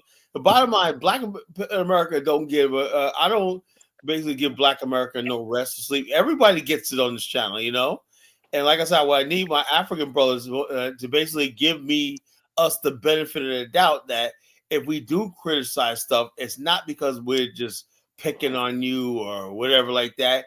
We have our problems. Y'all have your problems, you know. And if you interact with us, we're gonna point out some things, just like you point out. I hate to be, the voice of on unreasonable. on serious, right? It's to sound unserious, but again, I go back to that whole. Nobody It's the bullying government, right? It's the government. the Like government. the government don't have a strong system to combat these, statutory rape, like we will call them here in the United States, Elvis, you got grooming, and Elvis. other, names that they have for in the United States. Elvis, you got to be kidding me, man. No, I'm saying I agree with what you're saying that it's wrong and these people should be punished and shouldn't be allowed to do it. But who's going to do it? The everyday citizen or Hell the yeah. government support who are supposed to enforce the law? You know, if something like that Elvis, is y'all be happening in your. setting people on fire over dumb shit. Elvis, you know what the That's problem what is? I'm saying. The government has to be the one to enforce the laws, right? Let's say like this: if Black America basically says, you know something, You don't see mob justice here in this country. If somebody rips a little black girl in Harlem, you call the police and they come and take them away, That's what right? you think. Elvis, give me like 3 minutes. I want to You ask you. Go think. ahead, Carlos. Go ahead. I'll mute. Wait, I want to ask you a serious question. Look, please nobody interrupt me. I want to ask Elvis a simple question. Now, given that situation that Dollar Bill just laid out, right? We understand. What did President Tolbert call the youth? What's the word he said? Carla, don't go there. Elvis, answer me that question. What did he say? No, don't go there because Toba was a pedophile. Oh, see, why you? He literally was. That's what I'm saying. Don't go there. The fact that you even call his name, we know this. Hold up. Do you have evidence? Oh my gosh, Carla, that's what I said. You don't know Liberia. You think you do. This is an open secret. So this was another thing. I'm sick and tired of Dollar Bill. Right? Tolbert was a friggin' that guy was a beautiful man. Carla, the guy had a harem of 13-year-old girls. You know what he used to do when they come from the sandy bush, where when girls become women to go through the bush schools, they would come to him, and he would have a harem of them there. We know this in Liberia. There are other presidents who are great who are not pedophile, but don't mention Tubman when we're talking about pedophilia. Don't do that. He was a pedophile. Hold up. Did Samuel Doe do that? I don't know about Samuel Doe. I don't know what he did. Definitely, he was a womanizer. We know that, but it was a well-known open secret that Tolbert was a pedophile. Tubman was a womanizer also, but not a pedophile. Well, look. I wasn't even going to be talking about Liberia. I was going to be talking about Africa as a whole, right? He was the one basically brought up Tolbert, so that's why we're in this argument. Who brought it up? I'll forget about that. Forget about that, right? Okay, all right. Right now, the question I'm trying to ask you is this, right? If you really believe like that, first thing you did was get defensive and talk about Tolbert was a pedophile, right? That's not what we're talking about. We're talking about white people coming to Africa, taking advantage of the children, right? Taking advantage of the children, right? And we all go that the children are precious jewels. That's what I'm trying to get at, right? He was their precious jewels and everything like that. That any society that does not protect its children, you don't have a nation. A nation protects its children, and that's what I'm saying. So therefore, if you have all these societies that people are so poor that they got to give their children out, what you need is basically these societies have no credibility, and so if they exist by force and fiat, So therefore, they have no. It's called illegitimate. They have no legitimate reason to exist. If you cannot provide for your people the basics, where they don't have to do that. Anytime people have to sell their bodies and everything, whether it's in Asia, whether it's Africa, or that, they have no credibility and they don't have no right to rule over you. Can I say something? I want to address Frenchie. There's a difference between racist clandestine people who are capturing black children and white children and Latino children in America, okay, and engaging in the sex trade. There's a difference between someone overtly and outwardly walking around, okay, and engaging in pedophilia in plain sight.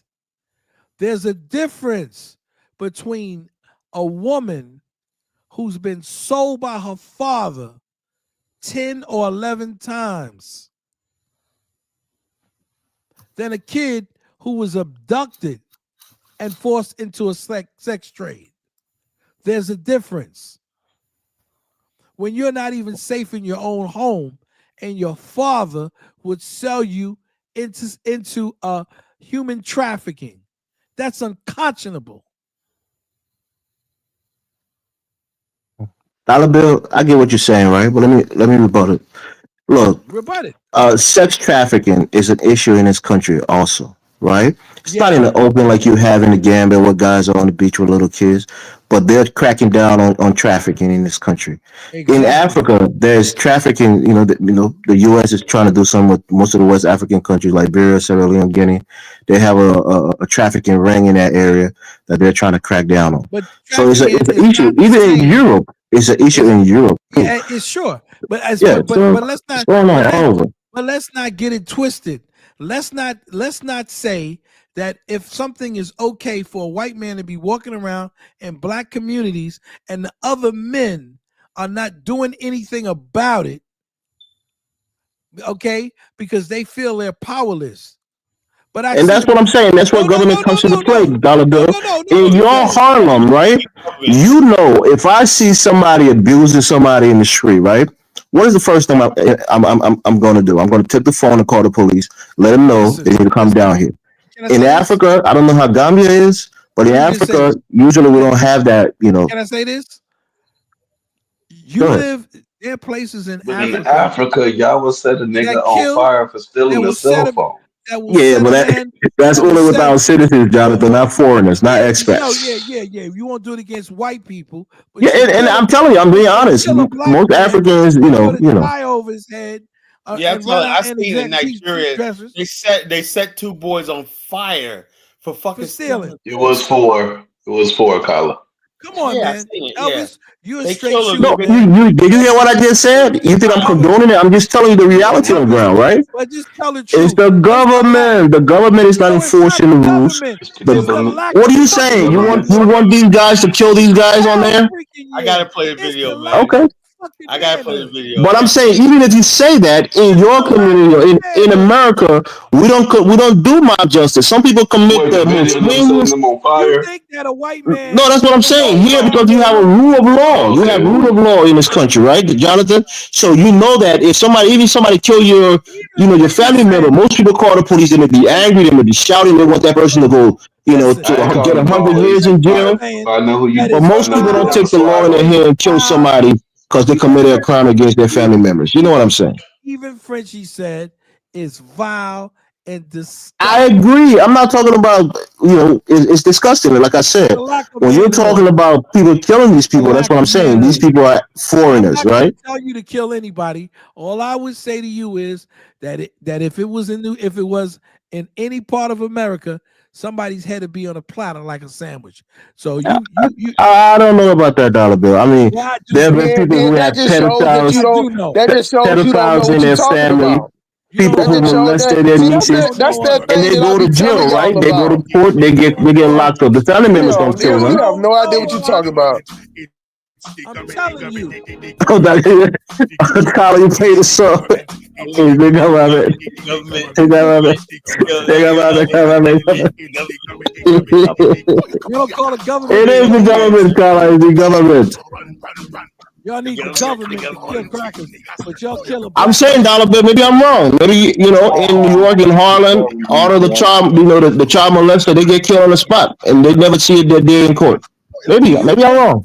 do you think a white man can openly do that in any black community in America? The answer is no. It ain't just African Americans.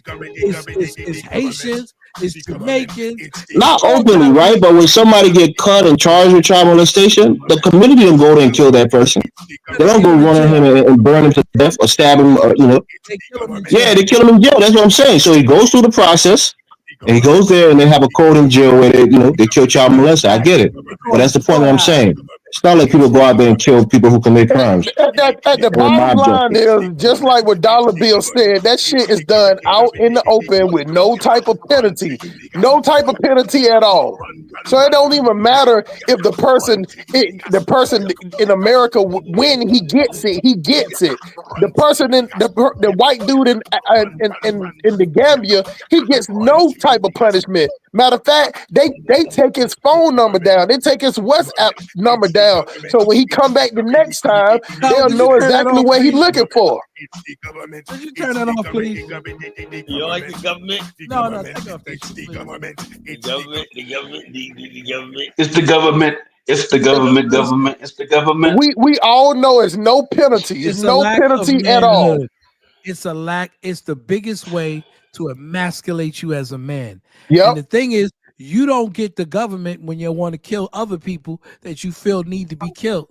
Okay, in South Africa, they'll take a damn tire and set a Nigerian on fire. And that's it, Dollar Bill. Like Carlos said, I disagree with Carlos to a point, right? It happens in Liberia, but again, it's not open. You know, it happens in most African countries, but it's not open. The way that it happens in Gambia is like people say it's disgraceful. I was looking for that when I was there, man. I didn't see.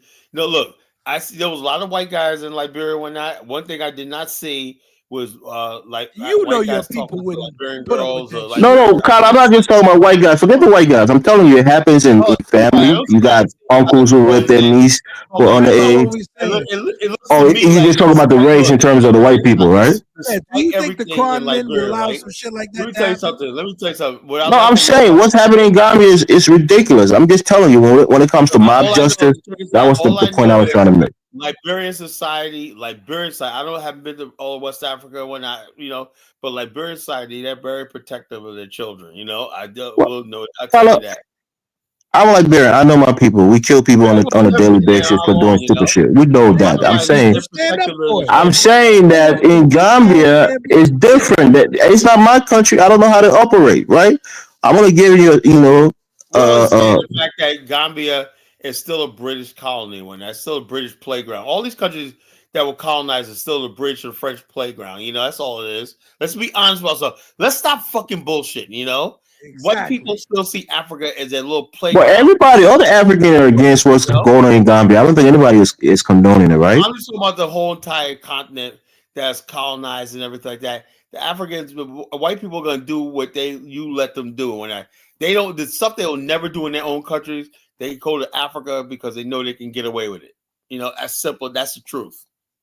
That's it. They've been doing that since colonial times. That's what I think it's Gambia. Gambia is known for that, right? Even prostitution. There are girls who leave other African countries to go to Gambia to prostitute because they know white people are there. Senegal got the same problem. They got gay white men that be going on boat tours with little African boys in Senegal. It's the same thing in Senegal happens. It's not just in Gambia. It's that whole region right there. I guess I don't know about those people, but No, I've studied it. Say yes, it does happen. Senegal is actually worse than Gambia. I heard. Wow. Okay. Yeah, they got to crack it up. I mean, what's their laws? I'm sure they got laws on the book against. Why is endgame saying Liberians eat people? What the heck is he talking about? It's the war. Like I said, the war. People ate people during the war. I think General Butt Naked was actually a Nigerian. How about that? Why do you say that? He's a crab man. What do you mean? No, he was. Well, he's a supplement. He's a supplement, but they're a subgroup of the crown group. He was a Yoruba man. Yoruba. Yeah, I'm gonna make a song. Yoruba. Yeah, and Elvis. Yeah. How could you dare say that the government, when Art Kathy started talking shit, we all know she was telling the truth about the shit she was saying, but we know she said it disrespectfully. How come people got together and put hands on her and threatened her? She didn't say it disrespectfully. She said it with tough love. Right? But Dollar Bill, you asked me these things as if I'm Gambian. No. I'm just saying to you. I know y'all can, but I'm just saying to you, you could quickly say government when it comes to that, and you could also say that people don't look at the internet. How come people slapped up Art Kathy and beat her up and got her out of the country. But they'll You want me to defend the actions of people who I don't know? You said government when it came. I'm saying government makes the rules. Like Dollar Bill, any effective government would make rules that would protect their kids and make sure that they carry out, the enforcement of that law, for example. And they're not doing it. Citizens don't make laws; they entrust their governments to make laws to protect them, and their government is not doing a good job at that when it comes to sex trafficking.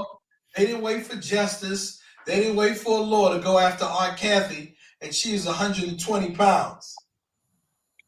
Wait. Adam said Dollar Bill is taking a shit. That's disrespectful. Are you taking a shit, Dollar Bill, while we talking on the show? I didn't take a shit. I went in another room and took a piss. You faggot. You wouldn't know. You wouldn't know because you sit down when you go to the bathroom. There is no chill on this platform, man. I tell you. You sit down when you go to the bathroom. There's no chill. There's no chill. In other words, man, people don't give a fuck. Everybody. He said Dollar Bill taking the shit and talking to the public. You're the one that came up and announced you were taking the shit. Like we want to know you taking. That's Ryan Moise. This was Annam. Annam was the one saying. I remember who it was. It was Annam who was taking the shit that time. Nah, it was Ryan Moise who came up and said, "Oh, I gotta take a shit," and bounced. Oh, it was that asshole. But sometimes I don't know which asshole is asshole number 1 or asshole number 2. I don't know. But bro, we was having a conversation about the African, and then it went left when Dollar Bill came on and started talking about Africans are this, the African, blah blah blah, and then it became Jamaicans and African Americans who did more in the continent. I just said I'm tired of the Look. I just want to say y'all can maintain a topic for shit. Yo, look, everything ties back to nationhood, Jonathan. This don't tie back to no damn nationhood, Yes, it does. Everything ties back to nationhood. Like I said, let's talk about sex trafficking. Do you think the African will tolerate that? Hell no. No. We ain't got to talk about it for an hour, though. We know the answer is no. Well, I know, but everybody wants to keep going at. Everybody know what it is. No one can just say, you know something, Dollar Bill, Colin, it's fucked up in the gambit. We agree with you. Let's work on it, right? Everybody wants to deflect and be like, no, telling me about R. Kelly and all this other bullshit. Nothing against my girl Frenchie, but I love her to death, man. She's such a sweetheart. I love her too, but she just thinks I'm a villain. I'm mad. Yeah, it might be like a mafia thing over there. In Africa, the shit that happens, people have an industry, so to speak, quote unquote, and they use money from that to bribe top government officials to let them do their thing. I want to ask you, right? Could having an African basically hurt Africa or help Africa, right? Right now, what do you have to lose? What do you guys have to lose? What does Africa have to lose? I'm not against the idea. I just don't think you're taking enough actions to make it happen. That's my point with you. First of all, the first thing is the talking, See how I'm breathing life into this by talking about it, and it's becoming like a thing, If people will tell you, Carla, if you go talk to somebody and say, look, yes, we got a plot of land right here. It's already there. You're wanting to move. Elvis, you understand? The land is not the issue, right? You got to become a nation. Like look, this is how it works, Elvis. The land, you can say the land is your body, right? Before God gives you a body, He creates your soul, and your spirit, right? We have to create the soul and the spirit first, right? The land is just a body, the temple of the Holy Ghost and the Spirit. Your body is your temple, right? The land, the nation state itself is the temple, the place, the stand where we make your stand at. That's what we call it, African, the state, everything. Rob Moore, he said he'll see Jesus come before he see the African. That's right. Because we're the only Africans that are going to make a stand. What? It's okay to be honest. That going to make a stand. That's why. What you said, Jonathan? I didn't hear you say that again. Elvis is right. Look, enough is not being done. Hold up. Yeah, Carla. One thing I've learned about watching Donald Trump, whatnot, anything in this world is fucking possible. The bottom line is people say, "Oh, you won't happen to fight dream." You guys didn't think Donald Trump was going to come back from all that losing and getting arrested. Oh, he's done and whatnot. Guess what? What happened 3 weeks ago? That man. We're not talking politics. Focus on your African. You and U.S. politics. You know what? Donald Trump was actually running for president. Hold up. Donald Trump. Look, Dollar Bill. With Donald Trump basically came up with his MAGA movement. Didn't they laugh at it? MAGA, Of make people course. here. We came down Obama escalated. said you'll Everybody never thought it be was a president. joke, But guess what happened, So the bottom line is, I don't want to hear But nothing. Colin, you know what happened to Marcus Garvey, right? Yeah, He wanted us back to Africa movement. He didn't secure the land, and everything fell apart. The first thing you should learn is to secure your land. Hold up. Marcus, look, it's not even about the land. It's Marcus Garvey should have got this side of the country part first. Nah, people was with him, Colin. He had people on board. It wasn't organized. It was not at that level. I studied the movement. It was Okay, Colin. You know everything. The descendants of slaves going to do it. So many We're coming back. We're coming back and going to make the last stand for Africans. We're gonna do this. We're the last. Everything. Colin, you're in your 50s, heading to the 60s. You got to do it now. Time is of the essence. You got to do it with the fierce urgency of now, Colin. You don't have time on your side. Elvis, you understand something, right? I'm only starting this, right? I'm not going to see this, right? So you're not going to see this. So okay. So you're resigned to that fact that it's not going to happen within the next 30 years. Elvis, let me give you an African American proverb, right? It says the first step to enlightenment is basically planting seeds of a tree, knowing you're not going to benefit from its shade. You understand what that means? Say that again. Plant the tree, knowing that you're not going to see the shade from the tree. But someone else will. Okay. All right. Then let's make this clear to us. Now I get it. This is not going to happen in your lifetime. You're only planting the seed. You came up with the idea that Jonathan, have you ever heard this part of it before? This is my first time hearing it. I never said that we're gonna have independence on day one. I said that might be a 30-year process. Well, that's what I'm saying. So tell us, what's your goal? Hold on. In the next 30 years, what you want to accomplish before the end of the next 30 years? Everything is going according to the plan. Long as the talking points out there, the problems being created. Because I got you guys. Zongo, stop speaking in regular English. Look, take you guys are even talking about using the word African. The more he's spreading out there, eventually it's going to take a shape and come to reality. You know why? Because I'm asking you, in 30 years, what is your objective for the Afristan in 30 years? That's a 30-year plan. It's already, the bottom line is this. The first step is getting the building the soul and the spirit of the African. That's the first thing, So the bottom line. And what's after that? And how long do you think it would take to achieve that first step? Well, the first step. Tyler, I have told you I was taking over the Afristan idea. We will have this done in 20 years maximum. Man, you're a joke. You're a good guy, Jonathan. Kala, you can't get people on the ground like me. The people that you can bring. I don't do Afristan on YouTube. I need more people like Dollar Bill. The people are clamoring for Jonathan to lead, Collar. You're a Dollar Bill, no offense to Dollar, no offense to you, but you guys, you have to, so you need young blood in there to be able to bring it to life. No, I don't think so. Kala, your best chance of building the Afristan would have been what? We African Americans. Let me talk, Kala. Let me talk. African Americans, we have our descendants in Africa already. They're in Sierra Leone. Jonathan has kids in there. You got some in Liberia.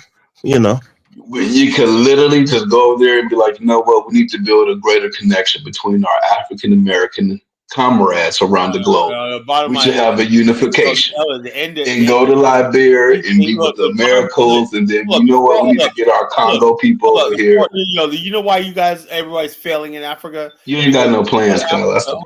You first got to be a nation, right? You know what a nation is? You stick together no matter where you are. If you go to the moon, you're sticking together in unity. You got black people in America going to Ghana and they don't communicate with each other. They don't build with each other. They're not. Prince, you just don't understand. Kala, those people are not a part of the Afristan. When white men, anybody that basically do something wants to be part of Kala, I'm disappointed you don't have a 30-year plan, Kala. The African It's what's in your I don't heart and condone it soul. in It's any not about race. what the. It's What kind of that's that vibe stuff you're going by. It's by vibe. You have to That's have a that concrete emotional plan shit. laid out for That's the years. reason why Pan That's what African if you failed. like I said, if you don't agree with that, hey, I don't know what to tell you. But that's No, what. Kyler, you don't have a 30-year plan or even a 20-year plan. Come on, man. The bottom line, no Ross Maurice. We know no Afghanistan, Haiti. Well, hold You guys on. Let me ask you a gotta do question. your own thing, man. Afghanistan, African Americans. That's it. That's what we got to build with. Frenchie, I don't know what else to say, sis. All I'm saying to you is I do not condone any type of pedophilia anywhere. But when a white man does it in a Y'all black still talking place, about that? Frenchie's talking to me. Frenchie's What the talking to fuck? me. So Let Really? it We go. got to understand I'm African responding. language. We got to speak Shinaga Laga Laga. When a white man does that, it's a Kobe's like, yeah, you personal got to learn offense. African It's him Shinaga Laga saying Laga. to the You can't black men use it in around you, science and everything. There's you no have books no interpreted in power Shinaga Laga over African me.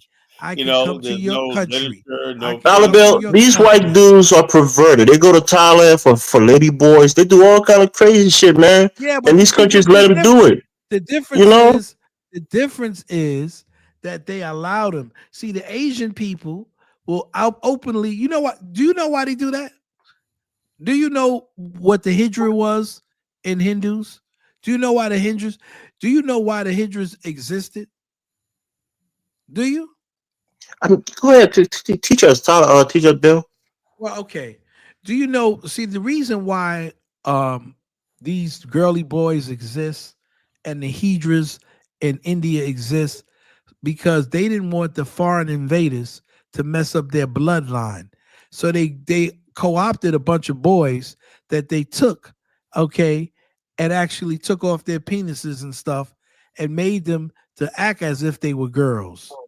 And Okay. so they would allow them to sleep with these little boys because they didn't want their bloodline to be affected. That's why they You're talking created about India. I was talking about Thailand, right? This is going on in the same Thailand heavy. thing. The same thing with Thailand.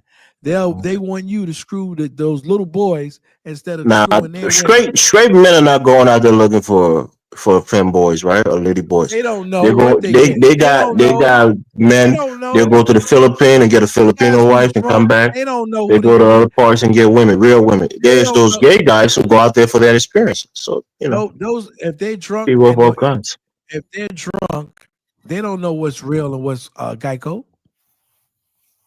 What They really? don't. How they gonna know? Uh, I want to know. They're drunk.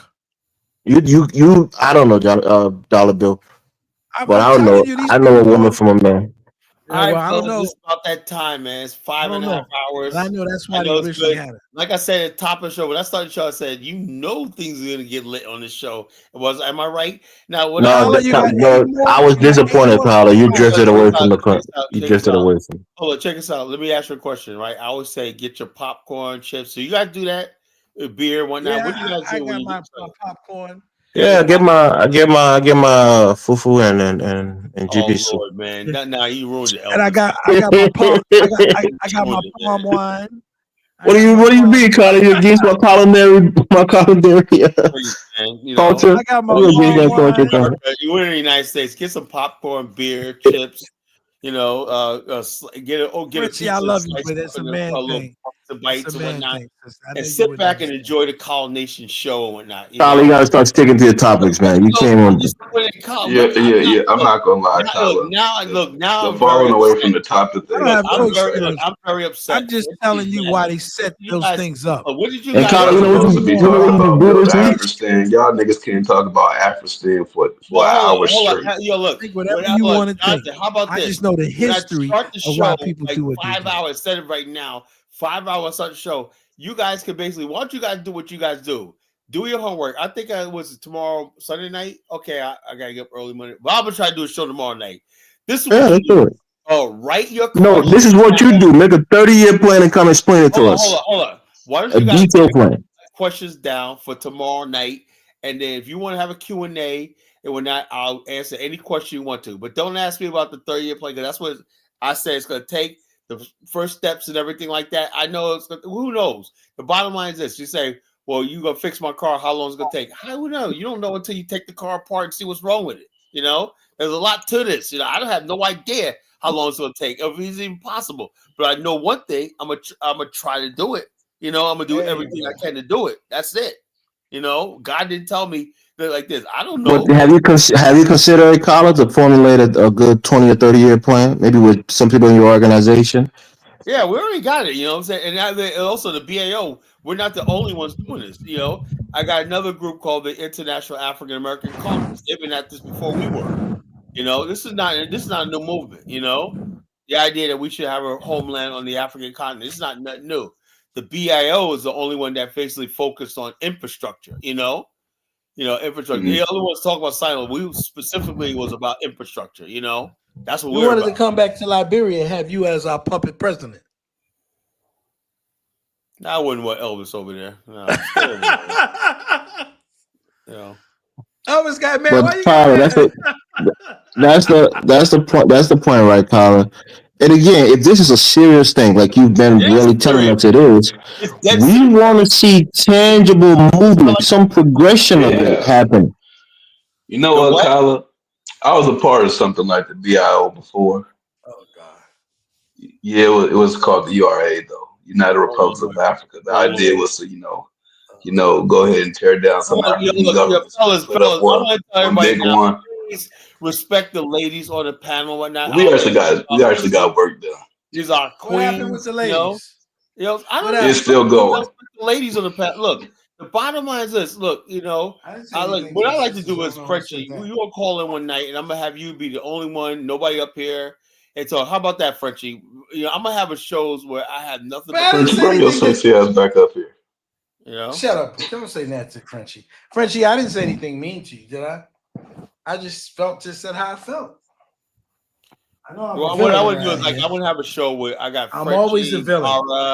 Cara, have it for the women and all these females up there, and let them just do a show. Carla, the only way that will work is if yourself is in the back as well. Because you interrupt every 5.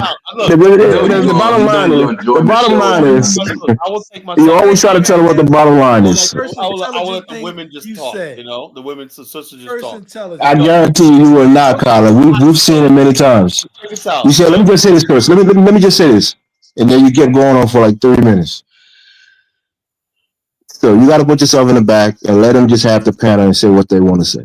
Oh, yeah, that's what I'm gonna do. You done lost Mystic Dime and Marie Shy. Check this out. About fat Why women, does Ross Moy say Africa is a fraud? See, he don't understand. He's helping me because check this out, Ross Moy. What I want you to do is go to Afrodomus' show and keep saying that Africa is a fraud. You know what happens? The algorithm is gonna pick that up one night, and that term Africa is gonna start spreading throughout the internet. Oh my gosh, Carla. This is not an internet movement, right? You have to go do the real work. I know that. But the bottom line is this. Hold up. You think these guys don't understand something? All these great movements started with just people chattering and talking, revolutions and stuff like that happened. How do you think this guy Zelensky, Ukraine, got elected? What? The internet, people talking online and shit like that. Nah, because he was an actor. He was a television actor. Check this out. AOC. You know how she got elected? Fucking Instagram. Goddamn, Instagram. This is the age of social. Well, you can't build a nation from Instagram or from internet fame. What we're building is the movement. Before you can build a nation, you guys see. That's what I'm saying. When you guys act like you being disingenuous because you don't think we could do it and you don't want us to do it. Carla, I keep telling you this. Anything you say, I don't think you can do it. Say it like this. If you was really serious, Carla, you will have concrete, tangible plans. This movement right here has to attract Jonathan, did you just say you don't think you can do it? People or not. Hell no. Any other movement, just say, Carla, listen to what you're saying. This is a talk. We're talking about it. You know what it's saying, right? Talk is cheap. You're just talking now. This movement right here is not being monetized. It's not being anything. It's not being supported. Whatever. It should be. You got to formulate a plan to get people to support it financially. That's how you know you're doing something. That will happen, right? That will happen once people get out of their mind that one, there's going to be a reparations check. Two, Carla, you're part of all excuses not to do it. Forget about people what they got in their mind. You have to put a plan together to get them to make to it. Look, I'm doing what I'm doing. The bottom line, if I can basically attract one supporter, there's millions of more out there. You got a couple supporters on the platform right now. Oh, no, You guys got a formula to play how to reach out to more people. The only support I got really on this platform really is Dollar Bill and my boy Dave. When that's it, I'll talk about people that's with me. Really with Jonathan is with you. What makes you think Jonathan is not with you? Dollar, your definition of with you is agreeing to your your mediocreness. No, what you call it? No, Guys, Dollar Bill. I ain't gotta agreeing go, with the man. I gotta get up in the mediocreness. morning. Dollar Guys, Bill's with me. See I'm that? with you down. I'm down with you. Fellas, have a good one. I'm going to All right, sleep. I gotta go. I'm gonna shut the show down. Dollar Bill, you don't go to work in the morning. No, I'm gonna go somewhere else though, man. I got places. Oh, you going to church? Praise the Lord, brother. Okay.